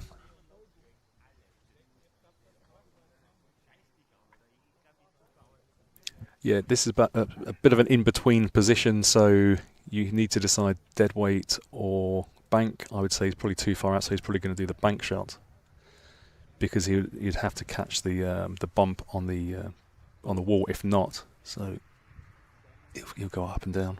Very easy to go off the side. You may have seen some people go off the bunker, off the head verge. That's a great shot. That's perfect. Look at that. Looking really good.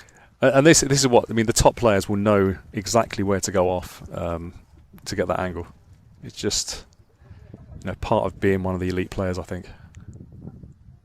Yeah, very well. So let's take a look at the standings. How are we doing? Looks like Fabrice may have dropped one. No. 15.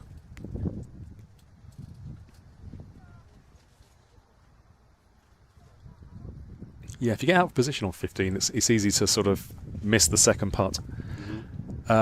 18. I mean, if someone asked me what's the hole you hate most in minigolf, this is possibly one of the. I had a 6 here. We've seen so many bad things happen on that lane. I took I think I took my second putt from the bunker. I took my third putt from the bunker, and then I was just very It was just going downhill from Frustrating. there. It was down. I was happy with the 6 actually. My partner actually put me down for a 7. We had to get it changed. But yeah, that sort of didn't go down too You well. fought for that 6, so you deserve it. Yeah. It's one of the, you could have a good round and you come into this one and then it just goes a bit wrong. I didn't learn. I mean, No. you look at that Great part. I shot.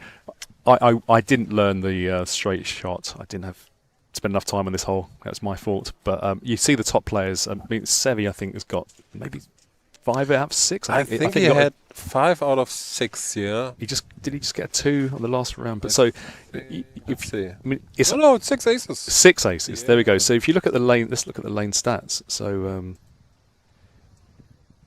if you look at lane 18, I bet you got a lot of So Jesper and Sevi both got perfect scores, and then you got a couple on 1 miss, and then you got a lot on a couple of misses. So it's just amazing how people have learnt this line and done it. But yeah, I dread to think my lane stats on this hole, but it's one that I fear and I don't enjoy. I'm glad I'll never play it again. Hopefully, or if I come back, I'll practice. So did you just tell me that you did not practice that hole? Or I did not practice it enough. No, I just didn't Why? have time. Why? It was just pure getting on the lane.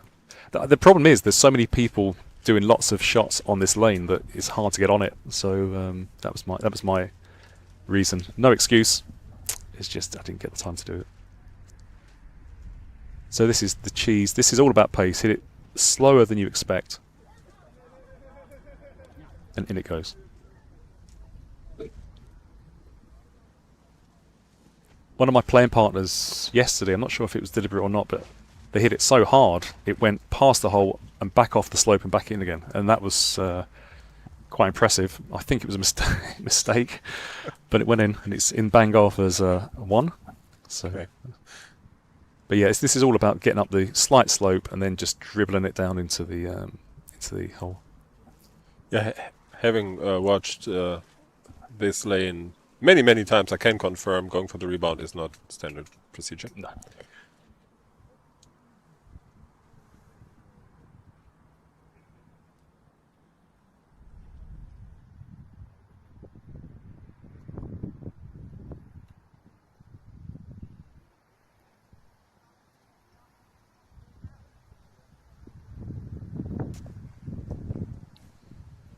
So if we look at the top of the leaderboard right now, Lukas is ahead 4.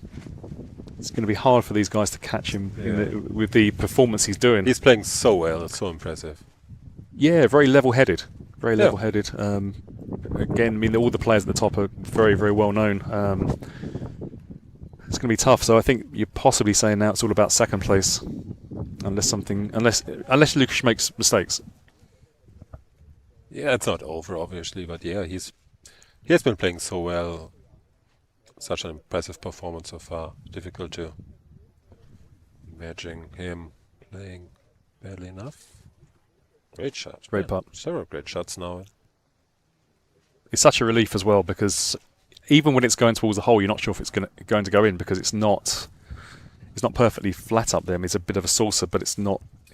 You can't guarantee it unless it's dropping into that hole. So. Martin, have you had bad dreams about this? I may have mentioned it, yeah. It sounds like it. I'm just happy to be at the back for a 2, actually. But yeah, you can see the players coming up to it with a bit of trepidation.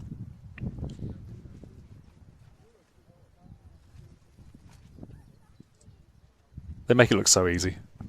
I'm very impressed. I mean, it's just. Yeah. I mean, like I said, we've seen many failed putts here from every position, and then this is special. I mean, so many aces in a row, so many nearly perfect shots. Well, they make it look flat. You can't see from the camera how high it is. It must be about, I don't know, 30 centimetres high, which doesn't seem like a lot, but it's a very big jump up. Yeah. So you have to give it the pace to get it up the slope, and then ideally hit it centre cup. So you hit it centre cup from a distance. You've also got the football in the way on the way through, so that gives you a bit of a distraction. Mm-hmm. And on the right of the football, you've got a hump, so it pushes it to the left. So, yeah, I mean, they make it look so easy. So here's James. We've got our coach, Will. So a lot of people on the who are listening may know Will. So Will's been playing many years. He was at the first Wagam? He's one of the first Wagams. Ex-junior Wagam champion. He's our coach. He's doing a fantastic job for us. And I think the coaches you can't underestimate. That's a great shot for James. That's Will's on a roll. Will was very good at coaching this lane. But yeah, the coaches. There are a lot of coaches dotted around, and I think that you can't praise them too much because they do a fantastic job of keeping the balls for us, warming the balls up. Yeah. The lines, having a shout at them when we get it wrong, but we blame the coach. You see it all the time that people pull it and they blame the coach. Oh, the line was wrong, but it's just the way that the players hit the ball. So this is a hard shot coming in. Is that Sebastian? Yeah. Yeah, this will not be difficult. This will not be too easy. Sebastian sitting at 3 under par currently. So it's a long part with a bit of break, but also you've got that rock in the way. So you get 20 centimetres from there, but it's not enough. You'd be very happy if this goes in.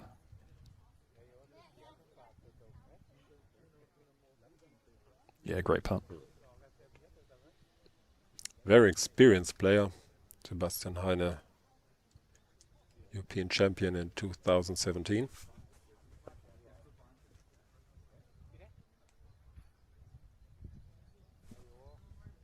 So much.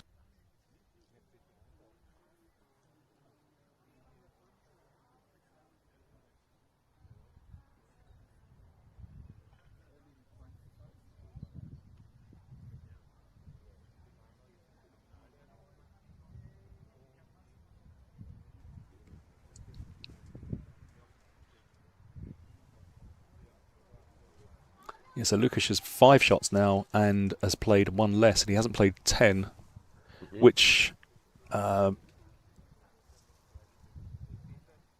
like we're going to see. Oh, that's 12. Shame we can't see 10. Again, 10 is a very gettable lane. You bank it, and it We don't have a camera on 10 right now. Yeah, so it's when you sort of bank round, and lane stats again will show that you get a good chance of an ace on it. Similar to this one, good chance of an ace, but that's going in. Oh, too much pace. But yeah, he would hope to, I would say, to get 10.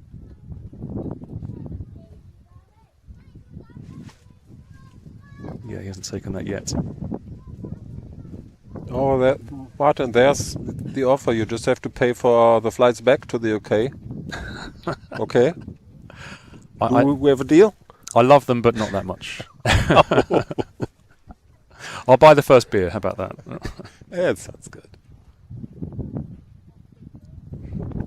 So there's Daniel Moser. That's just textbook. Yeah, I was at the Wagon when Daniel beat Daniel on his own course in the Czech Republic. Fantastic performance. And one thing I noticed about Daniel is he didn't take a lot of shots during practice, in the first day of practice when I was watching him. I thought, I didn't know him, and so I was watching this guy. I thought, who's that guy who's sitting around? And he was just watching what everyone was doing and learning what was doing, and then he started playing. And I think he came from more of a mini golf background than adventure golf. Is that right? So, I think so. Yeah, I think he was just getting into that, and then he won the Wagon, which was incredible. He was just on fire. So it's always good to see him back as an ex-champion. I think Passy said the other night we've got quite a few ex-champions here. So we've got Eric and Gunnar as well who've won. I think I might have missed one. I think we have 3 or 4 champions here. Yeah. Just trying to think if we've got any more. So meanwhile, James Rutherford now sitting at 6 under par for lane 18. Possible to play 29. And a great 28 from Fabrice. So that's the first blue that's been banked. Such a great job by Fabrice Lange. Yeah, that's 3 blue rounds. Just amazing. The trouble is, Lukas has got 4 banked, and he's probably on for another one. So it's hard to catch someone who's on that form. Yeah, almost impossible, I'd say. 4 shots in the lead. I don't think, did he get 10? Yeah, we should see the top group now. Oh, on 10 he got a 3. That's incredible. Lucas. Yeah. Oh yeah. Okay. So that's brought it back a bit, but he's got a bit of gap. Yeah, I mean, that's possibly a bad read on the return shot if he went too far. And then Jesper on 11. Good bit of the rock. That's a nice bit of the rock. Top group now. Lane 11. Yeah, they play Eric's ball. They're playing 8-7-4, and I know that because I've seen Eric play that ball a lot of times. You start to see players using their favourite balls, and you get to know what it is. So when they play it, you think, okay, I know what they're doing with this one. So, so flag out now from Lukas. He's been coached by Ladislav, ex-WAG Tour champion. Right. Talked about that.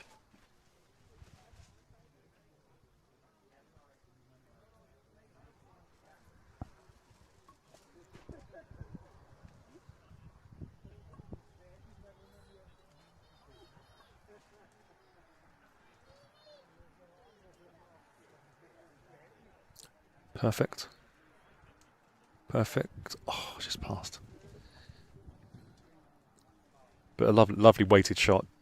If you're that close, then that's fine, of course, isn't it? But Yeah, probably nothing more you can do, right? no. It's just 2 degrees off the rock. Okay. After lane 11. Still 4-shot lead. So it looks like Sevi's come back into it now. So he must have had a run. So he's got 3 of the last 4. So yes, nip and tuck between him and Jesper, with Sebastian just behind with Oscar. So yes, I mean, anything could happen. Still, all sorts of things that can happen. 16 and 18 being the key holes, and that's what I think makes it exciting on this course when you're watching it, because you never know what's going to happen until the end. So this one, 12. You'd hope the 3 players would get aces on this one. Let's see. So hitting over to the left of the rockers, they're looking, drift it down, glass ball, unlucky.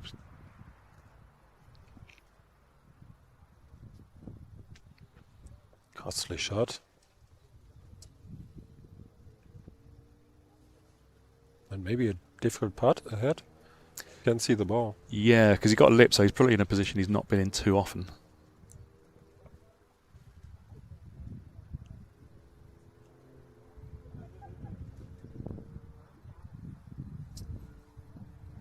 Yeah, it's apparently not a movable camera, so just have to wait ball to appear again. Yes, he's got a fairly lengthy putt back.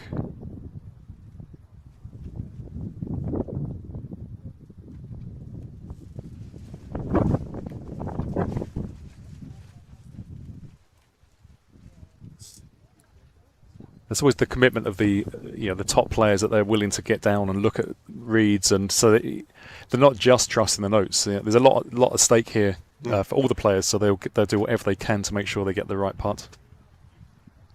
So given these foots there, so that looks about a sort of metre plus putt.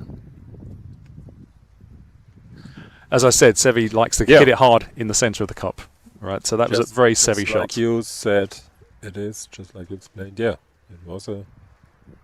Yeah, I mean, the philosophy seems to work for him at least. I mean, and every now and then you'll miss one, but you'll get it a lot more than just trickling it and getting all the breaks. Yeah, that's really a part that I think less experienced German players are not sure about how to handle this.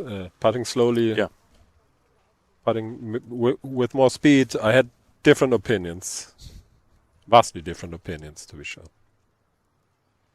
I think that's why I'd be bad. You've heard of putt 18, where you sort of putt onto a mat, and you have to get into zones. That's why I think I'll be bad at that, because you have to have finesse and dead weight shots. But I'm more of a hit the back of the cup. Yeah, if it works. That That's So he's in a good Levi, right? If I'm not mistaken, Yeah. should be Levi Trich. and a great position, perfect position to drift it in, aiming at the right edge to bring it in there.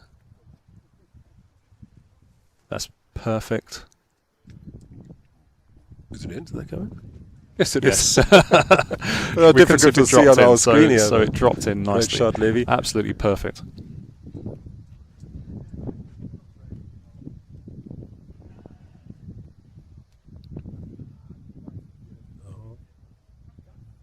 It's getting a bit louder now. Yeah, you tend to find that at Wagons, don't you? As it's getting into the final bit, the teams are all gathered around and support Yeah. starts happening. It's yes, a fantastic part of the event. So that is under, so he'll go off the bank.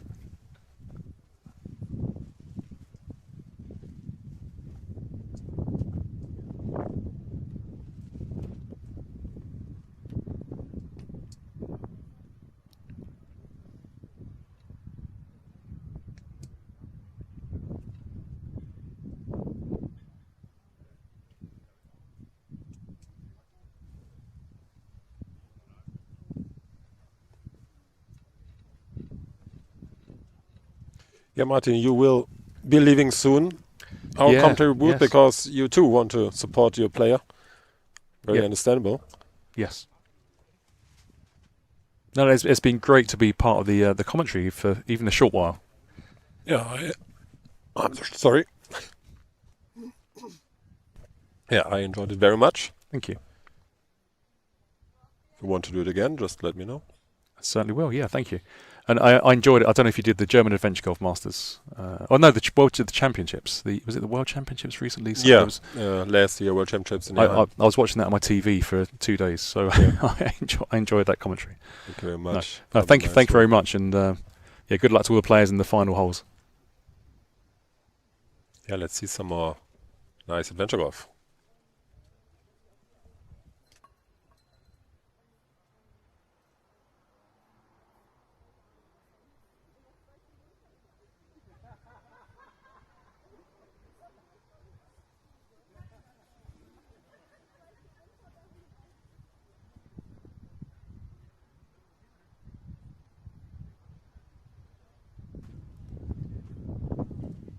Okay, final holes, final lanes.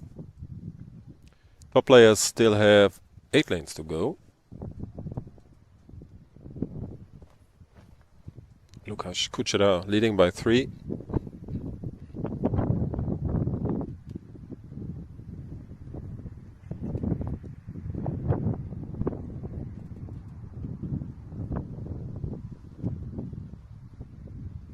Karlsson of Sweden here. A little bit unlucky. Surely not.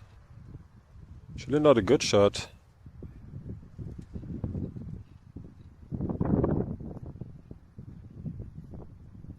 His goal is now to come as close to the hole as possible, I guess.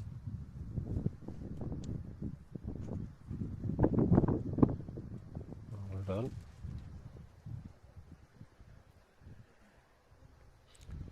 He's currently ranked 7th.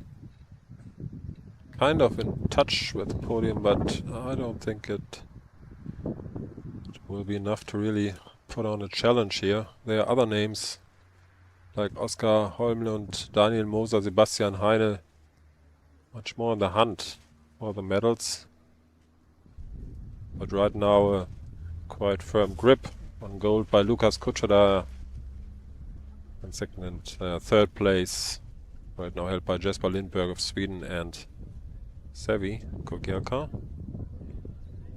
Now first hand supported by Martin Greenhead and others, of course.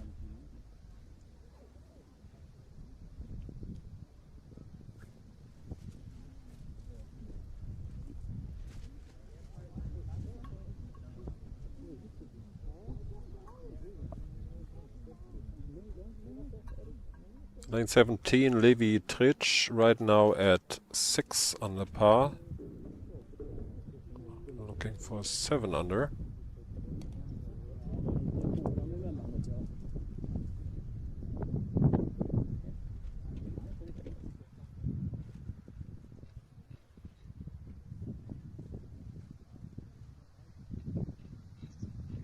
Jasper Lindberg.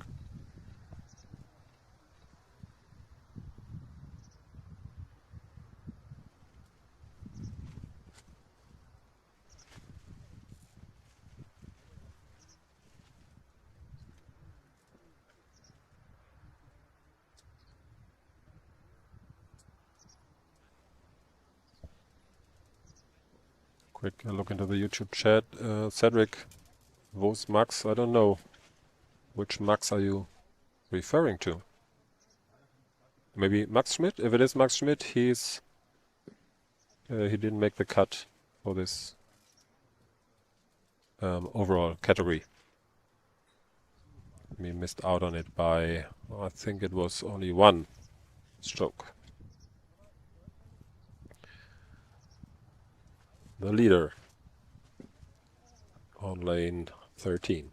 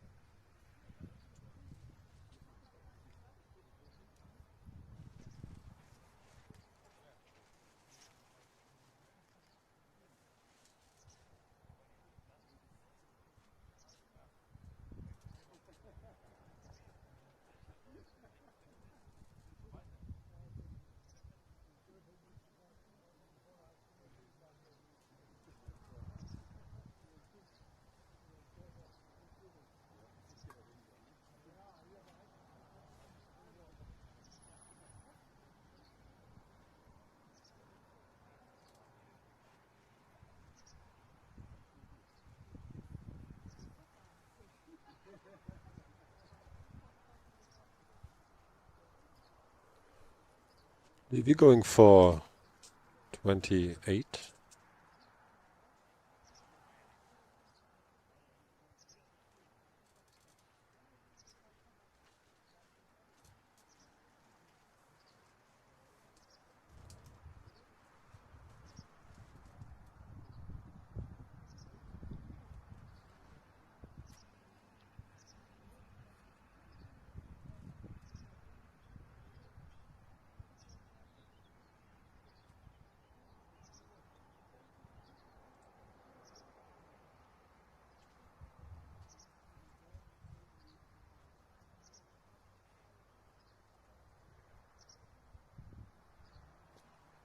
Well done, Levi.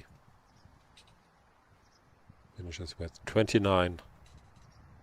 Currently ranked 8th. Same score as Fabrice Lange.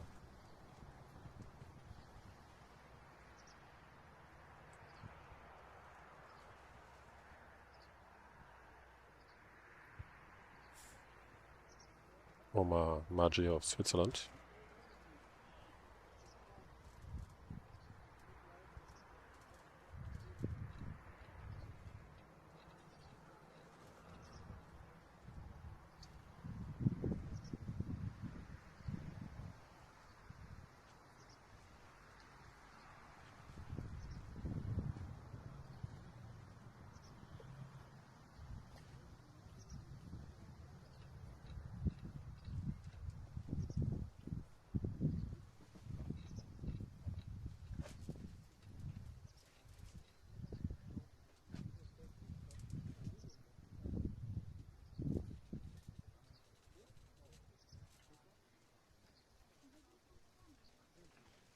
That was a 33.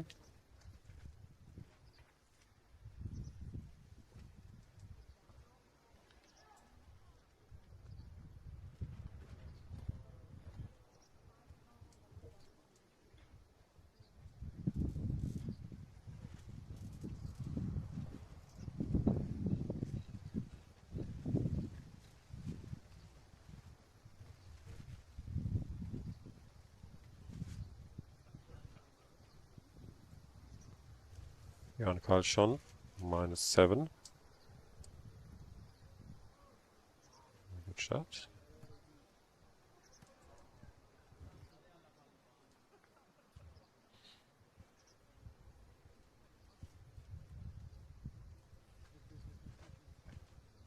Just started raining a bit again. That might affect the players on the last lanes. Does not affect Jan Karlsson anymore as he finished with 29.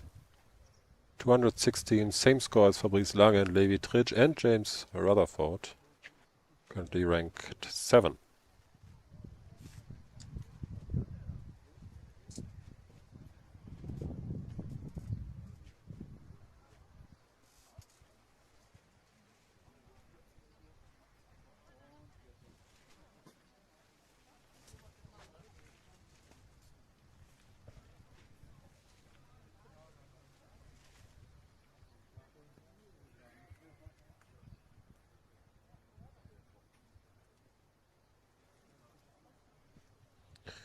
You saw Tasco in quite a different and quite a difficult situation.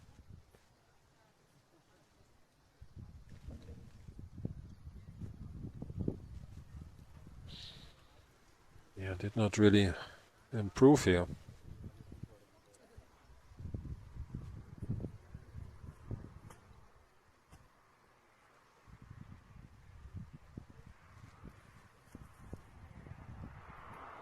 He's getting some advice by Marco Nozio.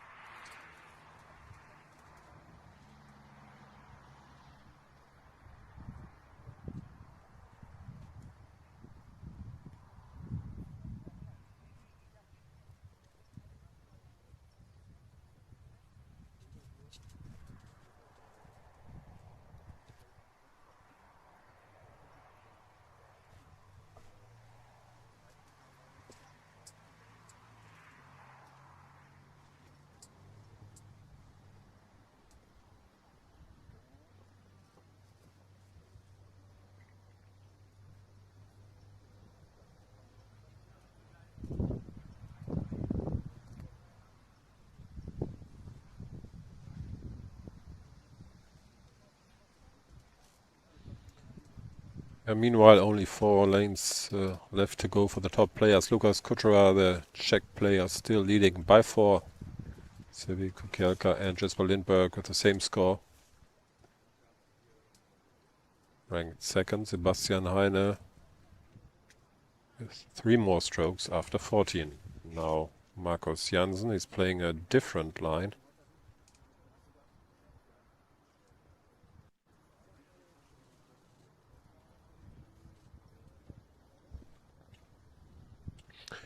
A great performance for him so far.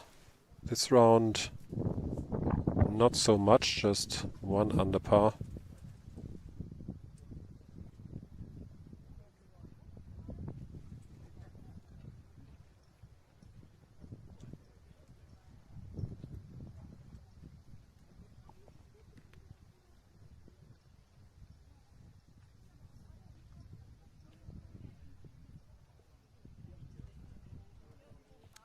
A little bit too close to the obstacle and the ball got the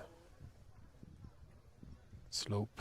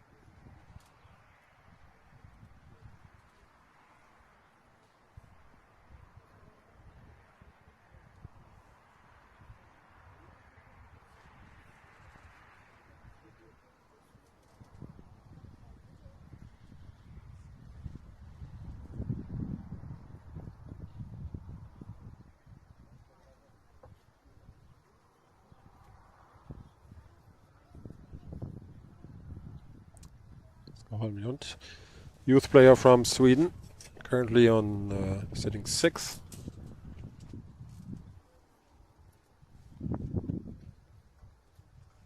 Very good. Imagine that's just what he wanted to do.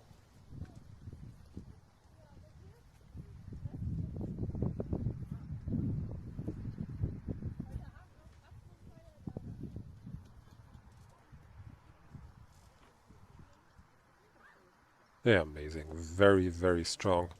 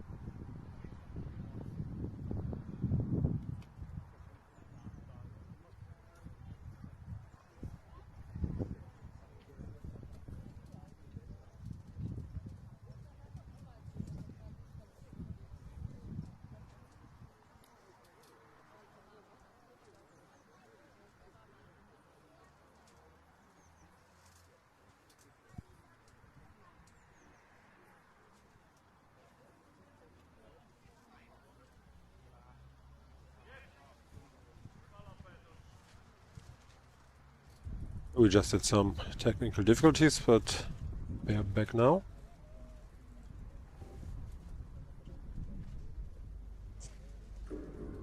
Just witnessed Sebastian Heine play lane 16. Another 3. Yeah, it looks now it's will probably not be enough for the German player or Daniel Moser to reach the podium. Although it's still possible, of course, but it's a 3-stroke gap.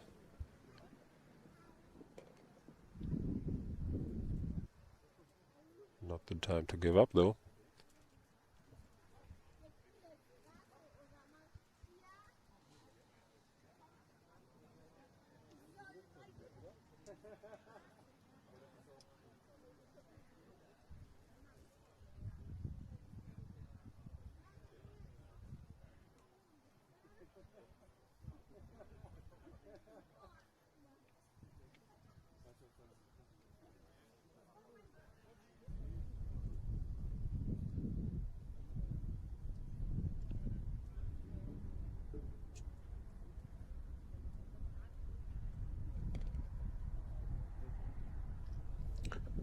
Very well, Sebastian Heine.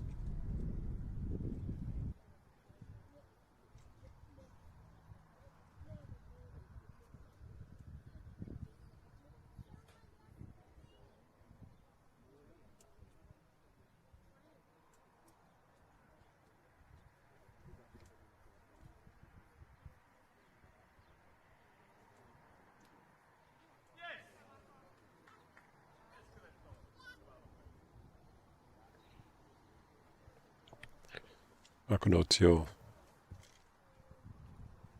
has finished and has performed very well in this tournament.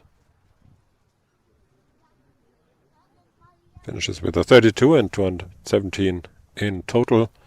Currently 11, so yeah, nearly a top 10 finish.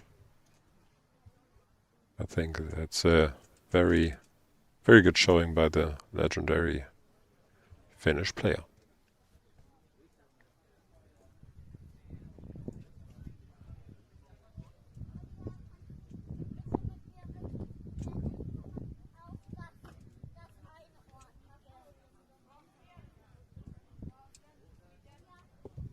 Yeah, and what a great day, what a great tournament.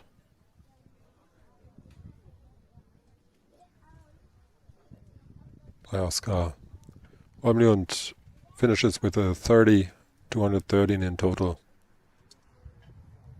And that's for sure a top 10 finish, and yeah, it's for sure a top 6 finish.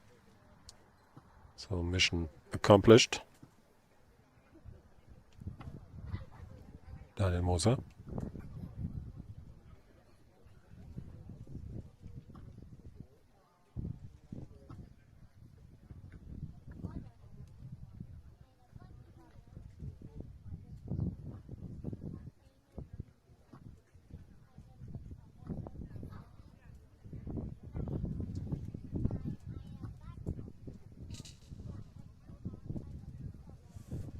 Yeah, we are now with the leading group, with the last group, the top players.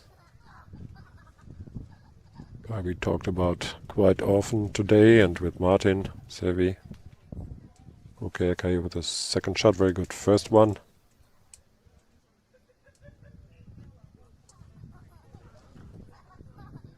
He's not afraid of the flagpole.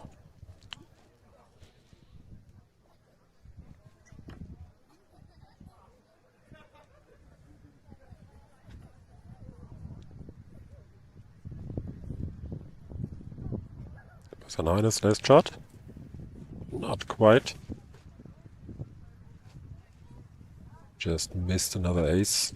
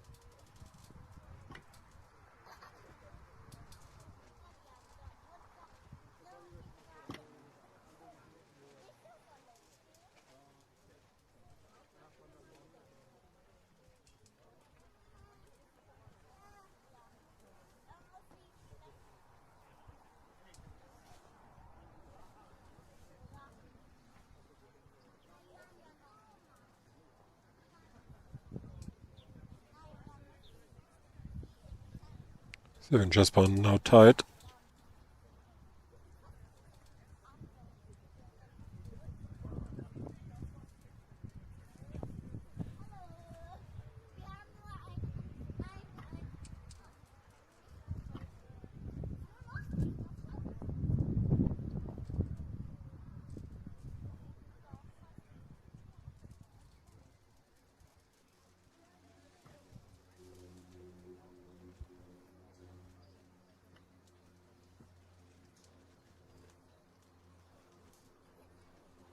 Yeah, surely not the ideal shot. But Lukas seems unfazed. He already has an idea how to handle this. And yeah, he's sitting on a lead. So He can afford a 3 here.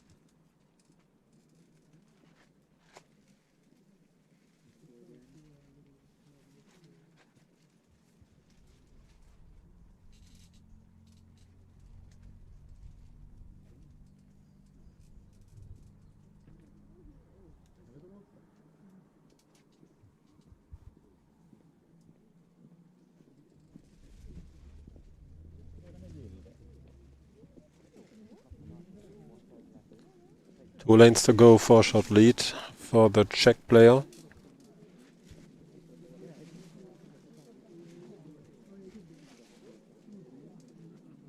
5 under par for this round.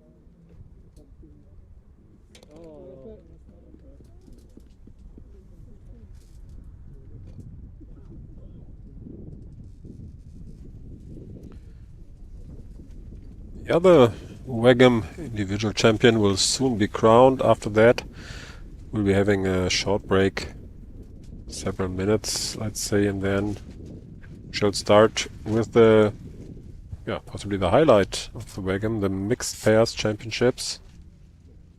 10 pairs consisting of 1 male, 1 female are battling it out. 2 rounds will be played, and the players of the pairs take alternating shots.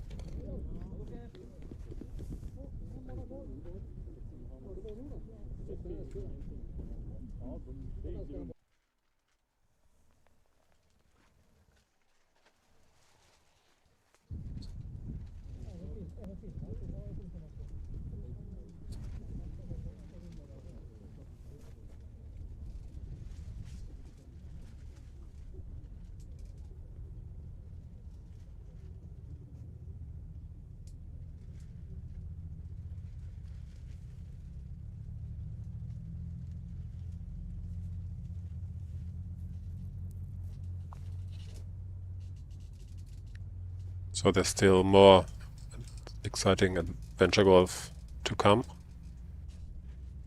So we'll be starting around, I'd say maybe 14, 15, past 2, maybe a couple of minutes later. But I was told by the jury that they'll try to push it a little bit, so the wait shouldn't be too long.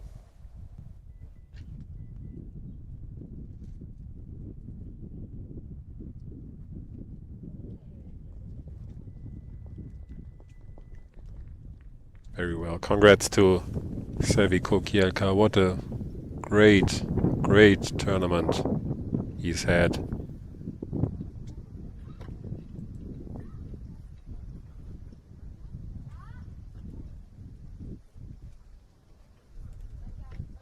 109 strokes in total, and now Jesper Lindberg, he needs an ace to reach the playoffs, the sudden death playoff, for supposedly the silver medal.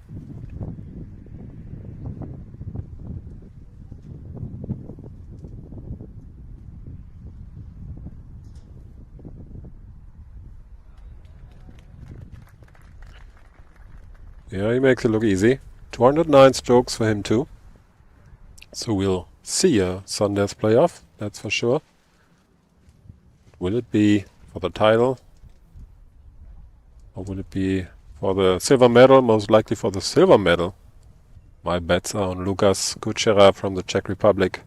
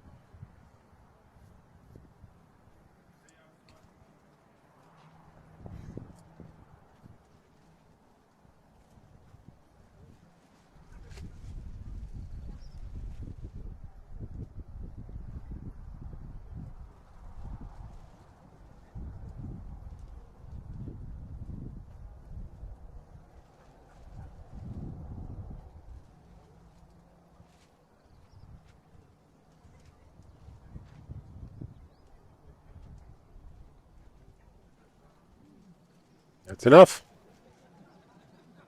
He does it. Congratulations to the great Czech Lukas Kuchera winning the World Adventure Golf Masters title. Congratulations again. What a great show. 207 strokes in total. That's two less than his best opponents. Very, very well done, Lukas. So now we expect the sudden death playoff for the silver medal to start immediately. At least I do expect this. Let's see if I'm right.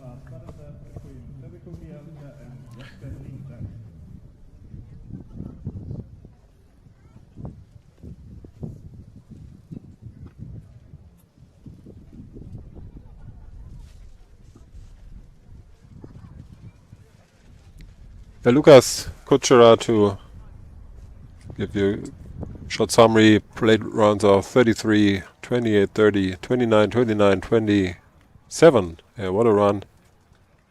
And in round 7 you just witnessed is 31 for 207 in total and an average for 29.6. That's a very, very low score. And that all despite the bad weather during the first day. I'm sure the 33 was in part because of the constant rain we've had for, I think, at least 4 hours, maybe 5 hours on the first competition day on Friday.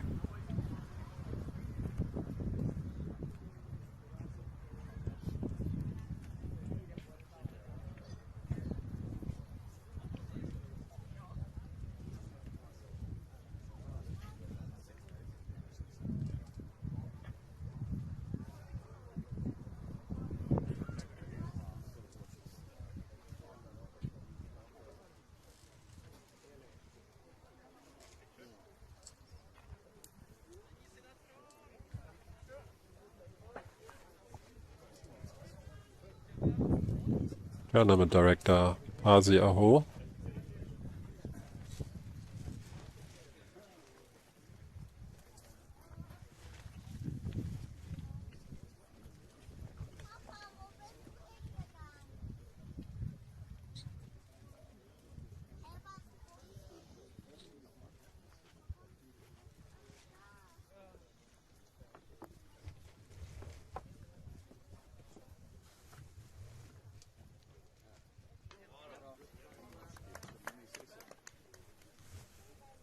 Winterberg serving the ace.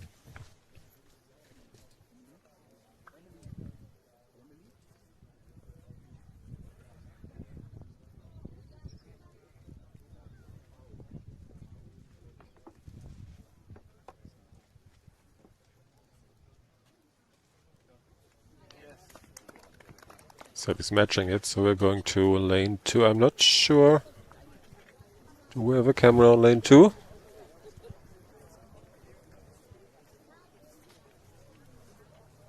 We do. Good, thanks, Max. And yeah, let me take this moment and say many thanks to Maximilian Schmidt, who does make all this happen here. He's directing, moving the cameras, sound engineering, and all the other stuff that needs to be done in order to provide you a feed like this. Many thanks, Maxi.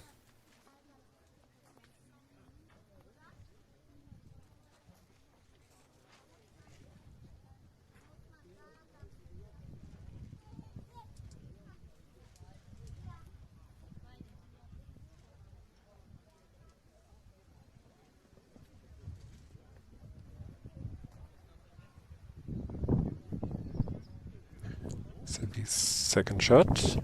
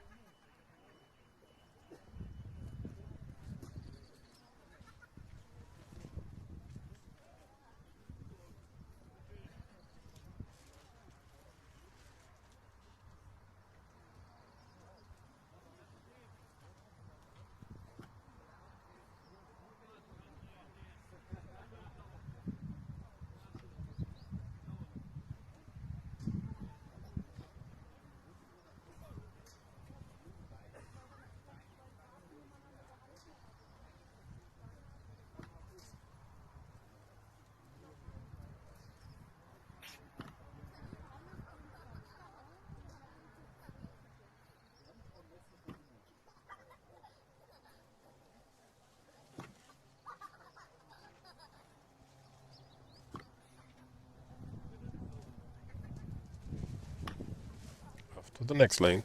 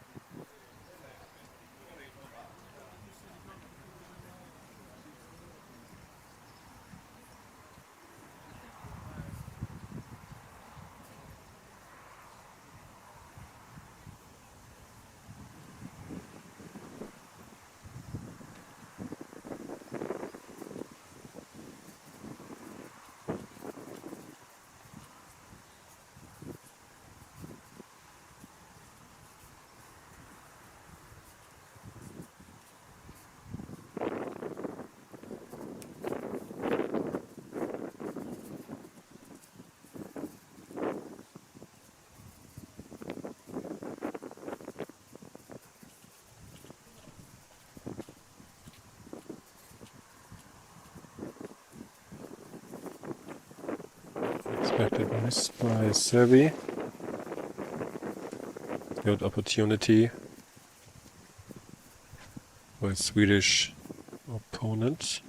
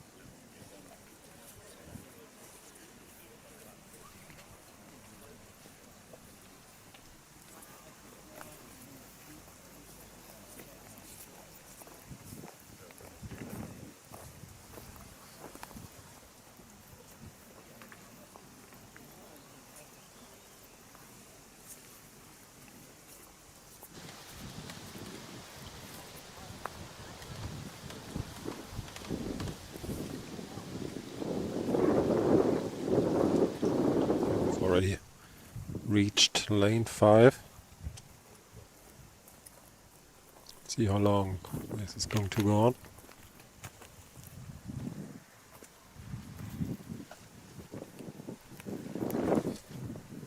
Jesper Lindberg surely trying to close it out as soon as possible, maybe setting an ace here.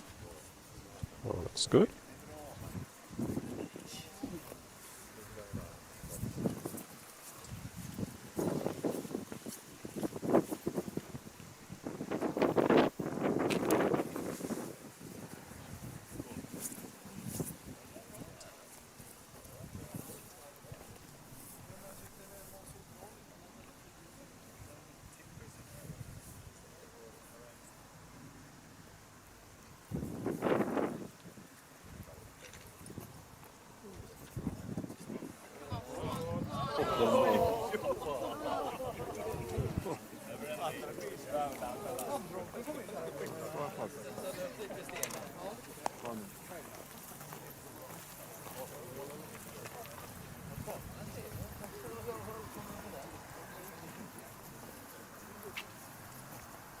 Going on to lane number 6, one of the easiest lanes on the course, as you know by now.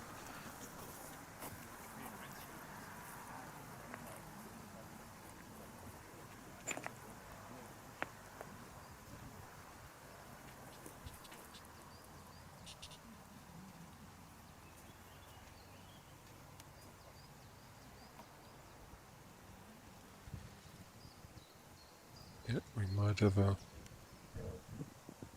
little bit of a camera problem.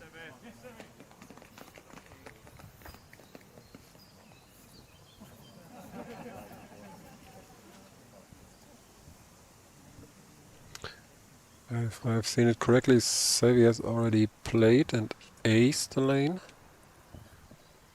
I can see the back of Jesper Lindberg here from my tent. He's preparing for his shot.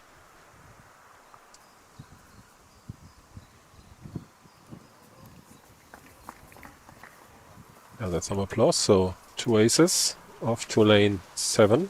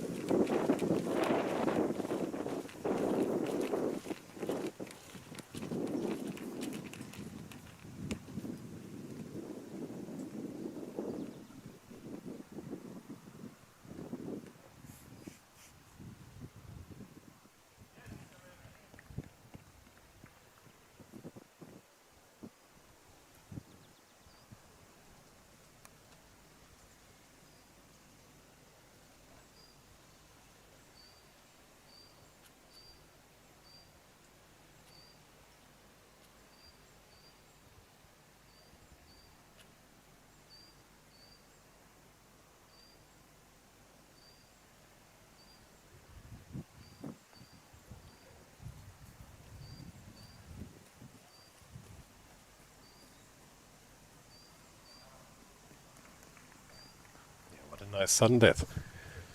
8 lanes still. No decision, all tied.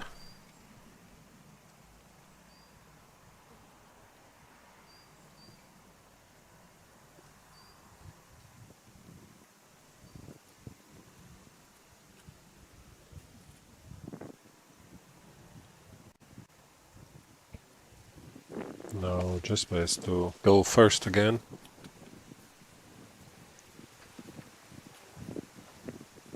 Lane number 9.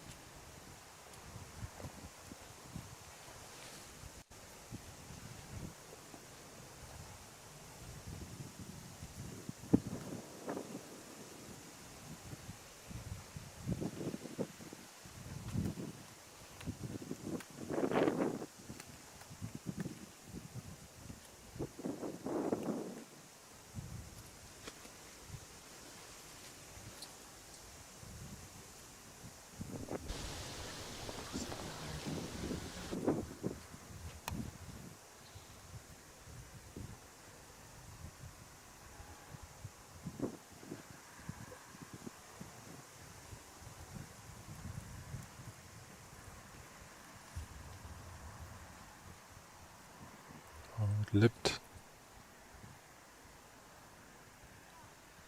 Ah, the rebound's good. Ooh. Oh, we had a reaction there, but that's some pressure now. This lane 9, acing this lane 9 is not a gimme. And Savvy do it.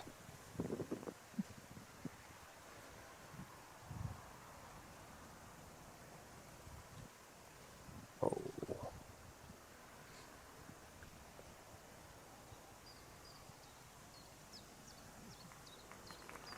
Yeah, that wasn't a good shot. Too bad, Savvy, but great play anyway. 3rd place for Savvy Kukielka. Congratulations, Savvy, and 2nd place goes to Swedish player Jesper Lindberg. Right, that concludes the WEGM individual overall category, and we're now taking a short break. After that, we'll see 2 more rounds by 10 mixed pairs. Qualification ended yesterday. 2 pairs have qualified. They start now over. Start from scratch. The achieved scores don't count here. And yeah, I'll tell you more about the format when we get back.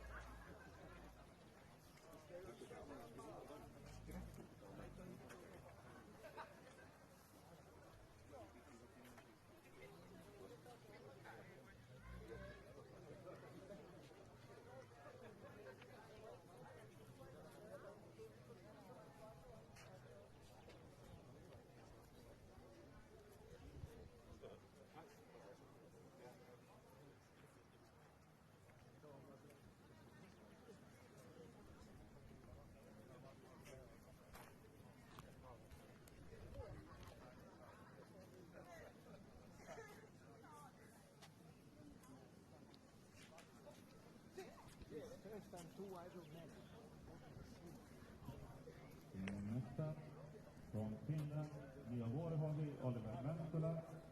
And yet again from Austria, Stephanie Emmis, Patrick Elias.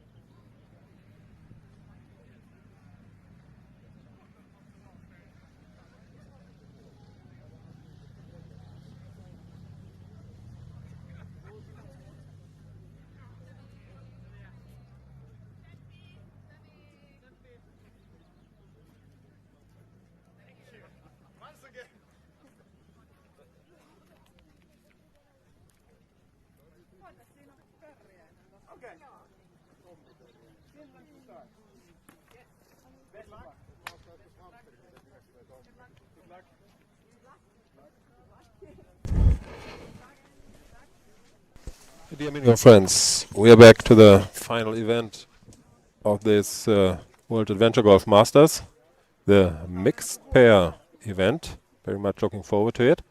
There's some special rules. We will introduce you to them soon. But first, I'd like to welcome my new co-commentator, Jeremy Inabinet from the US. Jeremy, nice having you. Oh, thanks for having me. I appreciate it. So, yeah, you took part in this event too, obviously. How did you do? How did you feel? How was it? How was your experience? Well, first of all, it's a beautiful course. Fantastic layout. Challenging, certainly. The U.S., we didn't quite reach the results that we wanted to. We came off of a good showing last year. We've always been reaching to try to get a medal for the U.S. and didn't really get where we wanted to be this year, but it was certainly a good try by everyone. We love this event. It's probably our favorite event to come to. Lots of friends internationally, and for us to get to play with the mini golf balls, we don't get to do that in the U.S. very often, so it's a good, fun time for us to do that. Sounds very good. Yeah, we're so glad you're here. So, what day did you arrive? So, how many practice did you have? I'd say a majority of our team got here on the Saturday before the tournament started. So we got here on the Saturday to see the course, get over some jet lag, and then Sunday was really our first day on the course for practice. Start to learn some of the lines. We're really good friends with a lot of the Finnish players. They'd been here for a few days, so everyone's so kind in the mini golf community. So they would take us around and show us some lines, talk to us about balls, things from that.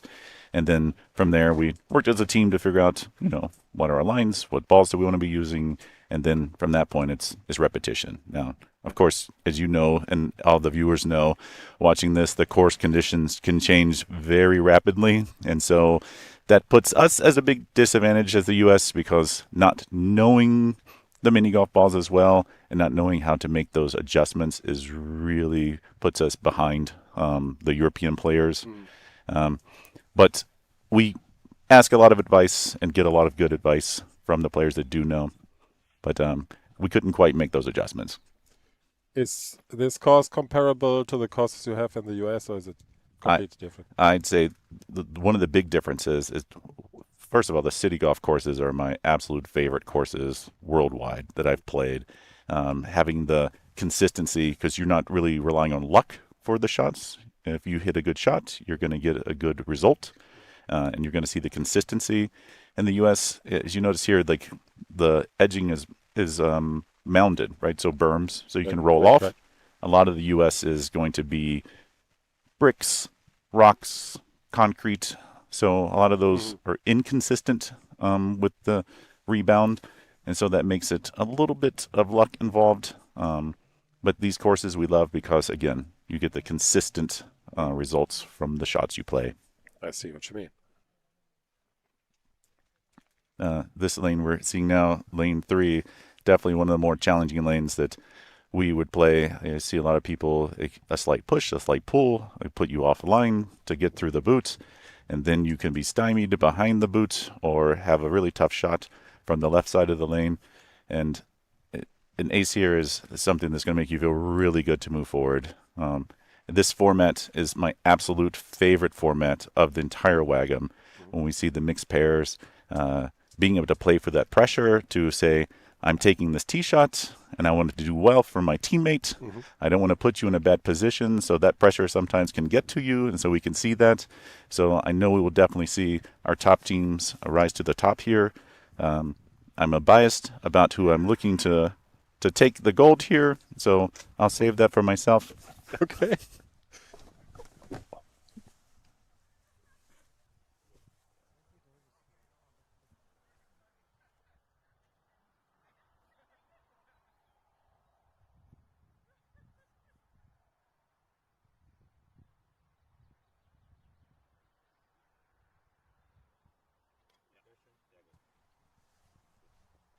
We saw a great putt there from Team Austria. The big thing, too, is this carpet. So the green carpet plays one speed. Anytime the color of the carpet changes, the speed is also going to change. Yeah. Everybody's saying that. Yes. we were discussing this earlier with Martin Greenhead, too. We didn't really know why. We don't know why, but it seems obvious to be the case. Yeah, I think that the different colors, it's a little thicker fiber on the carpet, which is good. Once you know that, you can play it. But you have to remember, we'll see people putting from the green carpet to the red at the green carpet speed, and then the red carpet will slow it down, and they'll just miss those putts right on the edge. And that's big disappointment when you hit the line but not the speed. We always say in America, you never make a putt by being short. That's a good saying. I second that. Okay, short introduction into this mixed pair format. A team or a pair consists of two players, one male player, one female player. For example, here you see on the left side standing Sebastian Heine. For Germany, he's playing with youth player Johanna Winterhoff.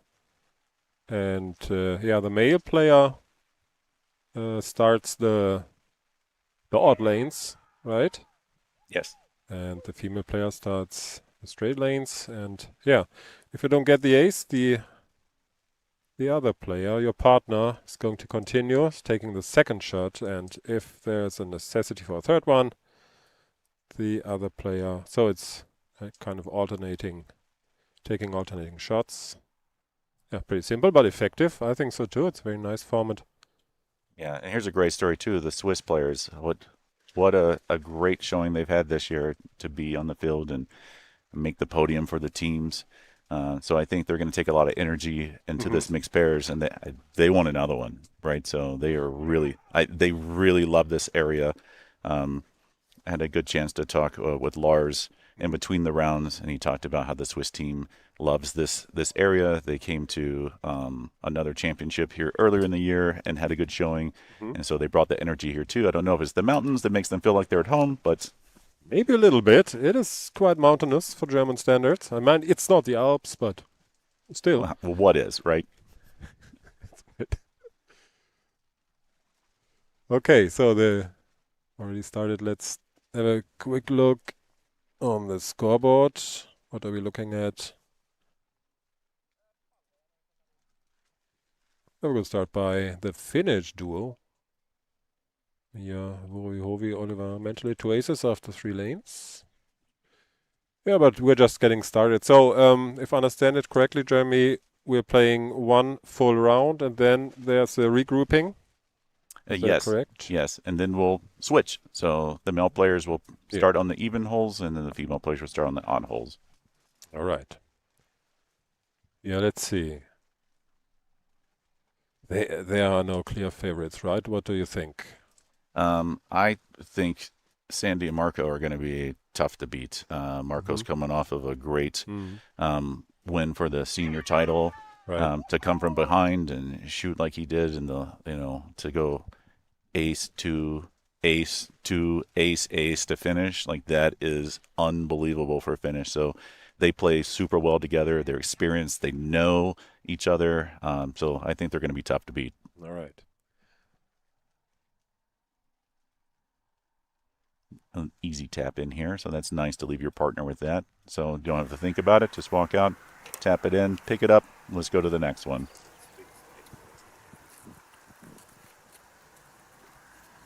Yeah, the Austrian duo of Christian Gobetz and Petra Riegler, too, with a lot of experience. Absolutely.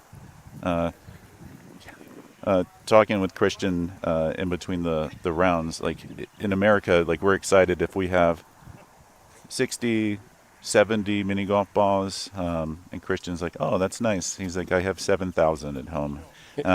And so we're like, that's unbelievable. So that's another thing you talk about. The difference between the Americans and the Europeans is the level of choice they have to come to these lanes and know, like, I can make a small adjustment with this ball versus that ball to really play into the needs of the lane.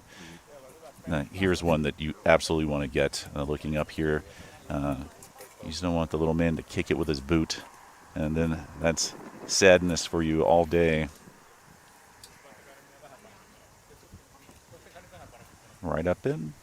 Perfect. Elena Konvenga. No problem for her. Yeah, Italy's another team that they've exceeded their expectations. They're very excited to be here, and I think they have high hopes going into this mixed pairs too, which is exciting, right? Like you do the qualification, you reset everything back to zero, so you're like, we're all square going into this. Ooh, snuck that in, nice. Petra, also a great player from Austria, winner of a WAG Tour event earlier this year, and just a really solid player. Super nice person as well. Team GB, Sevi, just coming off of a third place medal, right, from overall and taking second in general class. He's been, what I would say, on a tear this year. What a solid player he is. If I were trying to be paired with someone in a pairs, I definitely would choose him. Oh, this just kind of misses on the right coming up.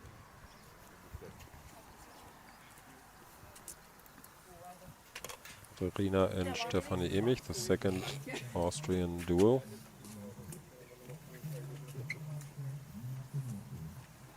Yeah, we are trying to keep track of the results, but it's still early. Yeah. But yeah, Rina Emich they started out very well. Yeah, if you start out ace, ace, ace, ace on the first four lanes, like that's something that you're going to... Especially on lane 2. Oh, absolutely. Absolutely, because 1, you would expect, okay, we can do this. 4, you're like, all right, we can do this. But certainly 2, you're like, that was a gift. I'm very thankful for this, for sure. We just briefly saw the German team of Silvia Häuplein, who took the title in the female seniors, and young gun Max Schmidt, current German champion, U15 category.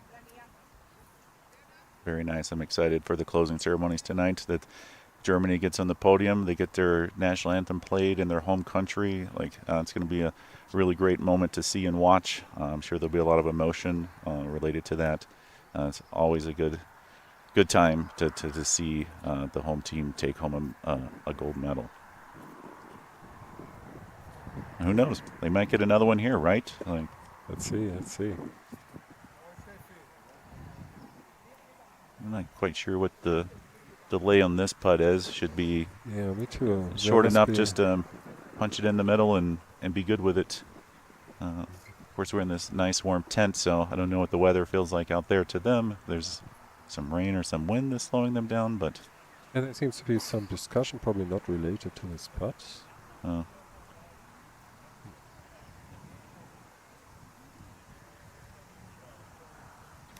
Yeah, I guess we have to see and wait, or wait and see. Yeah. Okay, let's go to get there. Another German player. Very nice putt there. Good hole speed. Trickles in. Is in. Well, the Swiss teeing it up now. Lars, that's a chance to take an ace here. A good start for Lars, Anderegg and Claudia.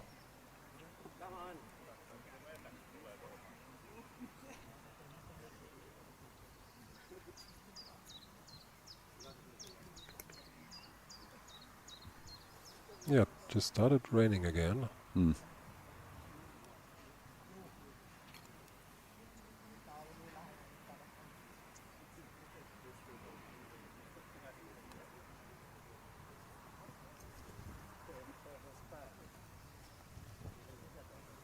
Speed looks That's good. Speed is good. The line is pretty Yeah. good. It's going to turn in. Oh, right in.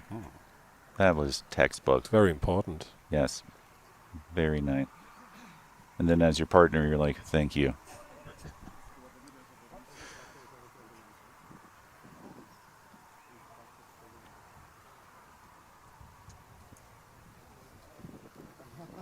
So, Jeremy, I talked to several of your teammates a few days ago. Most seem to be from the Atlanta area. Are you too?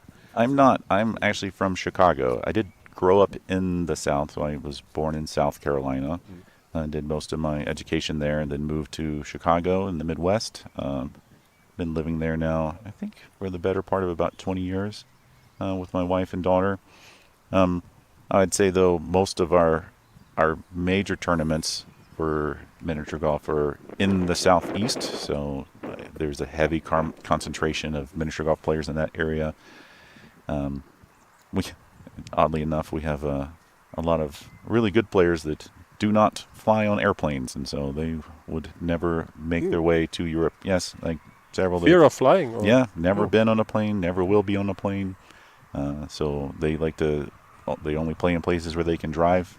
And of course, you compare the U.S. to Europe, like in size, like it's a large space, right? Yeah. So just getting to a tournament or places, like for me to get to Atlanta where my friends are, if I drove, it would take me 13 hours to drive there. Yeah. Oh, look at this great line on 9. Puts it in. Like that, I would say that lane has been playing tricky over the past couple of days. Certainly a few people that would expect to get this one have just missed it on the lip or left it stuck on the back, trying to come backdoor. Certainly the weather puts an impact on that. And we try to use what we can as it relates to, spots and things that are on the turf to aim at. And the rain erased a lot of those for people. And so if you didn't measure it out to know where it was, then you were kind of guessing more or less where it was, and then you would see the result did not quite go where you wanted it to. Let's see if Christian can make this putt here. It looks a little close to the bridge to turn back in. Yeah. It gets that close, then it's going to stay out to the right and not take that break back towards the cup. That's one you're going to be disappointed in that you didn't get. But I'd say, again, for the U.S., we have a pretty healthy schedule. Of course, we only have one style of miniature golf, and that's the adventure golf style. So there are no Ethernet courses, there are no concrete courses, there's no felt courses. We do have a few obstacles from an Ethernet course that we've put on an adventure golf course. It's funny because not having played those styles before, when I came to, I guess I was in Aquam last year and noticed, I was like, oh, we've put the obstacles backwards on our lanes. And I was like, I guess this would Which play. obstacles are you talking about? I don't know which one it's called, but it's like you hit up the ramp, it twists around, comes up, and then goes down the backside. That one. It's Liegende Schleife in German. I don't know what it is in English, but yeah, I know what you mean. Yeah, you put it on. Yeah, you can play it backwards, no problem. Right? Yeah, it doesn't It's come possible. out as well because you look, you're like, oh, as if I flip this around, I'd see that the ball would line up a little bit better because I think the opening is wider than the exit. Yeah. I was like, and we played the opposite way, and I was like, oh, this makes sense now. I see. But certainly a few of them, like we have the volcano obstacle that we play, and I can tell you if you ever played that with a golf ball, it is quite difficult if you don't have a mini golf ball to do that. Imagine that. Oh yes, but still fun. We enjoy it. I think we truly enjoy coming over to Europe and playing this style of mini golf. And then we feed our addiction with the vendors are here with mini golf balls, and we always go back with more than what we came with. So how many did you buy, Jeremy? I hope my wife's not listening. So I think I bought maybe at least 30 mini golf balls while I was here. That's a lot. Oh, we can't see the other side of the booth, but hopefully they have a line here to get through. Zevy's going to check to see if there's line of sight. It looks like he might say they do to pull it back. This is makeable, but it's going to be difficult. Yeah, so we always have to on the way over, leave enough space for weight in our bags, so when we're coming back, we're not overweight with the mini golf balls. It's pretty difficult, like to order things online. Like a lot of places will not ship to the U.S., but there's a lot of. Oh, he's going to play it off and come up. Oh, that's still going to be that's not an easy 3 from there. So, is he playing with Ruth? Is that Ruth? Yeah. Yes. Yeah. That's Ruth. Ruth had a great showing here as well, so I know she was pleased coming from, and I give it to the Brits, coming from Hastings to here. Like, I guess they were conditioned for the weather when they got here. Oh, great putt, Ruth. But also a fun tournament for them, playing in the crazies. But yeah, so leaving the space in the bags for the mini golf balls, and then we have lots of friends that are like, hey, like I bought some balls from this person and they're going to be giving them to you. Can you bring them back for me? So I'm bringing at least 3 things back for other people that aren't here. So we're always looking at who's going to Europe soon and who can bring things back for us. So looking at the scoreboard, the team Emich Rina started out very strong. 7 under par after 9 lanes. Wow. Really in the lead. I mean, 6 under par for the Finnish team. Oh, for Mia and Oliver. Yeah, great too. Oliver, also a great player. Like I remember meeting him for the first time in Kuopio as a young. He's still a young guy, but as a younger guy, and just watching him turn into a fantastic putter.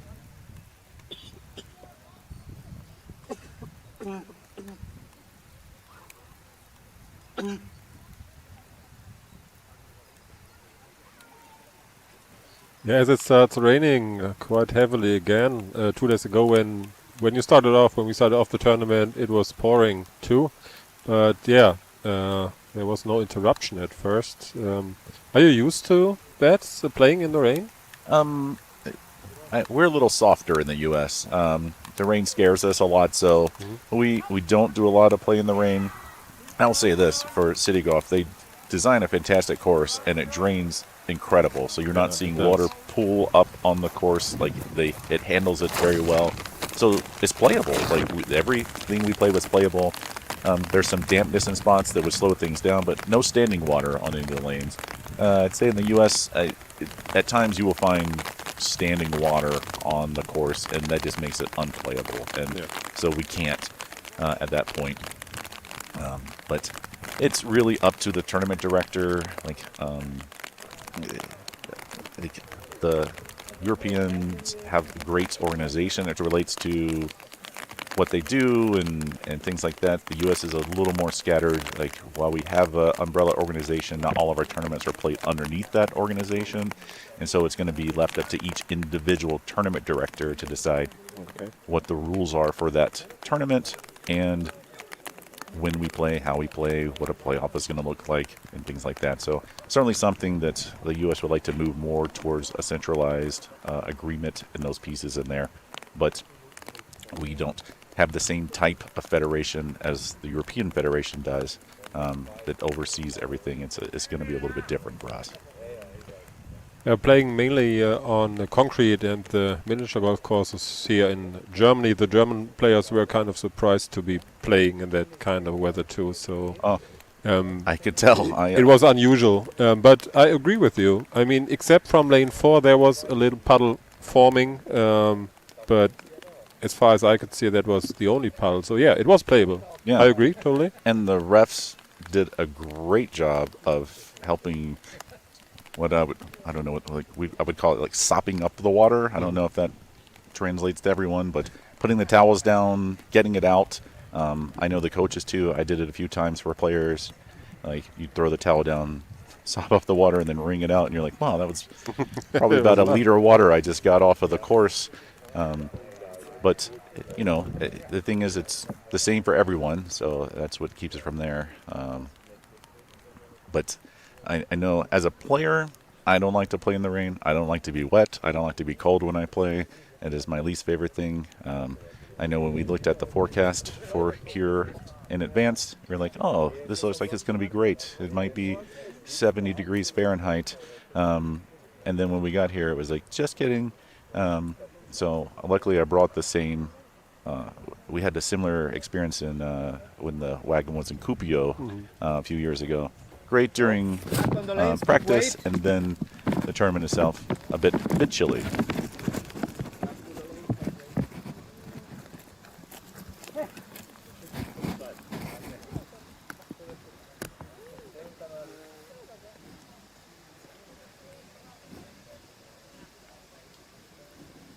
You know, it has been interrupted by the refereeing team.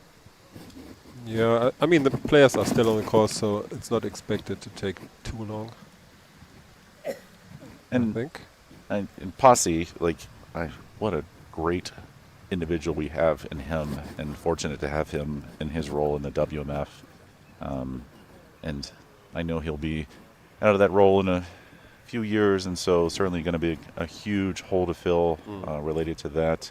But this has been a well-run event to know when is it enough to play, when is it not enough to play. And as you mentioned, some of the players definitely, in the tactical meeting, there was definitely mention of saying, like, you don't decide when we stop playing.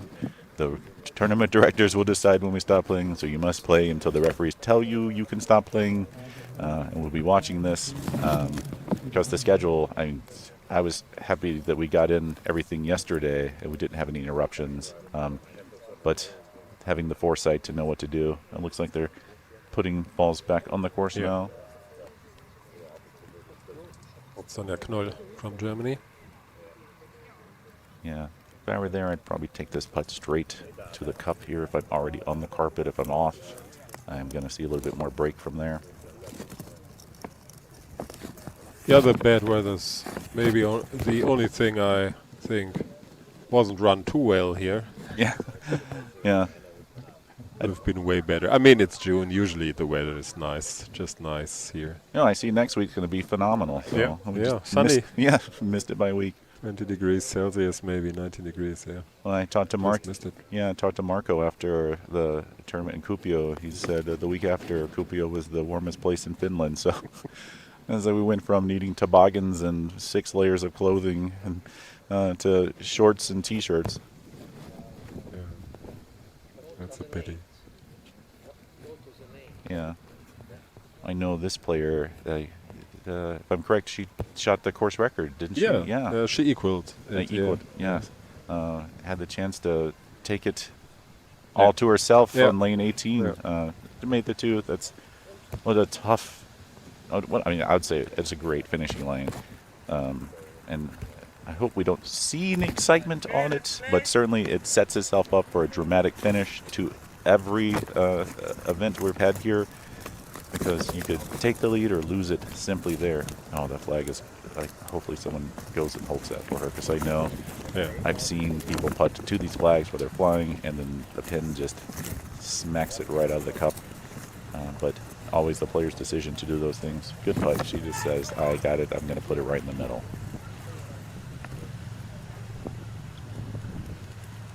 Yeah, there certainly has been a lot of drama on lane 18.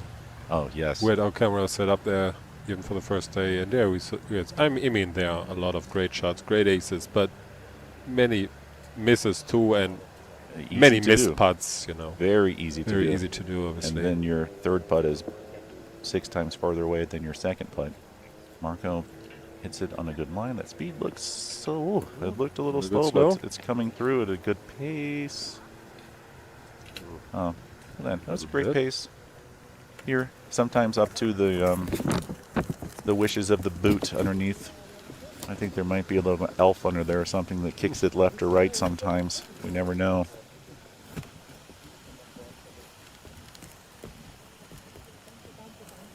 And certainly I think everyone was pleased to get the City Golf umbrellas too. And coming in, it's like, oh, this is great. We can stay a bit dry out on the course as well. It's good. Okay, the Walker Marco just played lane number 3. So they're the last pairing. Of course, first one Just cleared lane 11. We're back with Petra Riegler. That was a tough putt over from the right side. Oh, great read.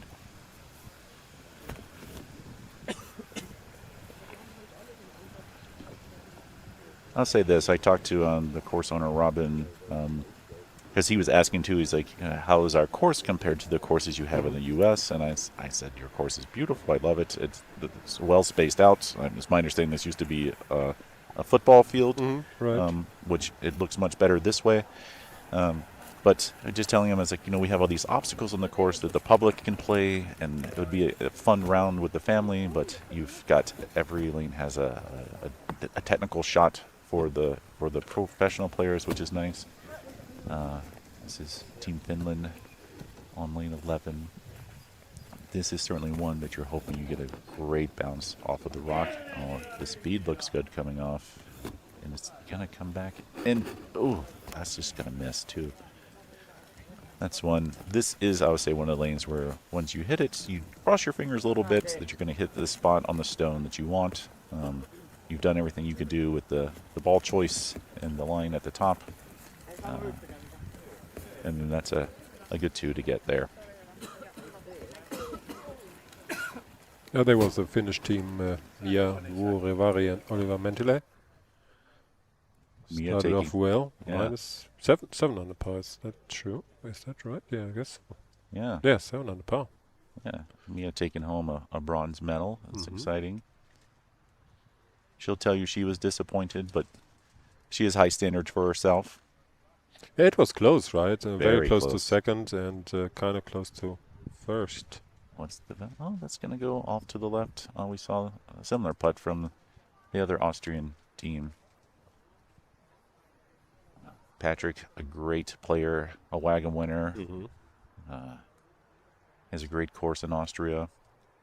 And I would just say one of the most kind people to know as well. Stellar player, take any time. Stephanie, what a great tournament for her. So, take home a gold medal. Yeah. Oh, fantastic. Yeah, she played very well and is continuing to. We'll see if she can clean this up for Patrick. She puts it right at the pin. I would expect nothing less from her. 7 on the par. Very strong. Yeah, this is it's tight at the top for the players.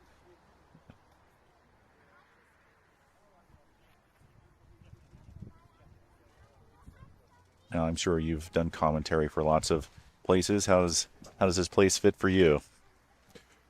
I think it's great. I really had a great time here. I love the course too. Like you and like each and every other person I talked to about this. It's my first adventure golf tournament, so I'm really learning, and it's been very interesting for me to seeing this how it is played, and it is kind of different to those concrete systems, miniature golf we usually play, or felt golf even. Right. But it's a great course. It's a great challenge. Yeah, and lane 8, certainly one that you expect to get every time. This You is do. one when the wind came in, like you were very much hoping when you got here that the wind had died down. But when the gusts came in, when they were 20 to 30 kilometers, you're like, oh, this is a little too much. And you're like, I have at least 60 seconds I can wait on the tee box. And then coming off of the rail there, you're just hoping, please no wind to move it off the line. But it worked out really well, I think. I mean, the average score is, I think, 1.15 or something like that. So wind wasn't a big factor at the end. Yeah. But I talked, for example, to German player Stefan Behrens, who said, oh, that's one of the few lanes I had to look for the wind to die down a bit. Well, Sandy puts it right in. That's a great putt. I would say this.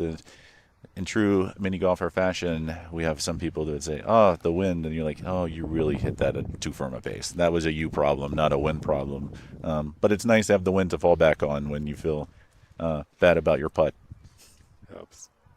I was playing with one of the German youth players, Marlon, and as he's telling me this is his first time playing Adventure Golf tournament, and I was like, how do you like it? He's like, I do like it. And you talked about Tobias from Germany as well. I met him at the WAG Tour final playing one of his first Adventure Golf. So it's funny. It's like the opposite. If we came to play on a miniature golf or concrete, we'd be like, this is our first tournament, and I'm sure our scores would be nowhere near as good as theirs were on the Adventure Golf surface.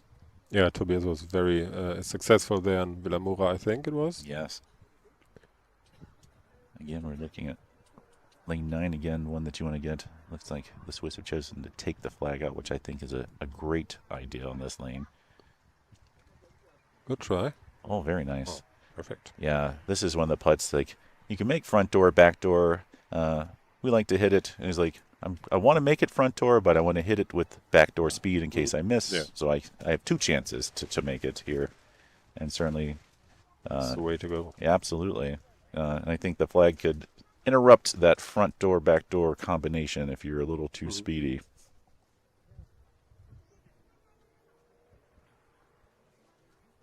I'll also say, like, the number of... I've told many people this. Like, this is the best spectating course that I think, ever played, with the ability for the spectators to be right in the middle of the course to see everything up close. You could reach out and touch the players if you wanted to. It's frowned upon, but certainly you could do that. Yes, you could do it if you wanted to, but they do not like that. Yeah, but I totally agree. You can get really close to the players, to the lanes here. Yeah, and even I've seen a lot of the general public out here, local people coming in. I think this is Oliver here on 13. What's he going to get coming out of the chute? Oh, he's just missed it. To his left. Yep. He does not seem happy. This is certainly a lane that is one that if you get, you're very happy.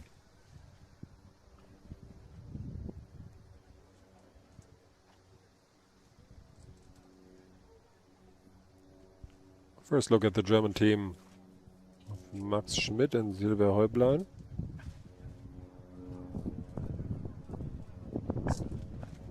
I'm not quite sure what happened. It looks like it came back to the tee, and he's going to have to take the second shot from the tee. Like, did she take the shot? Yeah, she did. I don't know, but it seems she did. Man. I'm assuming that what you could do is if you hit right on the tip of the rail, it will come right back to you. That's unfortunate. It is. Such an aceable lane. Absolutely.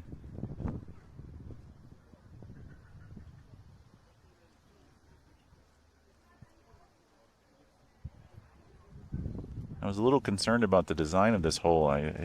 As this is going to go right in the sense that it doesn't seem like a very effective dam if the city below is flooded and the bridge is too. But come to find out, this is reminiscent of a local town that's nearby. Yes, where this has happened, and so I know one of the crew at the course was telling me about it. And I was like, oh, that's good to know. I was concerned. I was like, I don't think I'd want to live below this dam. That's understandably. Yeah. Great Britain comes out. Let's see if they can get an ace here.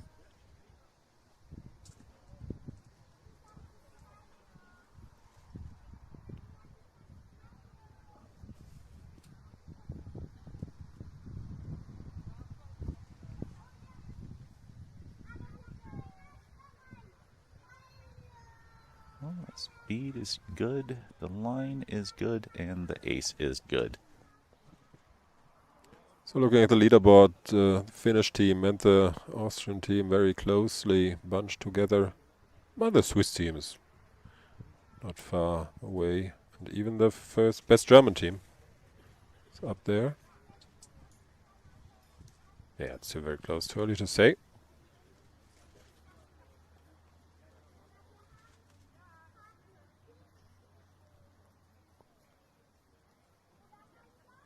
So are you leaving tomorrow? I left myself a day to do some sightseeing. We came in a day early, so we originally arrived on the Friday before. I'm a huge roller coaster enthusiast, so anytime I come to Europe, I always try to visit a theme park somewhere. So we came into Dusseldorf, went to Phantasialand for the day, came here, slept here on Saturday. This putt on 9, is it going to turn back? It's on line. What a great putt. That was great speed and great line. Great done by Max. And so on Monday, so I'll have the day tomorrow to do some sightseeing, to see some more things around the town. Like, it's odd. You come here so far from the U.S., and then you focus so much time here on the course. We're here from, like 8 in the morning to 6:30 in the evening. And this is a resort town off season. So the summer, it's not as open so we have to be mindful of where we can eat and things like that. Sevi puts this on a line and makes it 2. Look at that, 2 aces in a row. That's great on this lane. So tomorrow we won't have the mini golf to influence us. I can't say that we won't end up playing mini golf somewhere, but certainly we'll have a chance to see some of the area before heading back, fly out on Tuesday. I did make a mistake. I thought I was giving myself 2 days. So I was on the WAG Tour schedule where they end on Saturday instead of the WAGM schedule where they end on Sunday. But I'll make the best of tomorrow.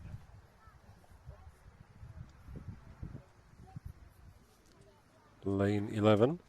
And they've taken the pin out, which I think is a smart move on this lane. The way the wind comes across the course, this pin does get a lot of movement.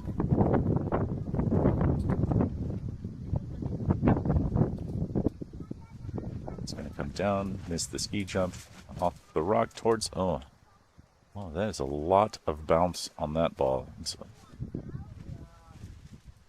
come past the cup.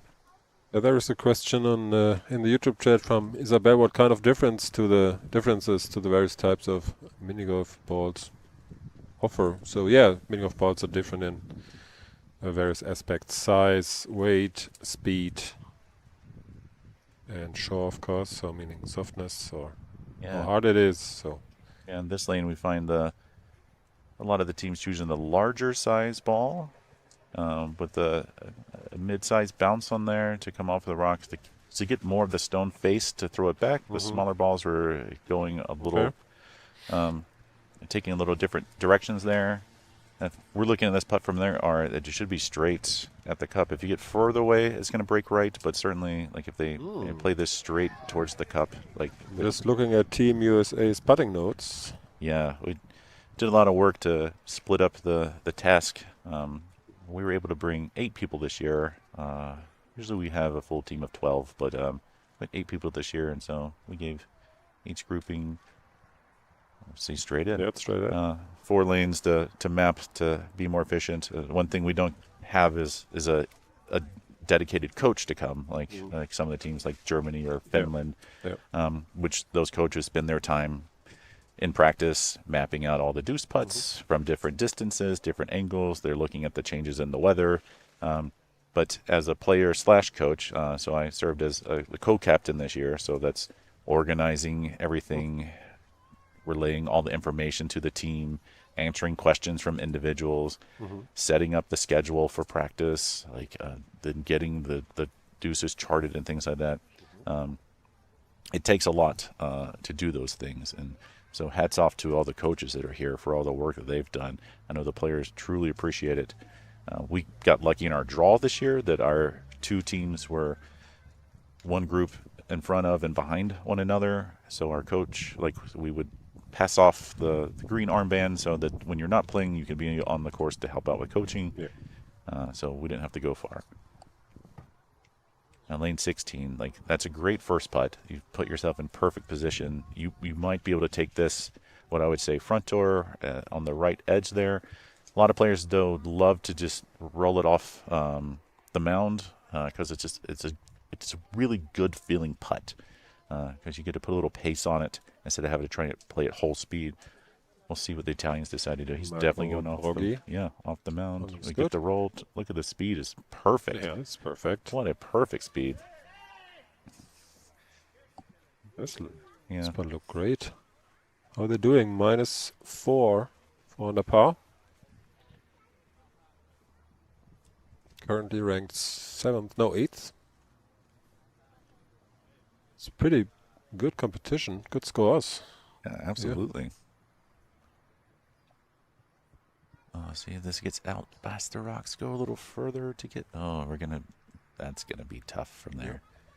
You can't clear yourself of the obstacle, of course we know. So Posse looks like he's gonna come over to let them know they're gonna get 30 centimeters from that. They'll be able to take it back and pretty much from the line of the cup from there. He's telling them now, he's like, you see you're in the line here, like you're going to get 30 centimeters, you can come back any of that 30 you want, and then they're going to have to make a choice about what they're going to do. Can you get this to the cup from there? Absolutely. Is it hard? Absolutely.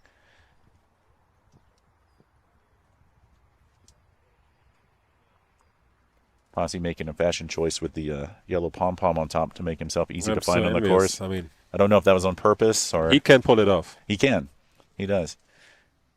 I mean, and those gloves yes, to go with it. Absolutely. He's got the wool mittens that he's been out there. So he's not his first rodeo, as we would say in America. Being from Finland, he has battled with the cold.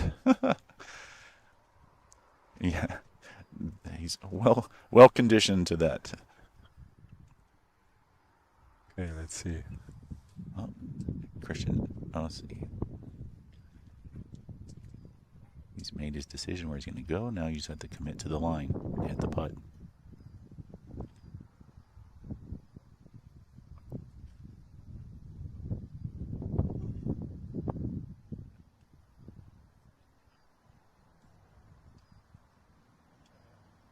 I should hit the first, come to the second. The speed is going to be pretty good, but the line is just a little bit off. There's the smallest of drop pockets on that hole. If you get it, I'd say within 2 or 3 centimeters of the cup, it's going to go in. But that was a great effort from there. 3 on that lane, you're not losing any strokes to the field there for sure. You just want to keep the bigger numbers off of leave those bigger numbers off your scorecard. Yeah, looking at the lane statistics, what are we looking at? Yeah, 1 ace. We talked about that. 184 aces, 440. Yeah, 184 twos, 443s. Yeah.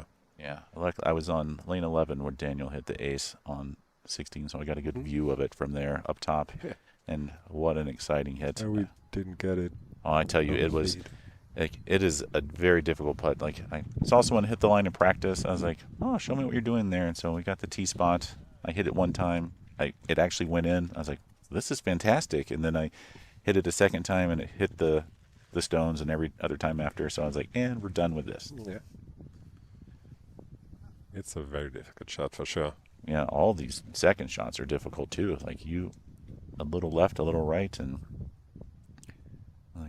Oliver knows this shot. He's been here at times, and again, their coaching staff out there showing where the line is. Here it is, hit right at my foot. I'm going to take this away. I'm going to take a last look, think about it. I'm going to make the stroke. The speed looks great. That line is pretty good, and that was dead center. I mean, right off and right in. Wow, they are. Yeah, they're hyped. Yeah, absolutely. That puts them now at 25 through 16. That's great. Pace for maybe 28, 27. Yeah, you could do it 27. I think, in my opinion, I find lane 17 to be the easiest lane on the course for me at least. If you just hit a good pace, you should be in every time. Oh, we've cleared the obstacle again here, so that's great. So again, giving your partner a chance at the 2 is the best you can do.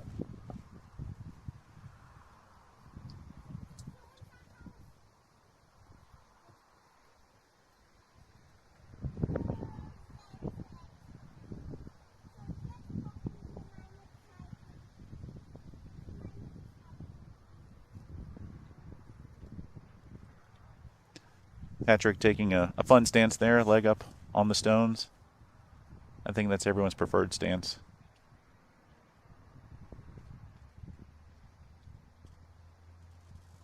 That might get missed right, I think. Yep. Yeah.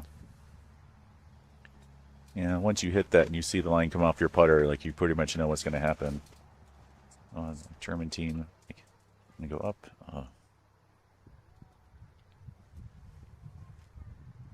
And the sun is coming out. That's always fun. Yeah. It's just interesting the difference in the like.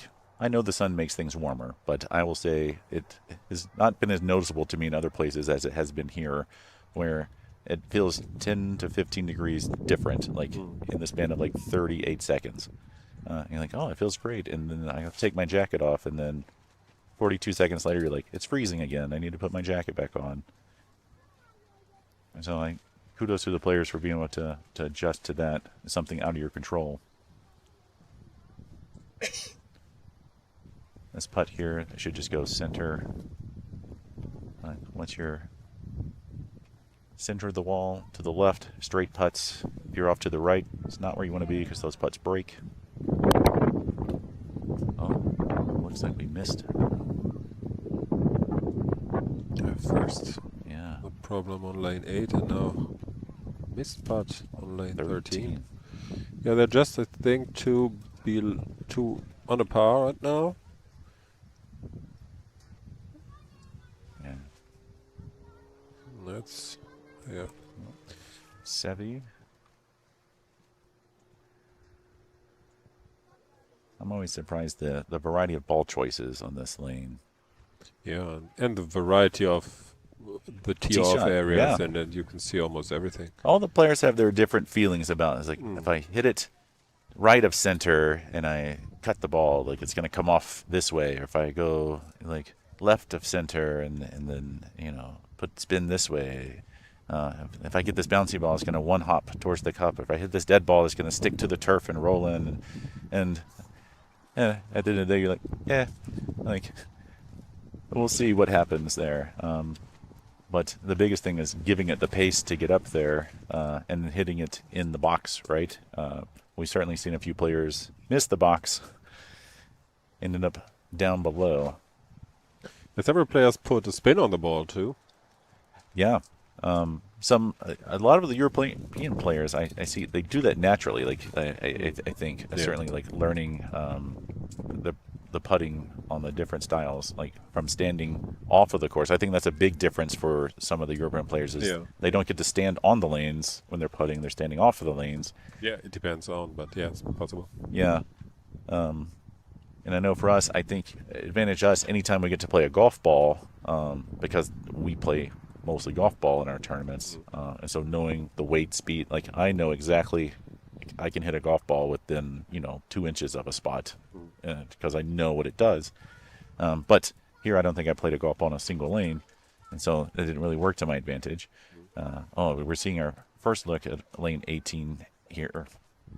And I can say this was an intimidating lane for us to see in the pictures. I find this to be, a traditional city golf. You find like one of these cake holes on a lot of their courses, and it's usually one that is going to be a challenge for you.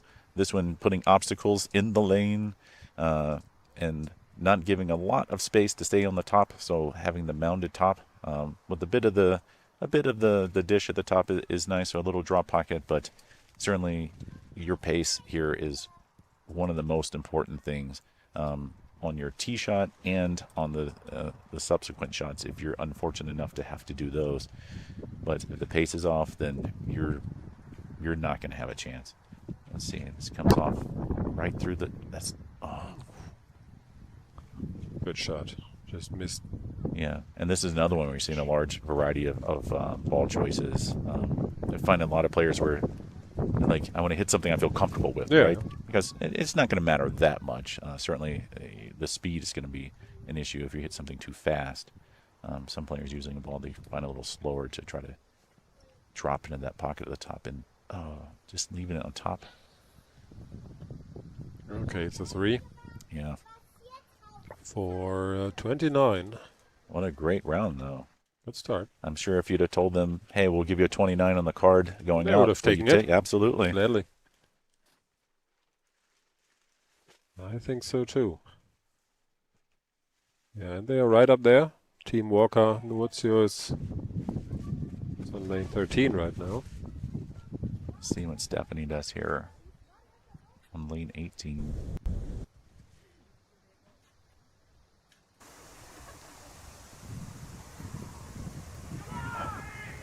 Perfect. right into the heart. Also 29. Yes.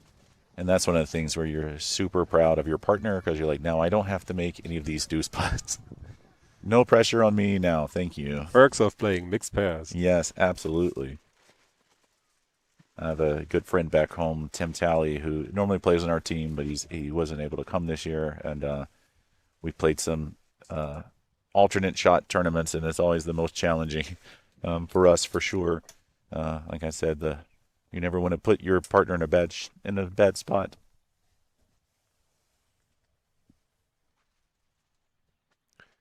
Johanna Winterhoff.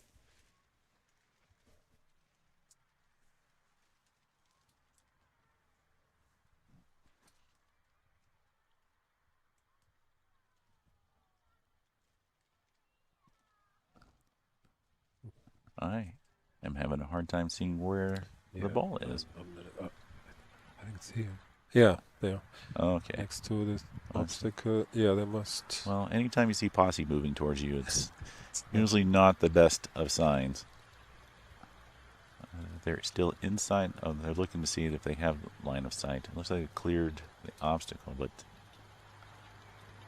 Oh. Okay.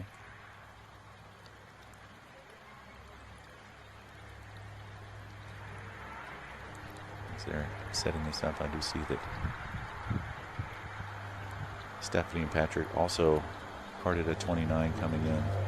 Two great scores to the post for the first two teams out.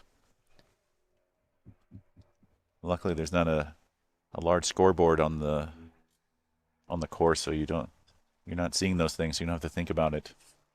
Austrian team Gobetz Riegler was not as fortunate with 34, and the Italian team 31. Yeah, strong too. Yeah. They're in the race. Oh, now Sebastian has to show off all his athletic ability, or maybe his body stretching ability. Oh.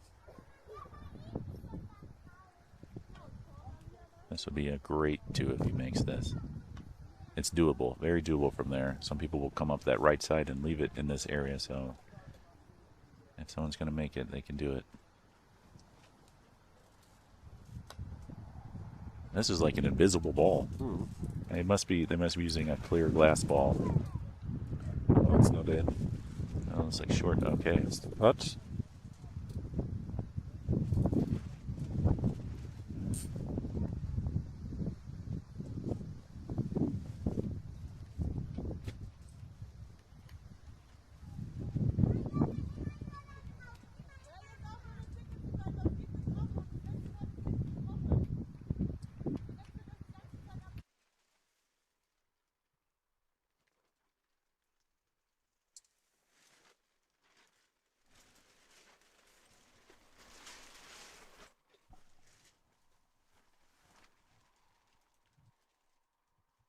This is certainly a lane that would back the field up a bit during tournament play. Oh, what a great spot to put your teammate. And they're going to go with the front door shot. You know, you see the coach there pointing out, get it right lip. You got to be careful. Like right, he's showing him. Like what I was going to say, that there's a slope right there that comes off of that obstacle. If you go too far left, you will catch that. It will throw the ball to the right. And then those deuce putts outside of there are not straight. So you definitely don't want to put yourself in a position for a more difficult shot. These, you can just roll at a good pace and it'll catch that right lip and fall in. We've seen that several times. The player getting too close to that obstacle, and exactly the thing you just described happened each and every time. Yeah, luckily he's on a good spot for the putt here, because if you're a little further back from there, you could catch the berm coming past it and then throw it into the other one.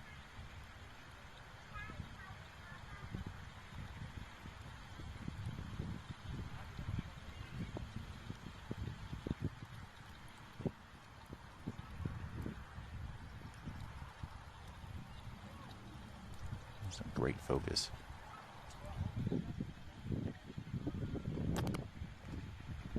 Give it the pace. Is it gonna? If you give it too much pace, it will not fall. It will go straight past the break.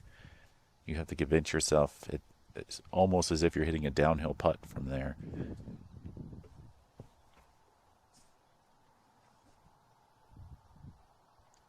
Here, I would do exactly what they're doing. I'd pull out my chart and say, let's make sure we know what this is going to do, because we don't want to 3 again. Like, we're not losing a stroke to the field, but if we miss this, like, that's going to break a little bit to the right from there.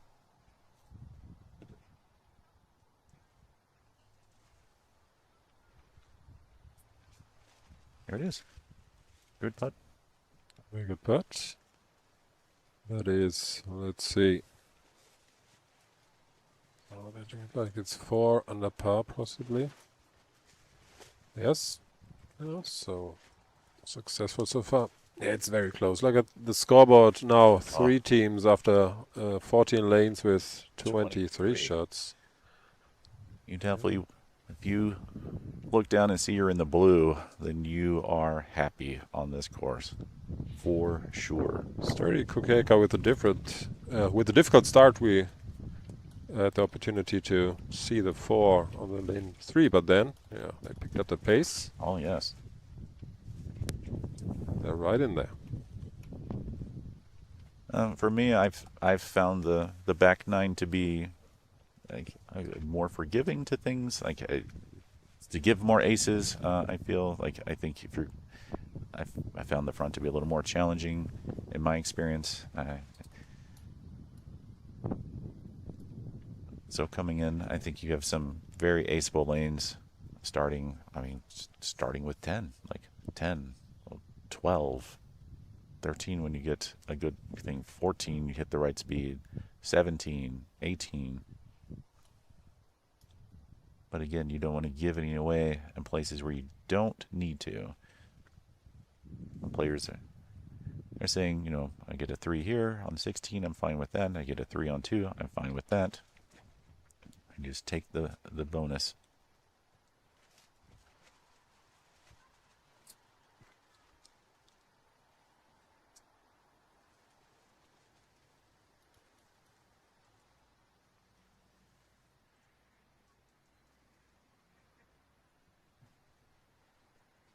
Oh, just nick the obstacle, but not a bad spot. It's still possible to putt from there? Absolutely. Yeah, it looks like they're clear of the corner. Again, the technical committee doing a great job putting a line down there for the players to know if they have line of sight or not. If you're on the line, you don't. If you're short of the line, you do. So there's never a question there. Now we'll see. Do they have the line for the front door shot, or it looks like they are. That's definitely the pace for front door. Oh, you're going to catch the just a fraction too close.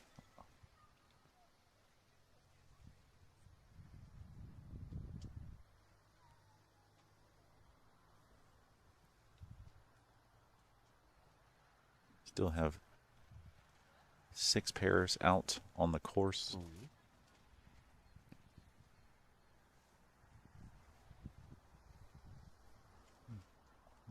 The Brits. Yeah.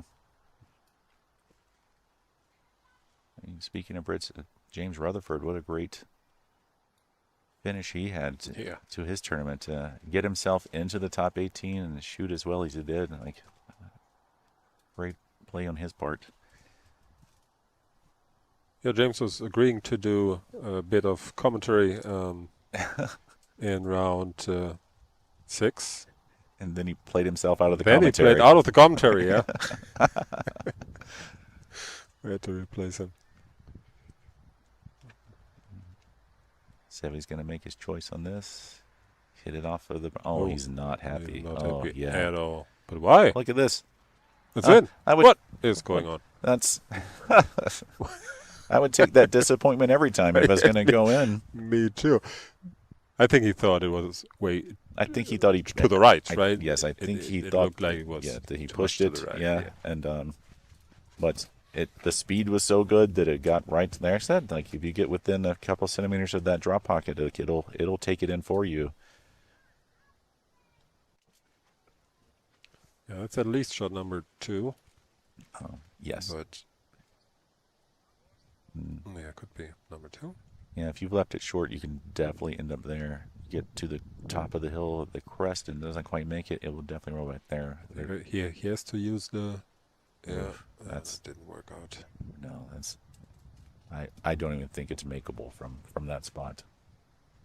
If it is, like, you'd have to do something off of maybe the left tail or something to throw it towards the cup. That's one of the ones you try to decide, am I going to put myself in a good position for a 3 or try to give it a go and see where it ends up. Well, one of our German teams out. Oh, that's a little fast. Oh, I got a good... Lucky bounce. Yes, what a great push off of the hill. We'll see this shot from the sand trap on 18. What a great speed. Great. Yeah. You well done, Johanna. Yes, very well. Team Heine Winterhoff with 32, if I'm not mistaken. Yeah, 32. Not out of contention. Not at all. There's 3 strokes out here. We've been talking in the tents, like, you could see a swing out on this course easily. All it takes is a few pushes or a pull or a lag, and you're going to find yourself in spots you don't want to be.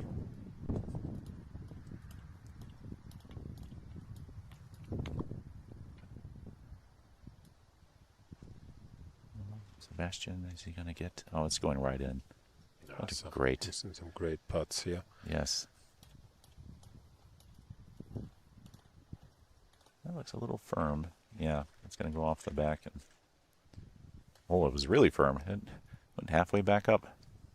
Oh, Sandy's up to make the tee shot for Finland. That's going to clear. That's going to put Marco in a familiar spot.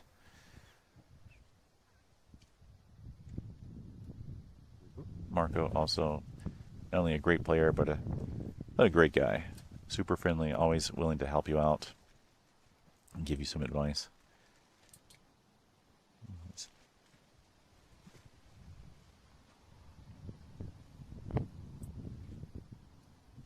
Makes a good stroke. Is the line going to work out? The speed is good. The line was just off. Just a little bit.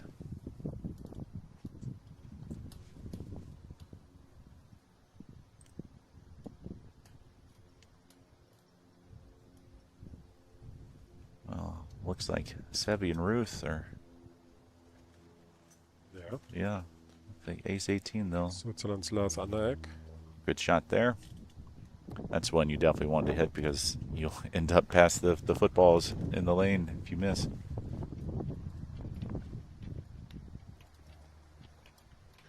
That's a 31 for the Swiss team. Oh, it's great.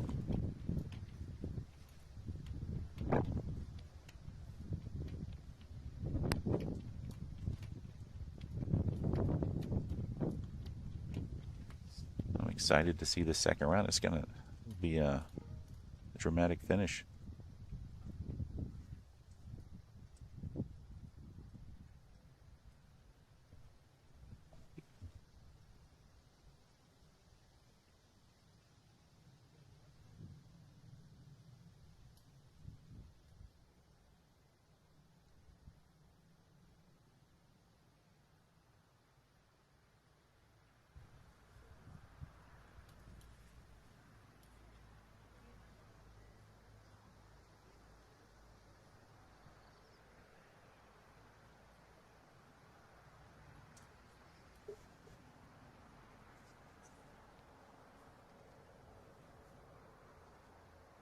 The good line on this. Good line. How's the speed going to work out? No. Okay. That's what I call the second best option. It's not in. It's preferable to any other option. Yeah, absolutely. You just want to tap it in and say, this I can make. I don't have to open my eyes if I don't want to. That was a 34 played by Team Heublein and Schmidt. Probably not the result they were looking for, but certainly surely not. We know they can go low, and they'll get another round to try to do that. If Ruth takes this ace, then Great Britain will tie for the low round.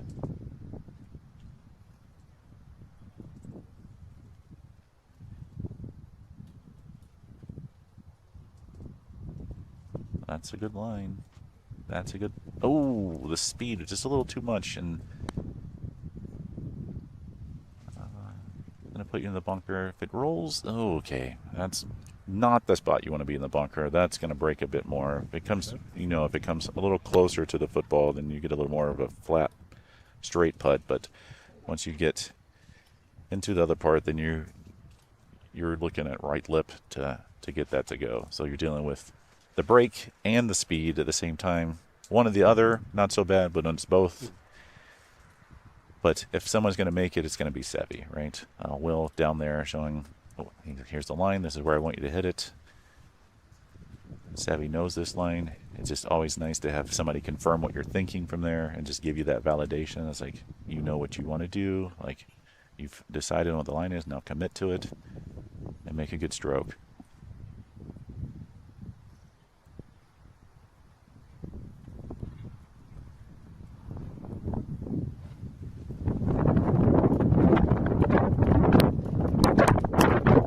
That's going to push that to the right. He is not happy with that putt. Now it's going to come back. Saddle.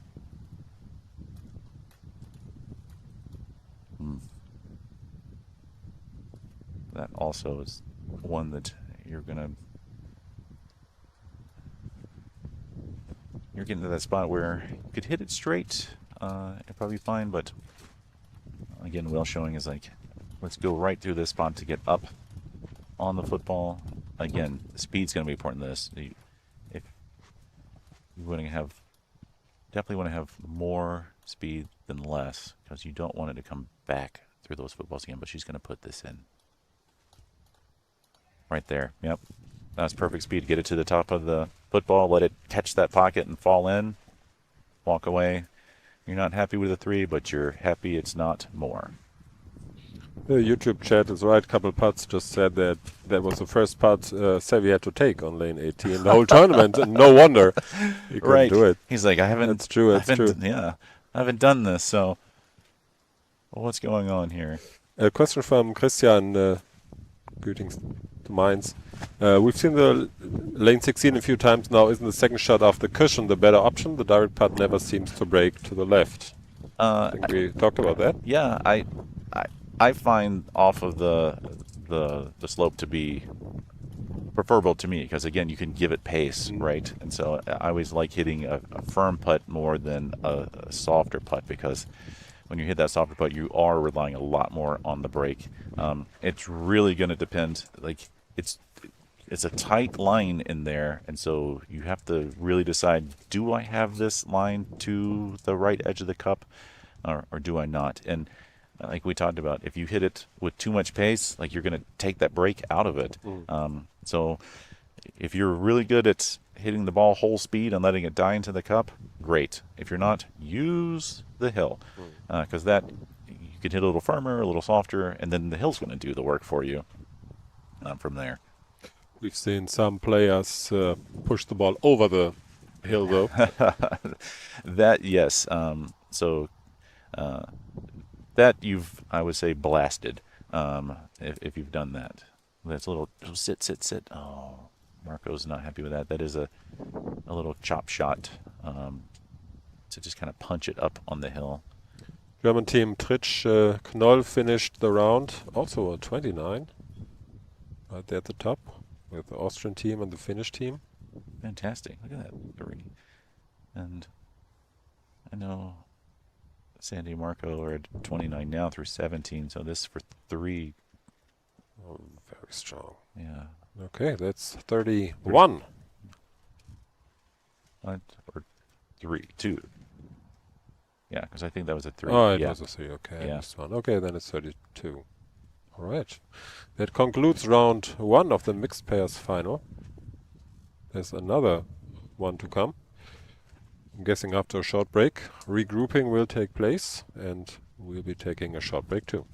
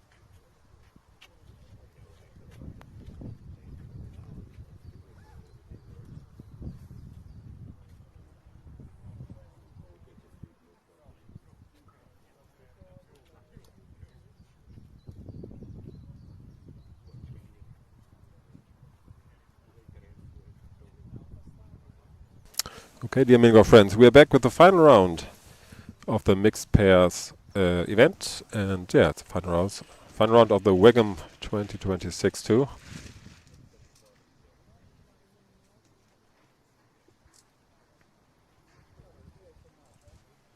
Jeremy, I took it you enjoyed your time here very much. Are you planning on coming to Europe for another event this year or next year? We are already having conversations about that. We know that this is the last WAGM, so in the future to be the World Adventure Golf Championship. So the format's going to change a little bit, which it changes the dynamics, sure, for the U.S. of the number of people we can bring. Instead of having it 3 teams, we'll have an all-male team, an all-female team. And that's been a challenge for the U.S. is getting our female players to these pieces. But we have some phenomenal female players, and we're hoping to get them to come to Poland next year, actually, to the Open Championships here in Europe. I've heard great things about the course and the hospitality there, so we'd love to get there to do that, to try to that format. But certainly that'll be a piece, and then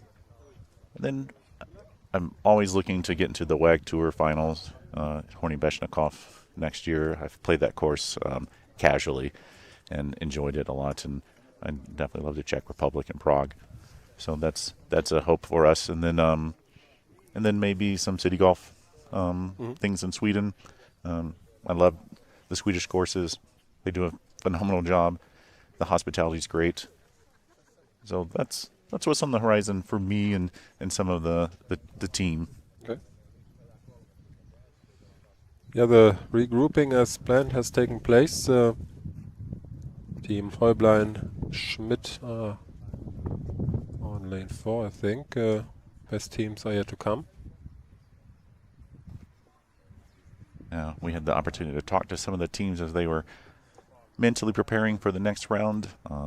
Certainly every one of them feels like they're still in it, which is the exact attitude you want to have coming into this. Of course. If you tell yourself you're out, then even if you're not, you are. And so you really want to come in here knowing you're going to shoot low, you're going to hit the lines you want, and the aces are going to drop for you. So we'll see who can execute their plan as we go through this second round. Here on the first lane, I found this interesting. The first few days we were here in practice, most everyone taking the trough that the viewers are seeing on their left, but it's the right side for the players, and doing something that was a much more, what I would say, challenging shot for the pace to get it up, to get it to just hit on the inside of the trough, miss coming out, go for the rebound off the back.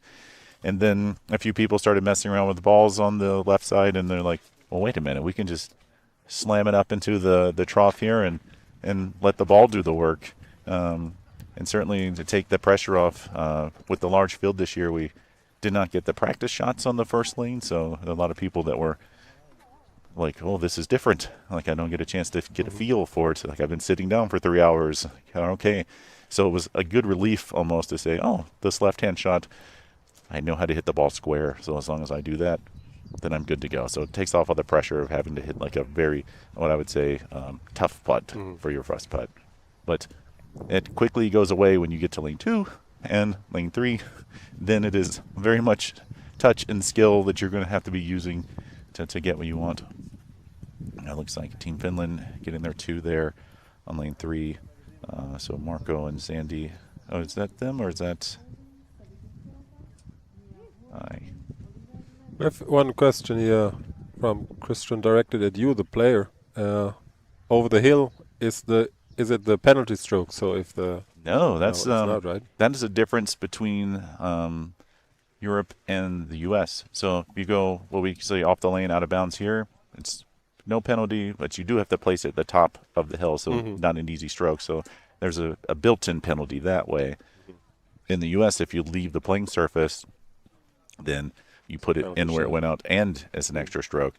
Now, here's an interesting difference as well, is that in the European style, once you go out of bounds, the ball is dead. So it can't come back into play on its own. The U.S., if it goes out and then comes back in on its own, then it's in play. Oh. So you can play it that way. So it's a little bit of difference related to that. I prefer the European style here. I think it's a fair way to do it. But again, like putting off of those berms, not something you like to do. But I know there's times where you know it might go out, and so you're used to those things. It looks like we got some good pace here. Is it going to make it off the hill? No, it's going to leave it short. I know once the sun dried this lane off earlier today, we saw a lot of people hitting a little too firm on there.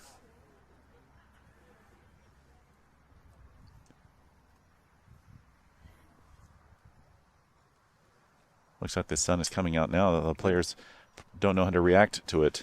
The warmth is hitting them, and all of a sudden they're like, what is this? I haven't seen this in 3 days.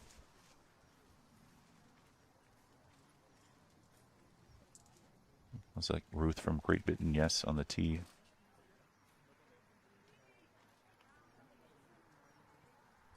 It's up. It's in. She's excited.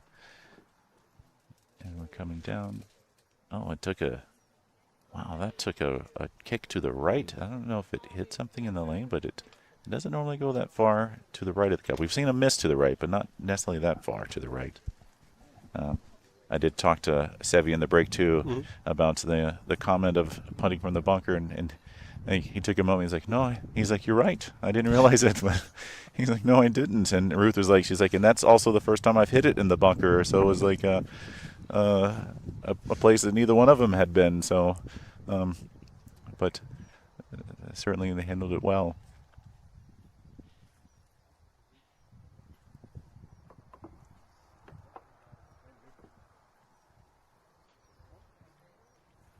Oh, things are, they're moving like significantly to the right.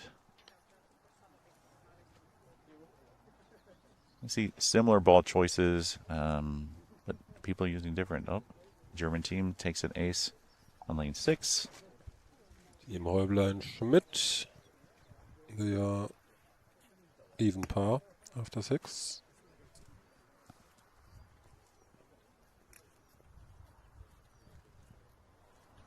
Yeah, I'd say for them, they've got to start finding the aces to make a move. Like you get to lane 7, once you hit lane 8, those opportunities are really going to open up for them, so they can really post a low number to put some pressure on the teams behind them. Going to clean up a deuce putt here.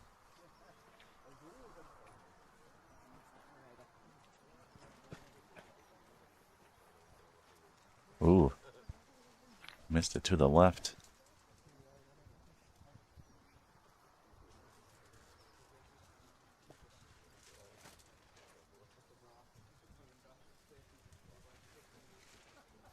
Yeah, that putt from that spot is a right center putt. And so if, just a little bit to the right from where he was and then straight. So if you don't find that line, you would definitely miss it to the left. And then the white carpet, you always have to remind yourself that it's a little slower, so you got to give it a little bit more pace.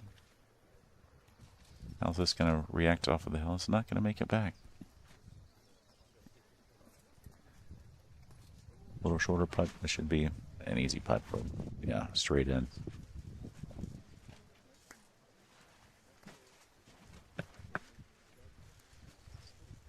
And the wind's picking up again. Yeah.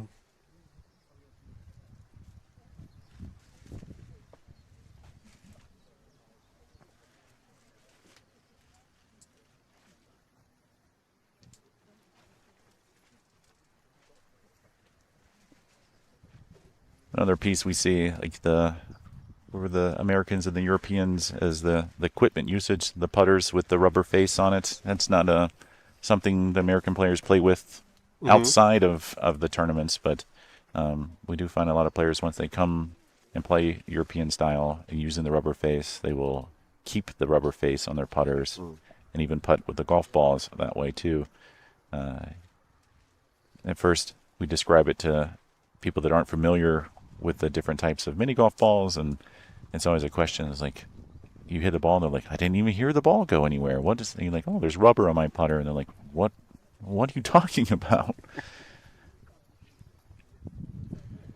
Yeah, I mean I think it's way easier with a rubber club if you use minigolf balls. Oh, yeah. I mean, it's Well, there's some of the balls you can't hit otherwise, right? Right. I can remember hitting a dead ball for the first time without rubber on the putter, and it went like 4 centimeters. that's a terrible feeling too. Yes. Can't do it. Stephanie, she's looking up lane 1 to make it into the trough.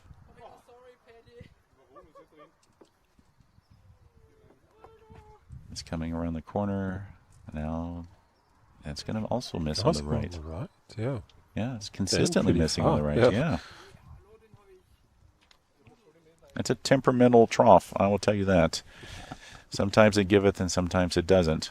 And when it decides not to, like it's consistently not. The Germans have noticed this, and they're going to decide to try to put some influence on that. Sebastian says, all right, I want you to come this way out and this way in. Oh, Yeah. Final team on the course, Levi Tritsch and said, Sonja Knoll. it's Levy, not Sebastian. If Levi Look at did. this. Yeah, He did, yeah. look at that. Well done. Teamwork. Yeah, that's the final pairing.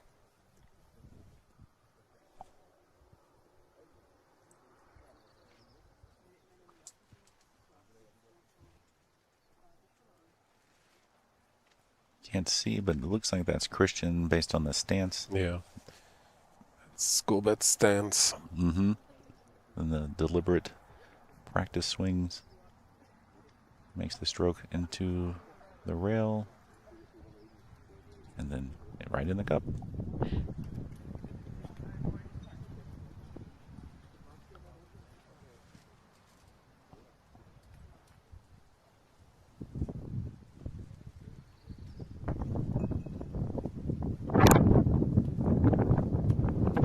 Let's see, Claudia hit a good line here. He's teeing up where most everyone is on that left side. The pace looks great. Gonna come out and turn. Oh, it's just gonna. Just a bit. Yeah, it's hard to miss on the right side. That should be straight once you're on the red carpet. Like, that should go straight in. Teamwork holding the flag, smart move. You don't want it to inadvertently hit the ball out. He wasn't going to leave any break on that. He put it right in on the flagstick. That's another thing we say in the States. You can't break if it doesn't touch the carpet. It's the first. I haven't heard that one before. Yeah, absolutely. If you don't know, you just hit it firm into the back of the cup and don't let it break.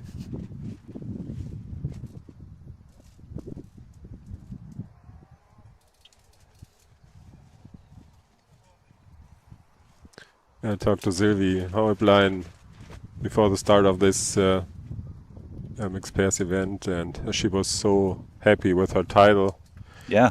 Yeah, she nearly defeated Sandra Walker, of course. And at one point in the final round, she was 4 or 5 strokes behind, and she told me she shot, "Oh, it's over now. I can just play. It's okay, and I'm happy with second place or third place." And then it just went the way it went, and.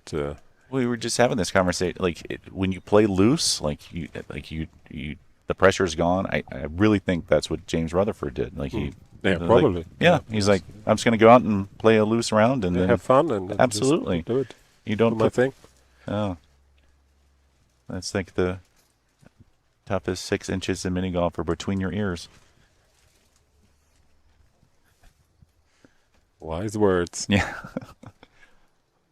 Sebastian.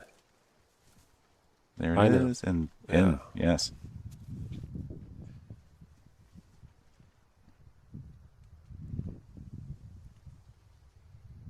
Not a good start for the Italian team. They needed 5 strokes on lane 2, now 2 up. That's great.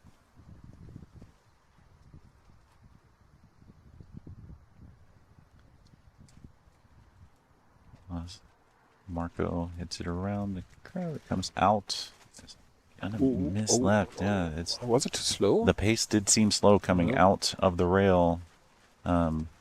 If you stand behind that lane and take a look as the balls come out of the rail, you can see they will wobble left and right, and if you don't put enough pace on it, it'll be more pronounced coming out of there.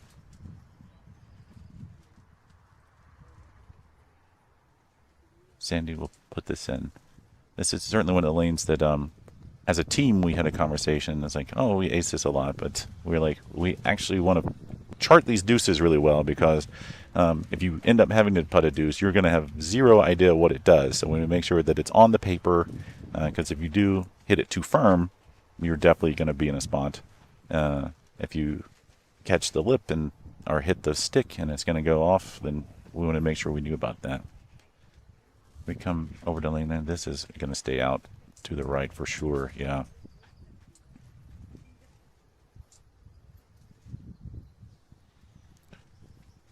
Another question in the YouTube chat. How many players are regularly playing on the tour in the US? So I would say this, like, there's different quote-unquote tours in the U.S. So you see more of like pockets of players. The Northeast, there's a group of players that will play. The Southeast, there's a group of players who will play. In the Midwest, there's a group of players who will play. But at our larger tournaments, so our largest tournament would be the U.S. Masters every year in Myrtle Beach. So that's the signature event. That will see around 80 players every year in that tournament. The U.S. Open is another big tournament for us. This year we competed in Hawaii, so not as large a number there because traveling, it actually took me longer to get to Hawaii than it did to get to Germany. But at a U.S. Open, we'll see, 60, 70 players pieces in there. There's a tournament I play in Door County, Wisconsin, that is a favorite among the locals there at the Red Putter, and they have 80, 85 players, some professionals and a lot of novice individuals. So it really just depends. Some tournaments we'll see on the low end, 20 players, but a lot of it depends on. This is great shot by Stephanie. She's going to be very excited with that. That's a great ace on lane 3. So location depends on a lot of who you'll see there. And then a lot of people choose things based on honestly based on prize money. So that's a big thing in the U.S. is like how much can you win when you go to the tournament. And so people make decisions on that because of the travel costs. We have one answer here by Tom, one of the founders, organizers for the AMA. Absolutely. Tom is a great ambassador for the sport, does great work. He's been on Team USA before, played in Brno at Wagum. He travels a lot. So the AMA does organize a lot of tournaments, so they have a great website. They put together good information and really try to bring people into the sport. So that's a big mission of theirs, to say, how can we introduce the sport to more people? Certainly we know in the U.S. millions of people play miniature golf. And so it's like, how do we tap into those individuals that don't know this is a sport to really get them in?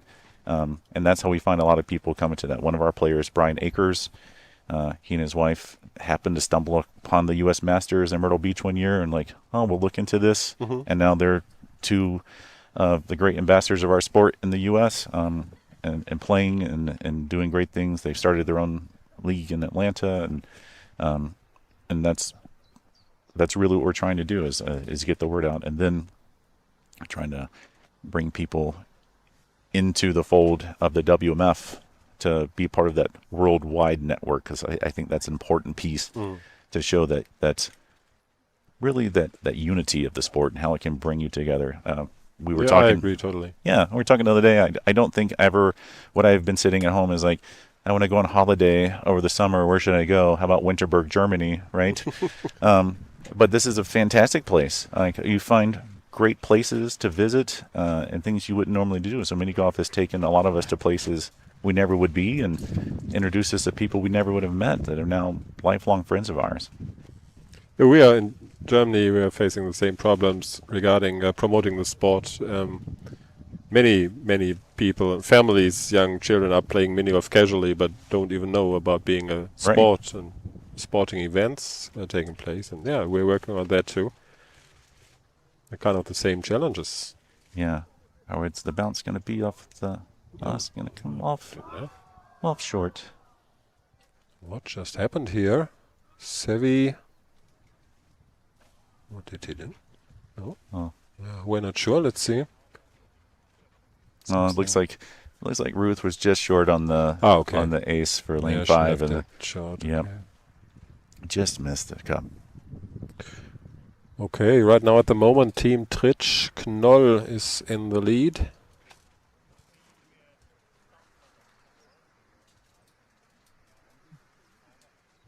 Is that? I think that's me on the tee there at 5. Yes, Team Finland. I think so. Yeah, should be Mia. I think I recognize the hat.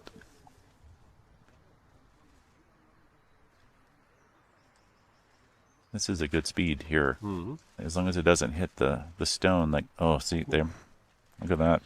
That's great speed. And so as you said, like getting players in. If you look at the Team USA roster, it's there's 8 of us. 7 of us are in the senior category, and we have 1 youth. So no general class players. So there's a gap in there, so we know that we're going to need to fill that piece in there. So we're certainly trying to do our best to. We've seen a lot of great interest, which is good. I think the WAG Tour final has been a great way that people are learning about it, because they're playing in tournaments where they're qualifying and they're learning about these events. And we definitely had some people that never played overseas this year in the WAG Tour final, which was exciting. Lars puts it right in. A little fist pump there.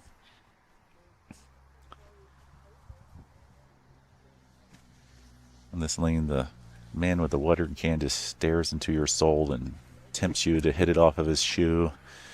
And it's like, this looks easy, but I can... Most players manage to navigate. Yes, they do. Around that. And when you don't, you're very disappointed. At this lane, I love this lane. Like, this is a... I like the shot. Yeah, so you hit a good speed, and you get rewarded. If you overhit, you're going to get bumped off of the minecart berm down there. So we'll see how Christian navigates this. He's picked out his aim spot, which should be right at the point of the rock. Hits it up, and now he knows if it's going to go or not at that point. Like, that's a shot that you know once you crest the hill, you can tell. It's like, this has got a chance, or you're like, this has got no chance. Great ace there.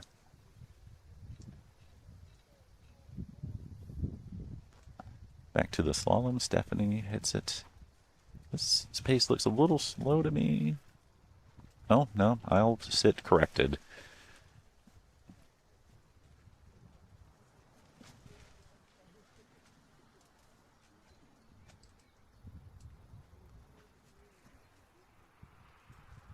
And Schmidt. Ooh.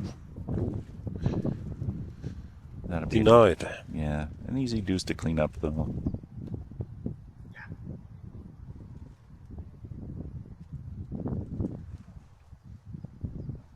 It's like playing a golf ball here.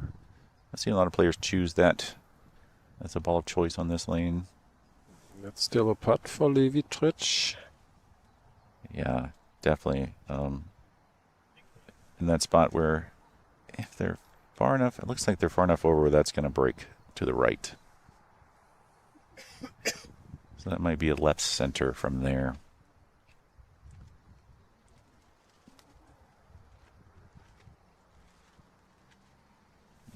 Takes his time.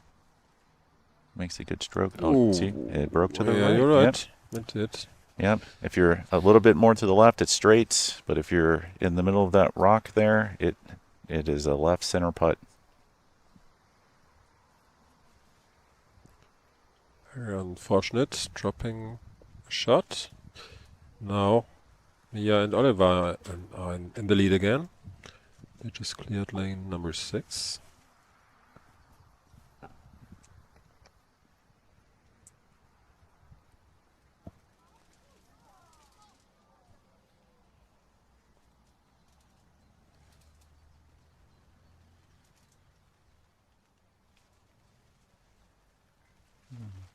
He's coming off the rail. Going towards right in. The rain is starting to fall again. It looks like there might be. Let's see, umbrellas out. Oh, looks like the players are moving off. I think there might be an Should only interruption be there. a Yeah, just a very brief. short break. Yeah, on the course, let's see which way we're looking. From the shot we see here, if you look to the left, off camera, you can see that's where the clouds are typically coming from over the mountains.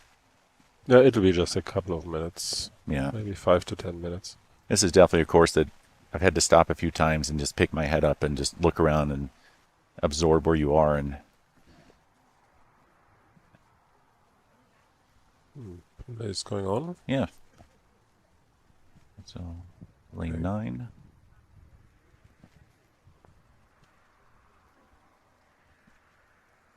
About a putter and a half off here.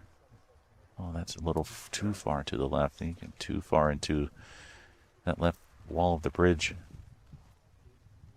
It looks like it's going to stick up on the hill up there. The hill certainly has a slope to it, but I'd say the right speed, but it's the wrong speed. It'll stay up on the slope where you do not want to be. Marcos hit that a little firm. Yeah, Team Walker Nuzio is losing a little ground. Yeah.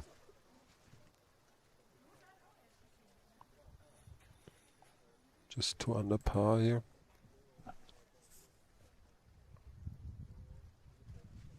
Looks like Sevy's playing a glass ball in this hole too. I've seen clickers, I've seen glass balls, I've seen low bounce balls. Right there it is, right in the middle.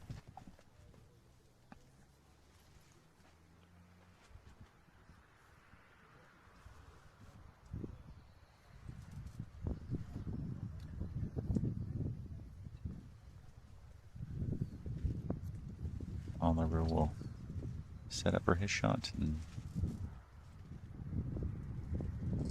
long follow through, a good pace on line.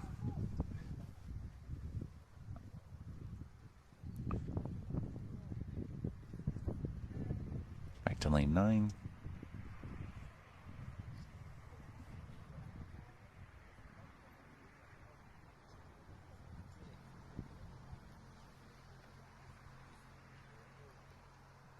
Turn back in. Yes, look at that. That's exactly how you want to do it.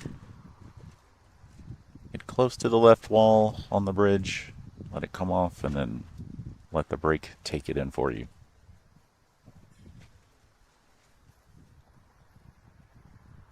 Bergwerk.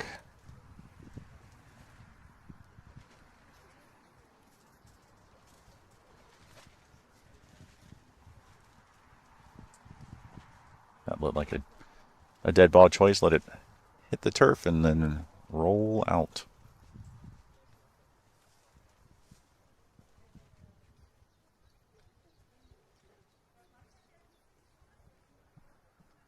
This is a lane. If I were playing, I would take the flag out here. Just for me, the flag leans slightly towards the obstacle at the top. So if you come in a little hot, like it could redirect, but I think some players coming in hot want the flag to kill the speed of the ball. Let's see how Sandy does here.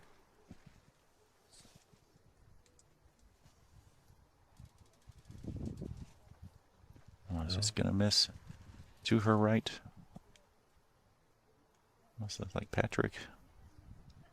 On lane 8, the damn good hole.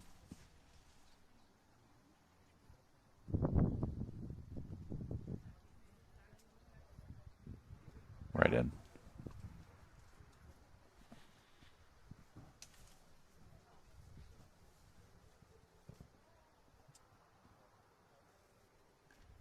I appreciate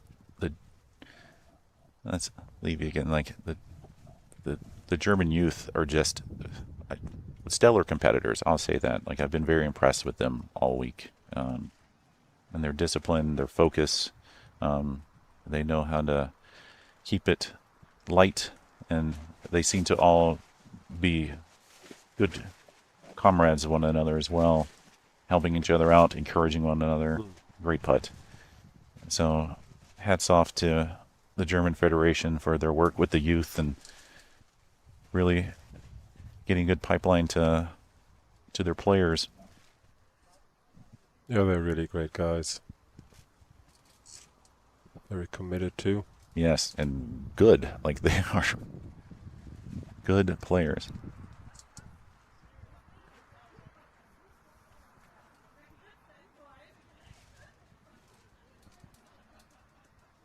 So Mia's going to take a look at this, and Look at this. 3 teams atop the leaderboard. wow.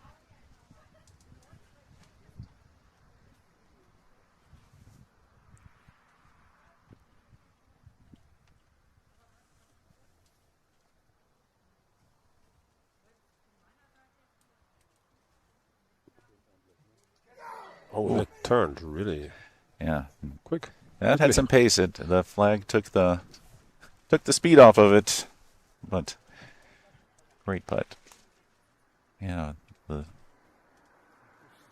leaders bunched up there. We might see some extra mini golf today. Yep. We saw that 9-lane playoff for second. I think someone said we're having sudden death, and I was like, well, this is more like a slow death. So It was a great it competition. was, yeah, very much so. It's nice seeing the spectators out on the course too. I know as a player, we love to have the spectators there to feel the Yeah, we energy do. from them. So it's really nice to see. A lot of the players have stayed around to cheer on their teammates and their friends. Just the camaraderie of the players is something you don't see in all sport, and I think mini golf sets a great example for how it is to be a great competitor. And we're going to see lane 11 again.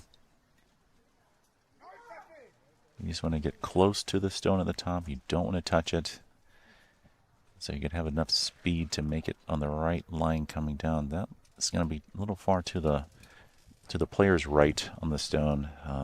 There's a bump to the right center of that stone that you can't see that will redirect the ball. So all the balls you see going to your left as a viewer have more or less hit that. Now this one has a chance to come back on 9. If it went far enough up the hill, it's coming back in the frame, and it's just going to be a little short. And what you can't see on the slope up there, you'll see the ball. If it goes up, if it has the right speed, it will come back down in a straight line. But once it takes that swoop on the slope, as a player, you'll know that it's going to miss to the left coming back down. We'll see. Line 11 again. They've taken the flag stick out.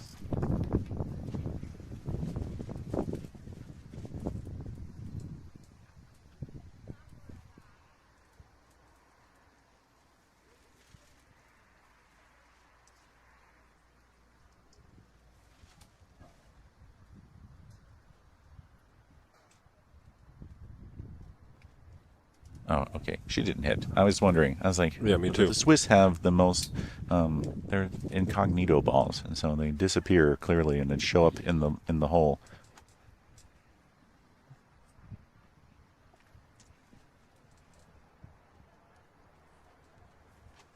It's always a sign of a good player if you are over the putt and you need to back off. You can do that. This is going to be coming off. It's just going to miss. So around 9 lanes left. But it's so close. Jeremy already said it. Yeah, it's probably playoff. Let's see. There's still some teams in the race. Yeah, even for the title. Absolutely. And here on lane 11, they're going to be off to that side. That breaks to the left. All those putts from that side do?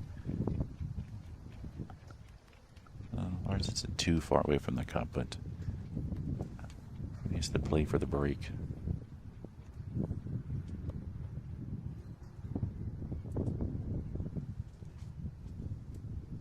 Well, right in. I think we've learned that Lars doesn't like to leave them short. So good for him. That's confidence when you know, like, you put it on the line and you hit it at a firm speed. You know that you're putting it in the cup.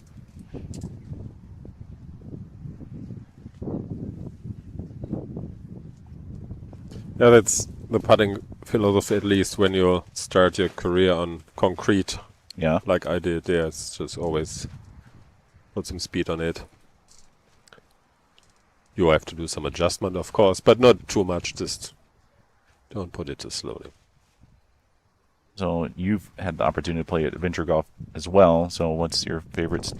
No, I haven't played. No, Never, like not even casually.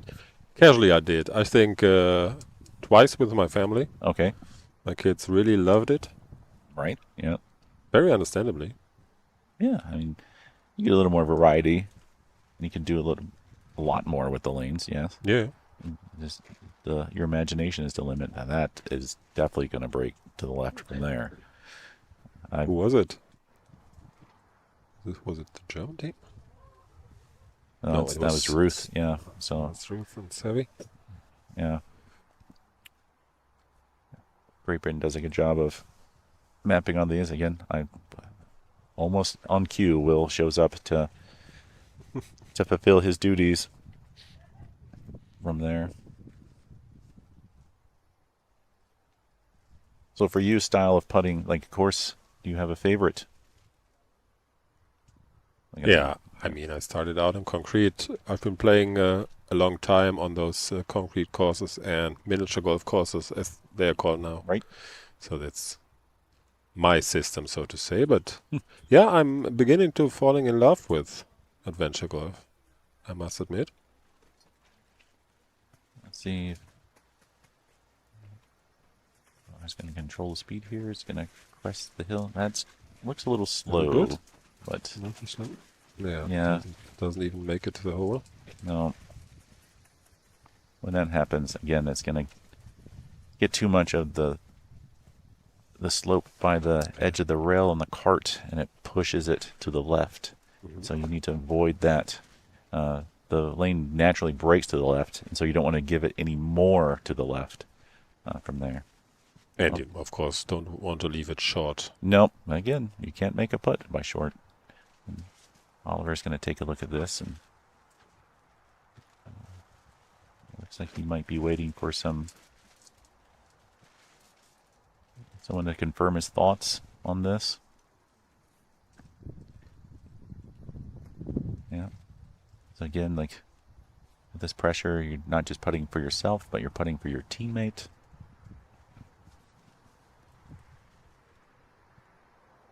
It's going to make a good stroke.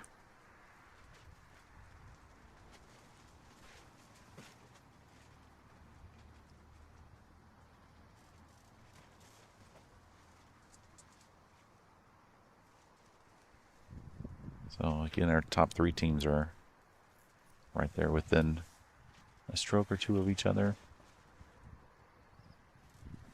There's one rather interesting question in the YouTube chat, Jeremy. We might want to tackle that. Christian's asking again to the US colleagues, are you using different kind of golf balls if you play a non-mini golf open tournament? When we play in the USPMGA, which is our federation, USPMGA tournaments, we always play with a Chromax ball. So that is the only ball you're allowed to play with in those tournaments. And I know some people choose to play with those here as golf balls. Great ace on 13. So important. Great ace, bad high five. Yeah, you have to work on that. Yes, absolutely. I think Not a good. they'll do that off on the side. But other tournaments, you can pick the golf ball you want to use. I know Putt Putt is a brand, and so there's the Professional Putter Association. They have tournaments. They'll let you use any golf ball off of the approved US PGA, so the PGA list from there, and then other tournaments. But it's one ball only, so you Oh, did we get an ace here on 16? think so. Wow. I think I've never seen Marco celebrating as much as he just did. That is, in the true Finnish style, that's as much as you're going to see, right? Let's check. I would say Marco's... Yeah, he did it. Way to go. Marco's on the... Second ace of the tournament. Yeah, on the opposite spectrum as Miko. Great shot, Marco. Like, to know, to come into there and like, hey, we need this. Like, let's go for it. Lane 13. Boom. Well, Oliver makes an ace too. The Finns are making a charge. Or trying to fend off those making a charge. So, yeah, so I'd say that's a big difference with the U.S. You get to pick a ball to start the tournament, and you have to finish the tournament with that ball. Yeah, that's a big difference. Yeah, a lot of our players choose a Callaway Super Soft. So we see a lot of people play with that ball, or a Wilson do. So we like the softer golf balls because they're going to rebound a little bit better off of those rocks and stone and things like that. Christian on lane 18.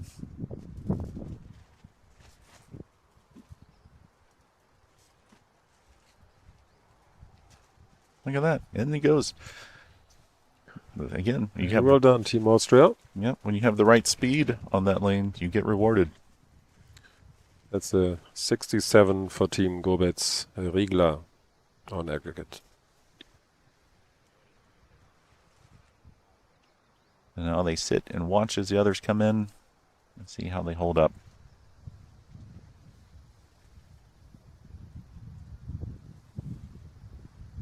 And we go to the other Austrian team. Patrick wants to, again, put it on the right line. That's a good line. How's the pace going to be? It's looking a little slow. It is slow. Yeah. Patrick choosing one of his own balls there. That's just going to have it's going to be a little deader ball, have some texture on it. And so that one you definitely can't hit too short because it's not going to do any work to help you out. Yeah.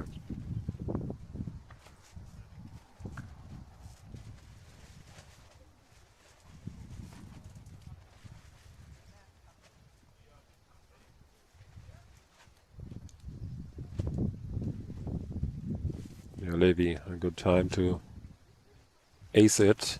Absolutely.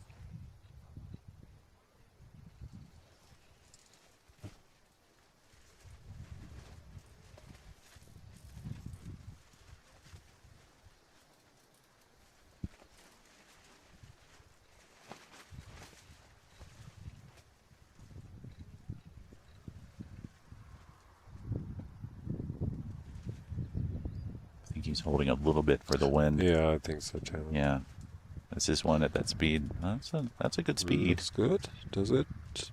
Oh. I gave that a good try. I'll say that. No, this is a spot. Off to the right hand side. I don't know if I've putted from it. Like, again, when you get the ball thrown from the lip, like, it could put you in a place sometimes where you might not be familiar, but it's not going to be a problem. Sonia says, I got this, and I will put it straight in. Thank you very much, Max. We have to add 2 strokes to Knoll Tritsch for lane 12 for 51. Thank you. Okay, Marco aces 16. Can he ace 18? On the line and the pace. That was textbook. You can't hit it any better than Marco. What a great finish. 31 on the round. 63 in total. That might not be enough for a medal, but well, let's see. Stroke better than the last round. You always want to do better than you've done before, so I'm with you. Probably not where they wanted to be, but still great duo.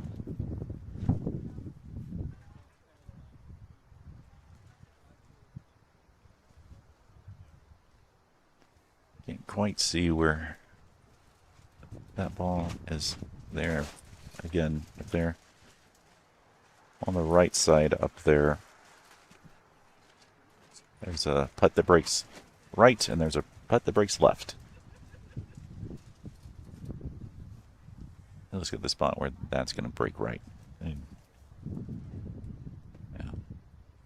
No problem for Patrick to pick up that deuce.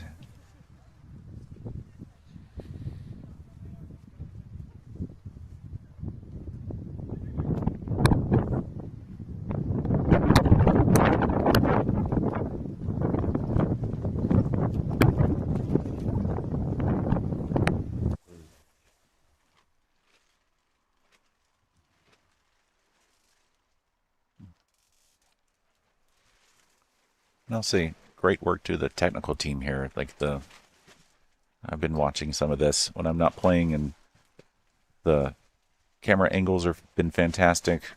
The picture's been great. So I know the people that are watching at home and across the ocean are very appreciative to have the opportunity to do so. So good work to you and your crew.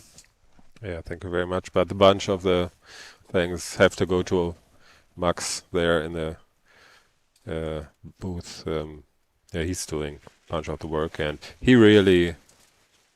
Oh, no. Oh, no. Now it's... While we were talking, really misses this putt. And now he's put it back to the obstacle. Now, the obstacle there, you get to come straight down from the top of the obstacle. You get 30 centimeters off of that. Where they are, that should be a straight putt from there coming back. If you're in the middle, it breaks right. If you get to left or right, it breaks left. So, oh, that good one cleanup. hurts. Yeah, it does. Oh, thank you very much for your kind words. I think Maxi will be happy once this is over. The weather stuff that's really taking him out. Let's see if we have any other people trying to go for the A shot. Yeah, You let's get to see. the point where you have... Yeah, that might be the time to do it. Right? One of the questions is, like, do you know the shot, right? So you have to...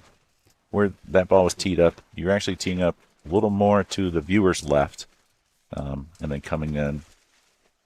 And you're actually trying to catch part of that, the slope off of the first rock to get it to turn in there. Now, the Italians have put themselves in a great position for it, too. Team Italy is still in good shape. Hmm. But now ranked 8th. Yeah. Oh, and I can put this on the line that they decided. How is it? Look at that. That's good. Get in. Yes. Yeah. Well done, Elena. Yeah. And, of course, right now we're just seeing the top 10 teams that made the cut, but certainly there's some great pairs that didn't make the cut. Surely.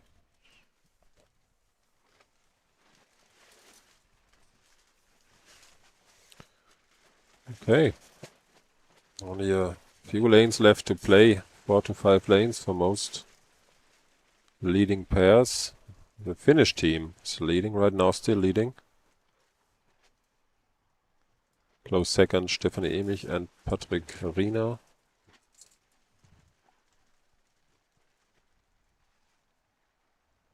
So we're watching Lars Anderegg.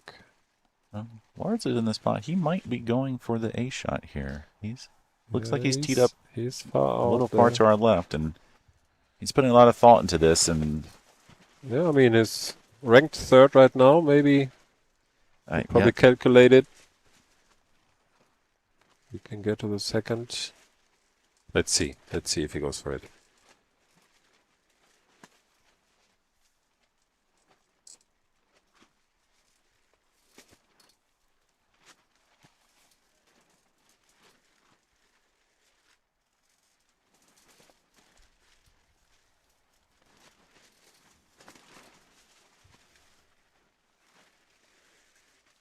he's definitely putting a lot of thought into that line that he's looking at. Again, he's going to just catch a little bit of that first hill if he's going for it. Yeah, he is. He's going. Oh, and he's over the top. The referee quickly comes in to mark the spot where it went out to let him know where he can put it back. I really appreciate that he tried it. I mean, Yes. it's a very, very difficult shot. It is. There's no room for error, so that is for sure. They're in a spot where it's makeable from there. When we first started the tournament at our technical meeting, the ruling was going to be that if it went out here, that you would have to go back and re-tee, because the thought was, oh, a lot of players are going to be trying to do this. But after some observation of the players, they realized no one's trying to do that, and that's actually not a good shot. Yeah. And this is quite the penalty in itself. So, like, we'll let you putt it off of the hill. So, kudos to the jury for making that decision. Yeah, it was a decision for sure. Yeah.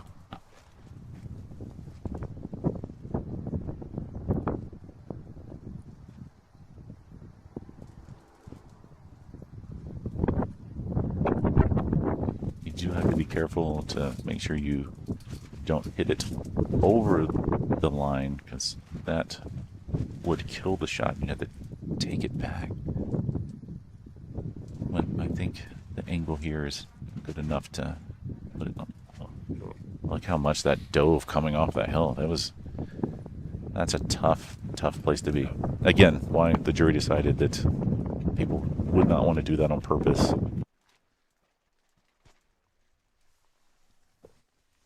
Yeah, those miscues have put them in a difficult position now. Trying to go for medal. No, they seem to be challenged. Yeah. Those putts from that spot, I think, are pretty straight from there. It's just a good bit further away than you'd want to be for your three.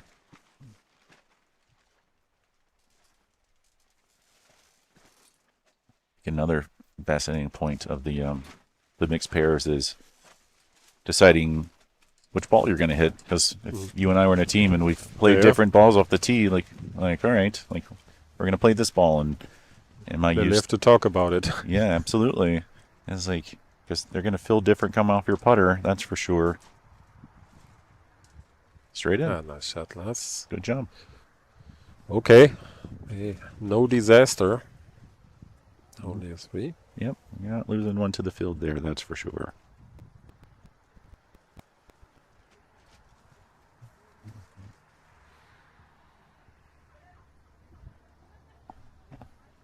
We get it. Look here at 17. I find this to be quite the speed sensitive. Like this is, I think, you don't have to give this very much at all. I don't know what's inside that cheese and what happens inside the cheese, but it comes out very much downhill out of there. And if you get it, like I'm hitting it, I don't know. I feel like I'm hitting maybe just like a 4-foot putt, and then once it gets into the obstacle, it's up speed. Yeah, it does, and that had a little speed on it, and you see, like, you don't need to give it much pace, and I think when we see the errors happening, that's what people are doing. They're hitting it too firm through there, and instead of letting the lane do the work, they're trying to do it for the lane. Sevy's put himself in a spot they're going to get relief from that because they have line of sight.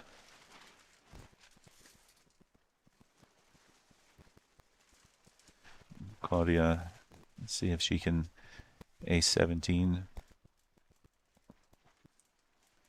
It's going to come out right in the middle. I do find that's another lane that gets impacted by the wind. Okay, Ruth, she's going. That's.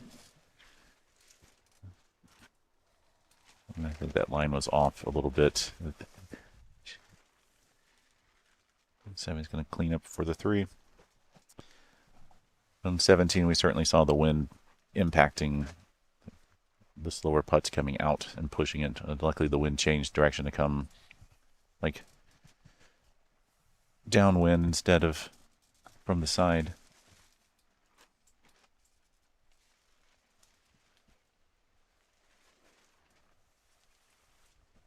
This is good speed. Yep, Such a nice shot. very nice. Very well done, Team Italy. Marco Broghe and Elena Convenga with 65. Oliver lays it up. Settle. Oh, looks like that's gonna. I don't think they have line of sight on that. Can't quite see the line on the turf. But again, we see posse coming to you. Yeah. It was a quick conversation. I don't know. Maybe Yeah, I think Ilya said, if you don't have "Go line. away, Pasi, Yeah. and finish." I don't want to see you here. Yes. I think she's still thinking about Yeah. moving it. So, But well, if they don't have the line of sight, right, they have to stay in line with the lane, and so with the way the corner bumps out there, it slopes down, and you have to cut that corner pretty tight to get it to the cup. And if you get it too much, then it's going to throw it left, and you can actually go between the two obstacles, and that's certainly not where you want to be. Even though there's a cut through there, so you get to make the decision. She's looking at banking it off of the obstacle. That's an interesting choice there, because do you think it's a good choice? That's I not a don't. smooth surface it's at not all. at all. Like, I would trust my teammate there. I would just putt it out and say, you know this line, like, make this putt. Especially if I'm in the lead like they currently are. Team Switzerland for 62 and the That's gonna lead. go a little, yeah, No. too much. Too far to the right off the tee shot. Mia's made her decision. Yep, they're gonna. Okay. So those stones in there, they're not flat, right? They're just in this cage. Mhm. I say that's not the worst result from there. So that's good. That's definitely a putt that's going to break right from there.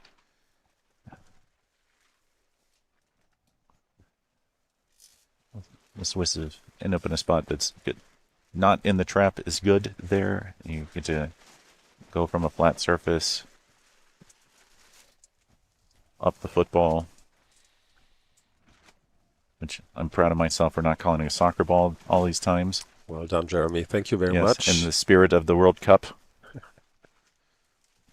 Yeah, congrats, by the way, on 4-1 victory against Paraguay. Well done. Thank you. I had nothing to do with it. That's stay. Oh, again, like, while the cameras have been great, you cannot really tell the steepness of that slope on the football until you are there beside it, and then you realize how much power you have to put into getting the ball up there, and how easy it is to go over, and then how easy it is to leave it short. It is any of those deuce putts that you've seen are great putts. Great putts. Again, like, if you're in the bunker, though, this is the putt you want to have. That should be straight out of the bunker. And again, speed is going to be an important piece.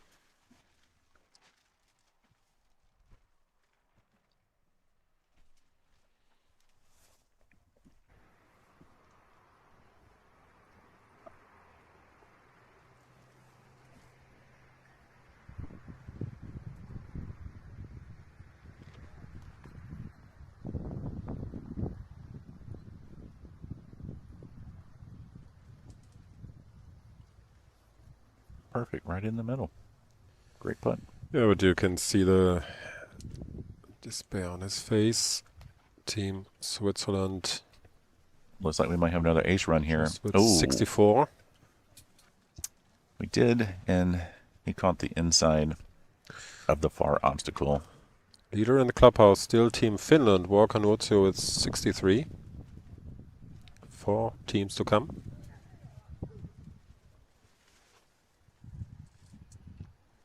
Find that to be an interesting choice to go for the ace in the position they are at this point. Yeah. Very aggressive choice. Very, yeah. It looks like so they're trying to decide if they're clear again, to reviews, if you look at the cup and then look directly to your left, you'll see a small opening there that you can putt through to get the 2. And Christian's over there taking a look from a distance with the purple hat, trying to give his team some information. Stephanie's going to come down and take a look too. We're going to pick a intermediate aim spot. Then hope. Now, you definitely want to be cognizant of 1 mistake versus 2 here. Put yourself in a good spot to make this or leave yourself a look for the 3.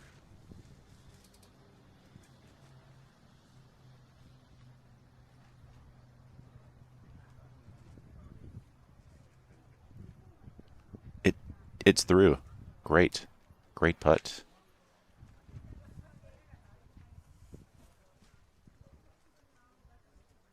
Patrick will put that in for 3. Ooh. Yeah. That's an all-around good putt, as we'd say. Savvy hits it and in. Yes. Great finish. I know Ruth's happy not to have to putt a deuce on this. It's a very important putt. Yes. Team Great Britain, also with 63, just like the Finnish guys.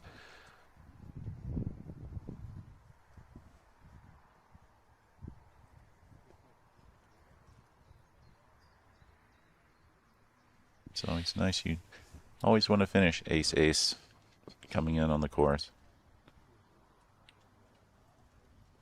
Utrecht putting Sonja in a difficult position, but they can looks like they can they go send it for clear, it from yeah. there.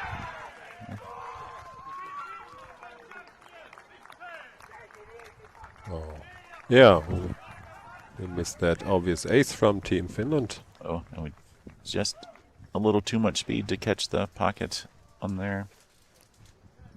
But Yeah, they got it. well, that'll do it, right?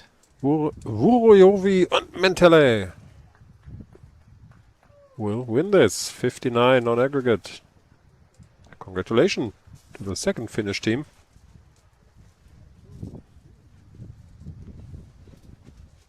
Yeah, that's a great score.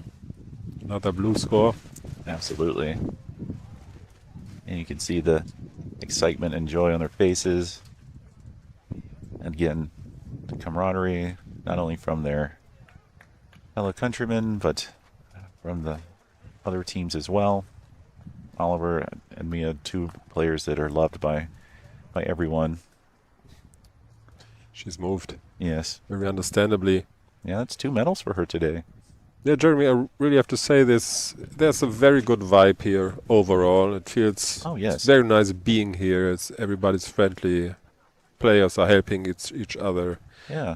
And the sentiment is like, why not help each other, right? Because at the end of the day, you still have to hit the ball, right?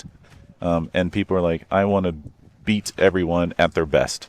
I don't want to beat someone because I did something in secret that no one else knew about. I was like, hit it well. Coming on lane 17, right in the center. That's going to be strong, a good ace. But it's a good community. You get that feeling of a family. And it's always good too. This year, I know we saw 14 countries represented here, which is fantastic. And seeing new countries bring their team. I know Germany's a team we've not seen in Oagham in a while. Yeah. So it's great to be able to play. I think this is the first time I've competed with anyone from Germany, so I was very excited about that. Very well done, Sonja. Look at the scoreboard. Yeah, both teams left on the course are still in the hunt for the medal, but Team Germany needs an ace. No, Team Austria. 2 would be enough for a medal. Yeah, lane 18.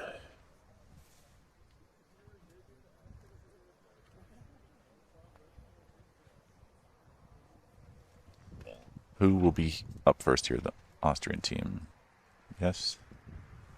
So Patrick will... He's either going to give someone hope or take that away with this putt. Patrick for the silver medal. Yeah, he's been in those situations numerous Absolutely. times. Will not be too nervous. Yeah, I think in my ball collection I probably have 6 balls with his name on it.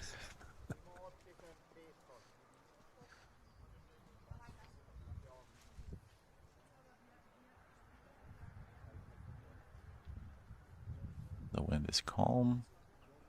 The spectators are looking on. He takes a look. He makes the putt. It's going to go a little to the right. Yeah. Did not hit the line he wanted there. As the ball settles, though, that's in a good spot to be. There's the... Here you want to be mindful of the speed because of that seam right there. That's white seam on the football. But again, the right pace and it's going to go in.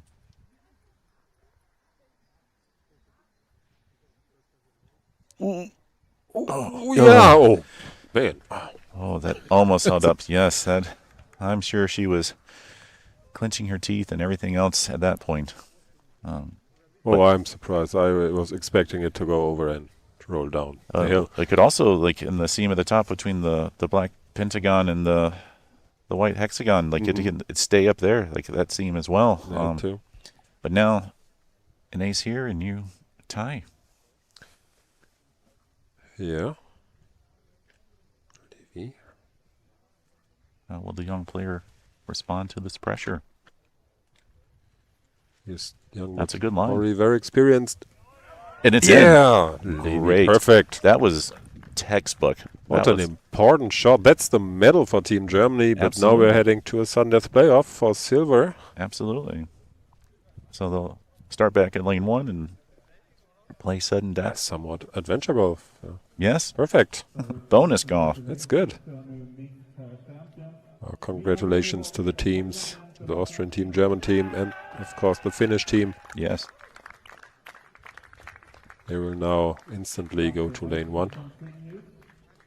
With a sudden death between Stephanie Amish and Patrick Riener and Sonja Knoll and Levi Fritz on lane 1. Here's Michael Löhr, one of the German coaches. Achim Braungart-Zink from the German Federation.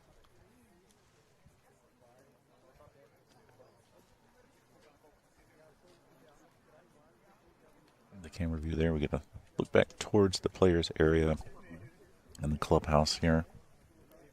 And I will say this, if you're ever near Winterberg, this course is a great place to come. If you like cake, the cake they make Cake's here great. is fantastic. The plum cake I had I second that. was unbelievable. The hospitality we've received from Monique and Robin has been unbelievable. And their crew and the team that they have here are just genuinely great people and a love for the sport and kind as well. And the organization has been exceptional. Yeah, they did an absolutely outstanding job here. Everybody loved it. As far as I can tell, everybody's very satisfied Very. how it went out. And yeah, good job. Yeah. Thank you very much, Robin and Monique. Yeah, they put the wrong order in for the weather, but other than that, everything was great. Yeah, we have to talk about that.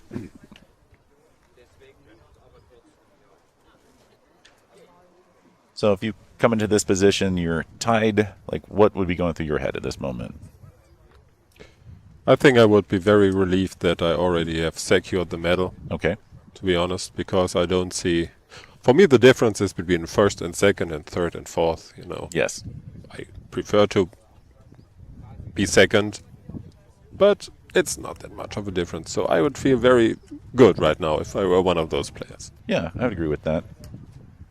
Yeah, and if there were 3 teams in this playoff, for like that's when some of that pressure happens in there. Yeah, that's right. Okay. Are they explaining the proceedings?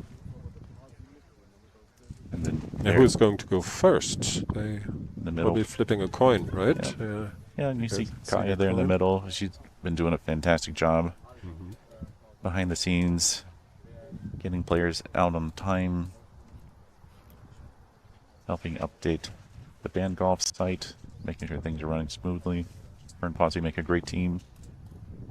Yeah, the WMF team was great. Oh, yes. They flipped a coin.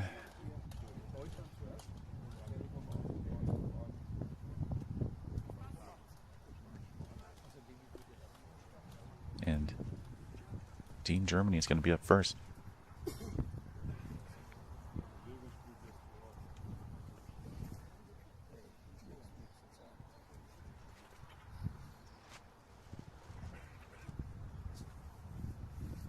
That's a new angle. Yeah, it's a great look. You can see how steep that hill is. Mm-hmm. So that would be one of the first looks. Some of our viewers have seen that. You can see how that goes right up there. You can certainly tell how some players have left it short. It's coming out, and it's in. Okay. Now, Patrick, nothing to it but to do it.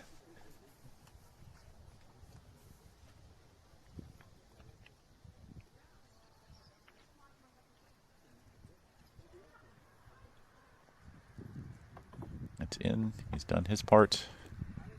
Now, how will the ball react? It is also in. I do believe he putts with a ball from his home course. That's a Wagum 2022, perhaps, year ball.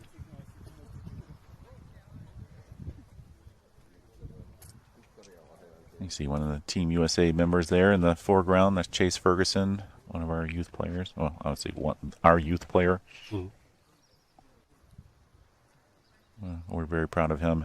He secured a medal last year. Didn't quite meet his own expectations for this year, but really solid player. We're very proud of him.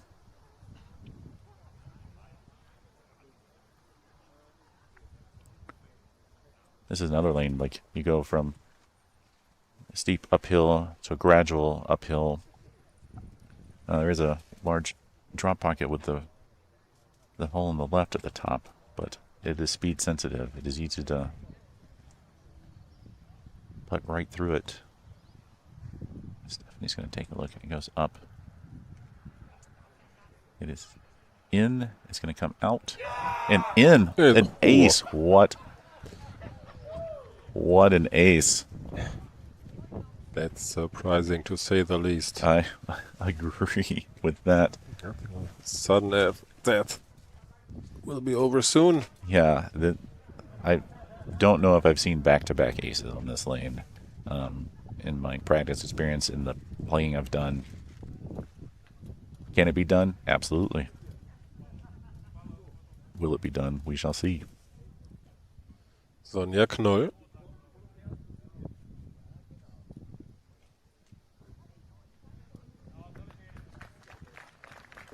That's it. Yep. Goes for the rebound shot. Doesn't quite make it off the stone. That's Team Austria with this over.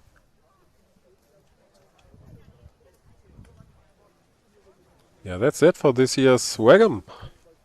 Team Austria taking second. Team Germany wins the bronze medal. The title goes to Finland. The mixed pairs event.